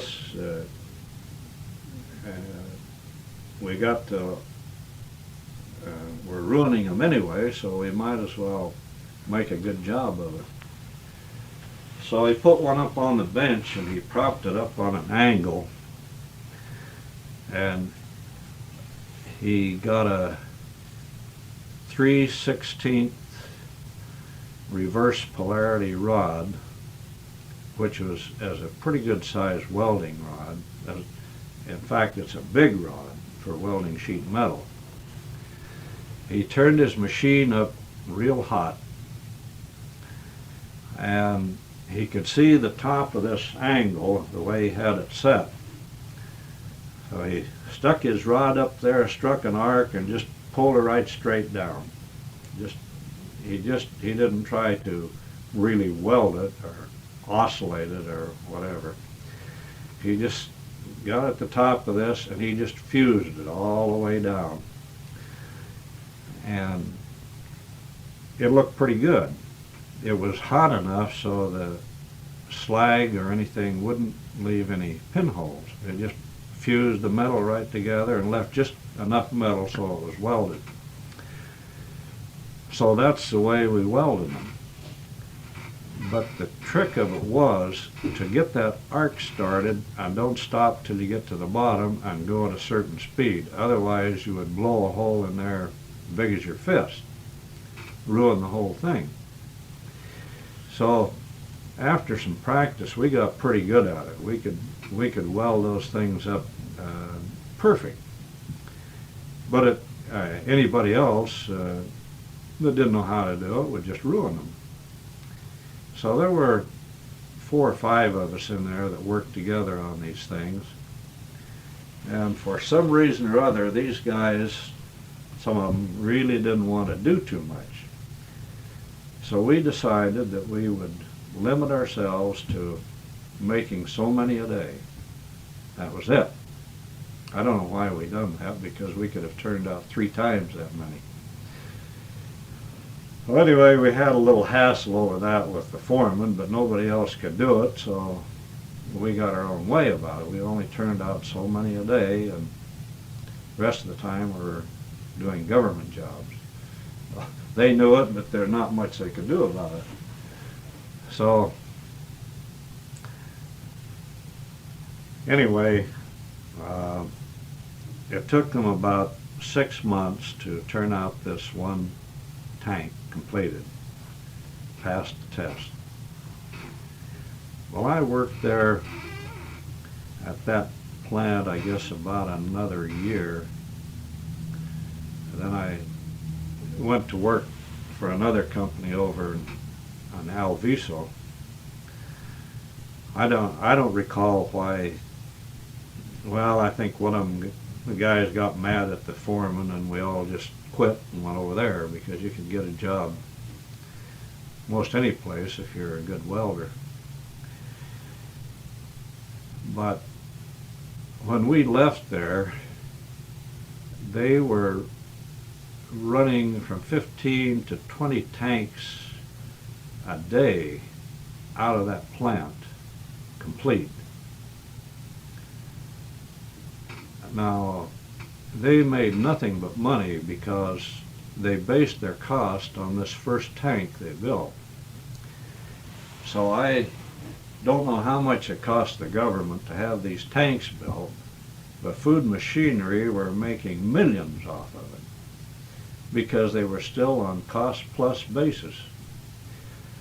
Now that's just one little factory in the whole country that was doing the very same thing.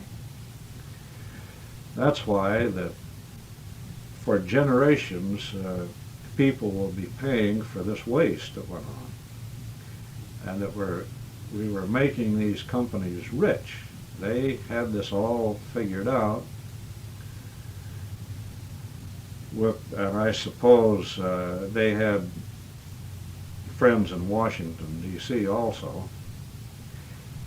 But it was really a shame the waste that went on during World War II, the money that was spent. Of course, there is a good side to this, because it put the country back on it was good for the economy. It put people back to work. But ever since then, there has been inflation. There has always been a lot of money around since then, but it hasn't been worth as much. Okay. During World War II, when I was a welder working in food machinery in San Jose, Della had a real problem with what they thought was weeping eczema. Her hands would break out in a rash, and it got to be real bad. The doctor in Palo Alto treated her for weeping eczema for quite a long time, and then found out that that really wasn't what it was, so he sent her to a specialist in San Jose.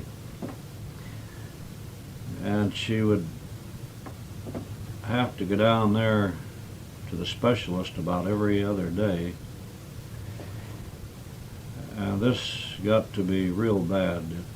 It went clear up her arms, and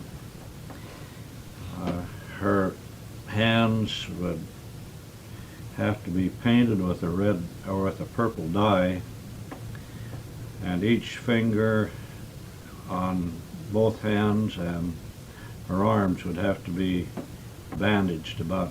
This would have to be done about twice a day. So I got to be a pretty good nurse.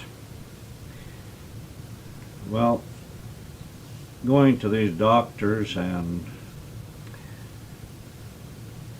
so we had Grace and her two boys living with us in Palo Alto. And it just, we just got so far in debt that we decided to sell our home and move up to Santa Rosa. So that's what we done. And when I sold our home, I went around to all of my creditors, doctors especially. We owed a lot of money for doctor bills, and told them what I'd done. So they all agreed to settle for half of what I owed them. So we settled all of those bills, but it took most of our money. How many children were at home then? Well, there was, you were a baby, David was a baby, and I had the other three. And we had Grace and Billy and Bobby and Patty. So that was 4 and 3 or 7 children and 3 adults. That was quite a lot of people to feed and take care of. So anyway, we got along pretty good. But we did decide to sell our home, and that was just when the price of real estate started to inflate. So we done pretty good on our home. We lived there, I think about 3 years, and we made a pretty good profit on it. We bought the house for, it was a new house. Let's see. I forget just what we paid for it. But anyway, we lived there about 3 years and made about $3,000 profit on it. And since then, real estate had just been skyrocketing to where it is now. But that was right at the beginning. What kind of place did you move to in Santa Rosa? Well, we moved in with her mother and father. They had a little house up there. We didn't stay there very long. We finally moved into Richmond, into the War Housing Project. Got an apartment there. And I bought an old truck and was working for myself. Well, those were, well, they were pretty tough times because I was working day and night and trying to make one old truck pay off, which was pretty tough. And You got an ulcer about then too, didn't you? yeah, I used to go without a lot of meals, and I really didn't take care of myself, and I was, I guess, pretty nervous, and I developed a real bad, what they call a duodenal ulcer. And I used to get along all right till one Friday, I guess it was, I got a real bad toothache, and I just couldn't do anything for that tooth. It just drove me crazy all weekend. So Monday morning I went downtown, and the first dentist I found open was on McDonald Avenue. I went in and had him look at that tooth. Well, he said that it's got to come out. My teeth are hard to pull anyway. And he shot it full of Novocaine and tried to pull it, but he just couldn't loosen it up. He would pull it on the while and put some more Novocaine in there, and I was in there for about 3 hours altogether. He finally gave up on it. He says, I just can't get it out. I'll have to get some help. So he went and got another dentist.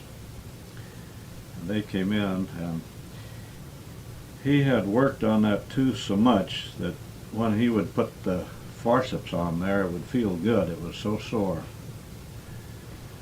And of course, that upset my ulcers.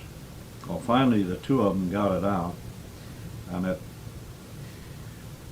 had a big abscess on the end of it, and he said that was just before the nerve in the tooth was dying, and that's when it was the worst.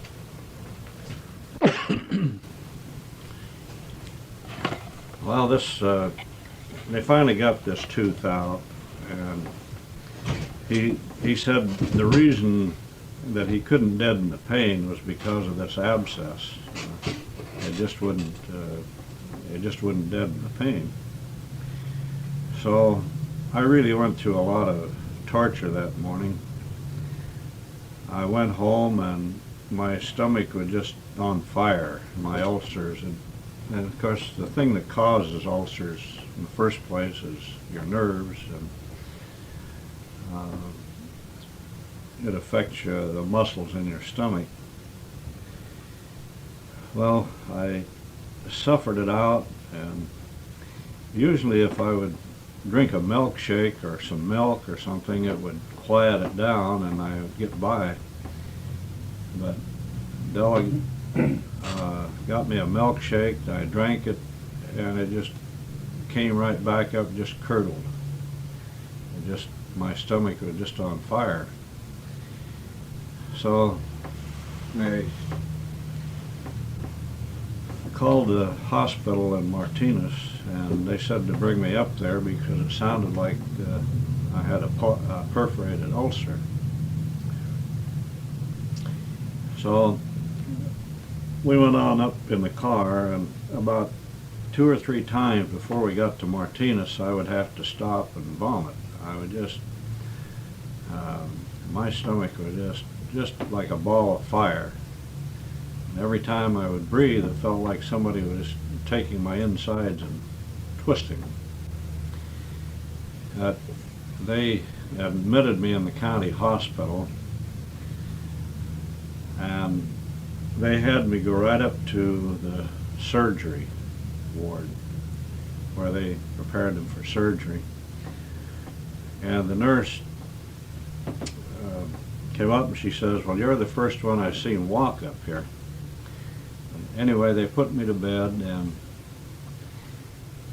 I was in there for about 3 weeks.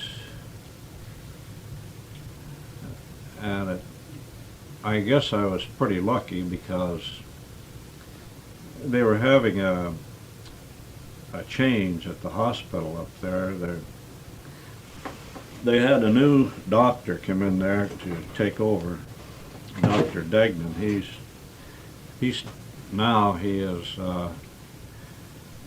the head man for the county in Contra Costa. But he had just went to work there, and he was a very good doctor. He was one of very few doctors that belonged to the Royal Order of Surgeons in England. I think he had just came out of the service. But in this county hospital, they had a certain way of doing things, and they didn't want to make any changes. Well, he decided they were going to make some changes. So they put me to bed, put a needle in my arm, and started feeding me glucose through my veins.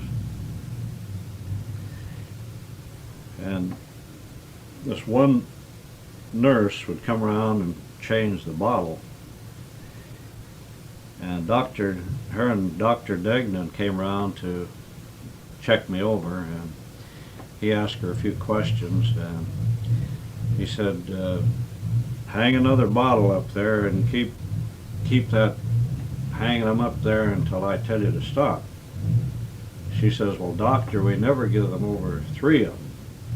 He says, you do now. He says, you just keep it up there. Well, there's several of these old nurses and doctors up there quit because they couldn't stand to see these changes. But he told me, he says, I have seen men come in out of the battlefield and had ulcers just as bad or worse than you have. And he says, we have cured them without operating on them. So they kept that needle in my arm for 3 days. And after 3 days, I felt like I had never been sick a day in my life. I was ready to go to work. And they finally took the needle out of my arm, and I thought they were going to let me go home, go back to work. And he says, no, you don't. He says, you stay right in that bed. I didn't even have bathroom privileges. And I felt like $1 million. He says, I know exactly how you feel. He says, you feel like you could get right back on that truck and go to work. And he says, if you did, you'd be right back in here next week. So they kept me there, kept me on a diet, an ulcer diet. And the bad part about this thing was we were living in the housing, and I had some money coming from different people I'd hauled for, but they were kind of hard to collect from. And the doctor told Della to not tell me about anything or don't do anything to get me upset. Said that's very important that he doesn't get upset about anything. And she would come up twice a day in this old Plymouth to see me bring the kids up, let them play in the park. And she ran out of money and out of food, and they were going to evict her from the apartment, and it was real bad. But she never let me know. So I think maybe I should let her tell about this. But anyway, when the hospital got so full of people, they had to let me go. but I felt real good. And when I left there, Dr. Degnan told me, he says, I'm going to let you go home, and I'm not going to give you a diet. He says, always be where you can get some milk to drink. He says, you know what you can eat, you know what you can do and what you can't do. He says, I'll just tell you one thing. If you come back up here, I'm going to operate on you. Nothing else I can do. So I got over that. I went back, finally went home. And there was quite a thing happened while I was in the hospital. I think Mama ought to tell you about that.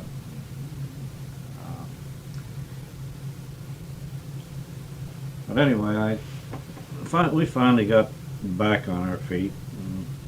And I was still in the trucking business. Well, finally I gave it up.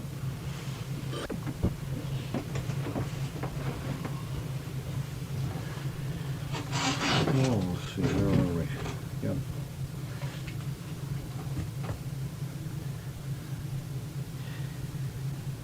When I was in this trucking business,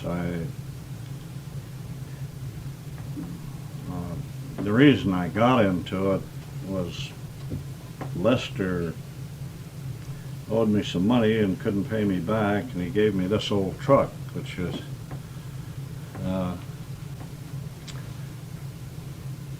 probably one of the worst things that ever happened to me. And I was hauling the feed and all different things for an outfit in San Francisco. He had a couple of feed mills, and he was had several trucks and had a lot of money. I went in to see him one day, and he asked me if I'd like to buy one of his trucks. Well, I told him I didn't have any money. He said, well, maybe I can help you out. So it wound up that he just let me take his newest trucks. It was a set of doubles with side racks and bows and tarps, and it was almost a new auto car with a big C70 gas engine in it. And he says, you won't need any money. He says, you can operate on our insurance for a while until you can get your own. He says, I'll even furnish you with the hauling if you want it. He says, it's up to you whether you want to haul it or not. It's pretty cheap stuff to haul. But if we offer you a load and you don't think you can make any money on it, don't take it. And I hauled a lot for him and hauling for this.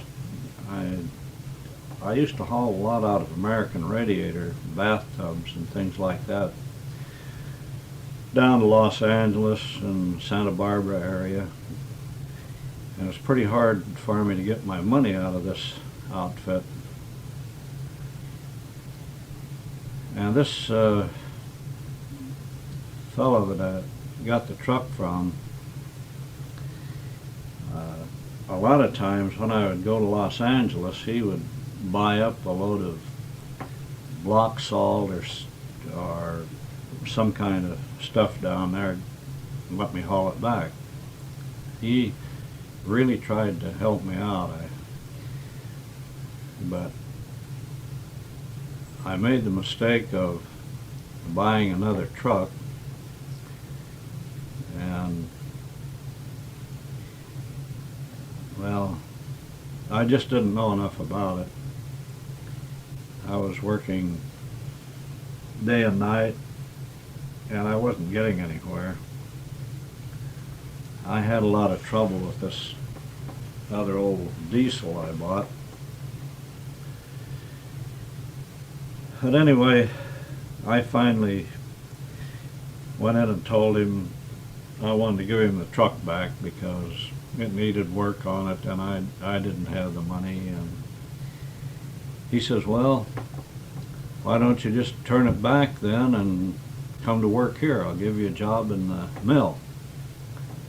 So I done that for about a month, I guess, and I just couldn't take it working inside there after being out on the road all the time.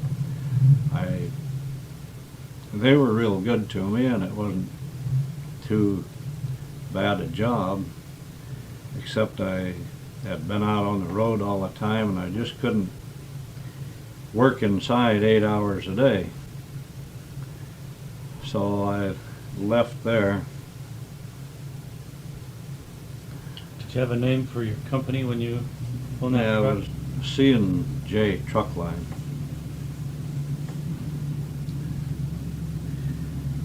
What does C&J stand for? Child and Justice. Justice. Yeah. You see? Well, when we were living in this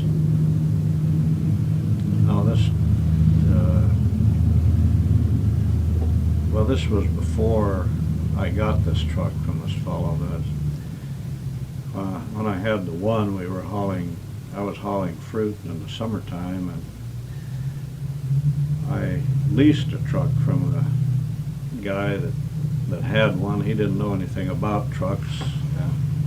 I leased it for the summer, and we had a neighbor wanted to drive one, and we just kind of went into business together. That's how we got that name. What was his name? Art and Justice. Art Justice. Mm-hmm. And there's quite a story about that deal, but anyway, You got to tell us a little bit about it. well,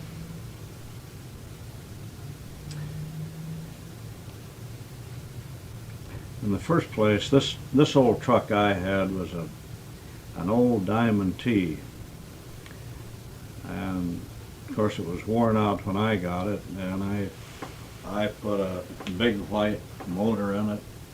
I put a diesel radiator on it, and I was always working on the thing. Oh, That was the second truck you bought. well, no, this was the first one, and we used to haul for a lot of different people, sub-hauling and different things, and there was a big Mexican fellow lived pretty close to us there, had a truck, and we used to work together quite a bit. But he was kind of he was a worse businessman than I was. At that time we got our permits from what they called the Railroad Commission. It wasn't the Public Utilities, it was the Railroad Commission. It was pretty easy to get a permit. It just cost you $3, and then you had to get a permit from the Board of Equalization.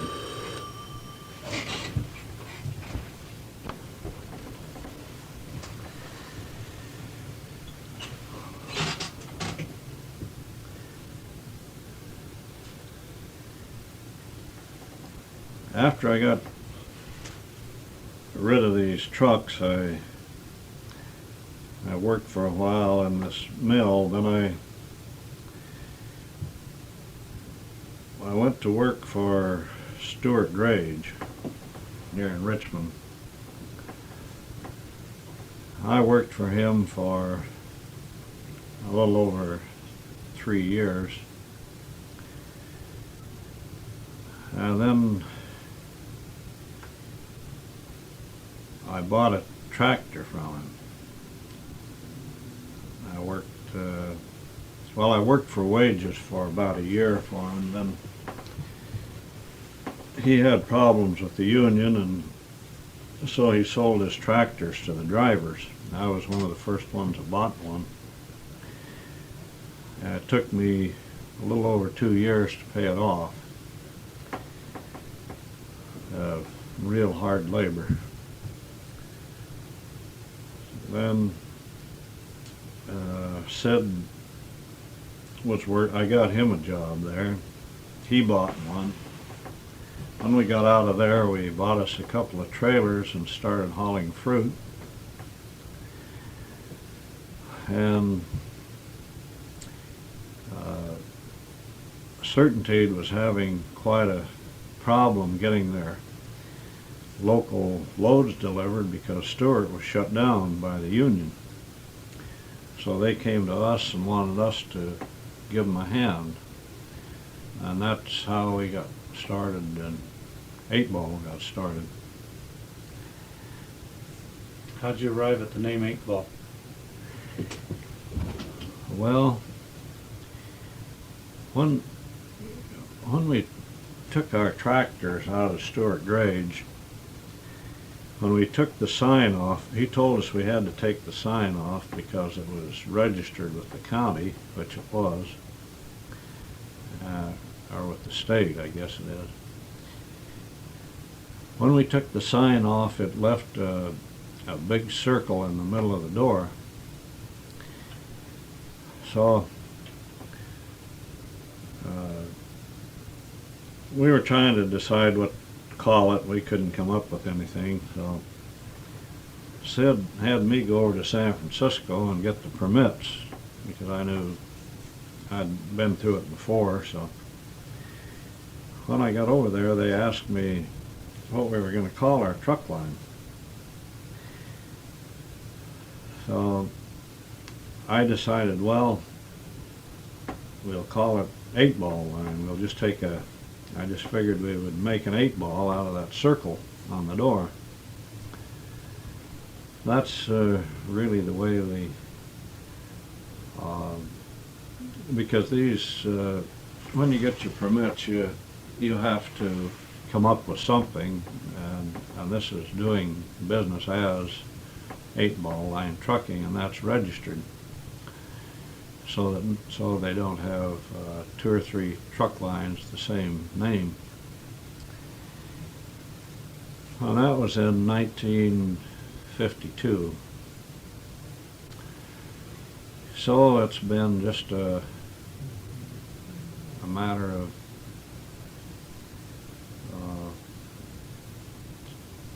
work and struggle to stay in business. There's quite a lot of things that I've left out as far as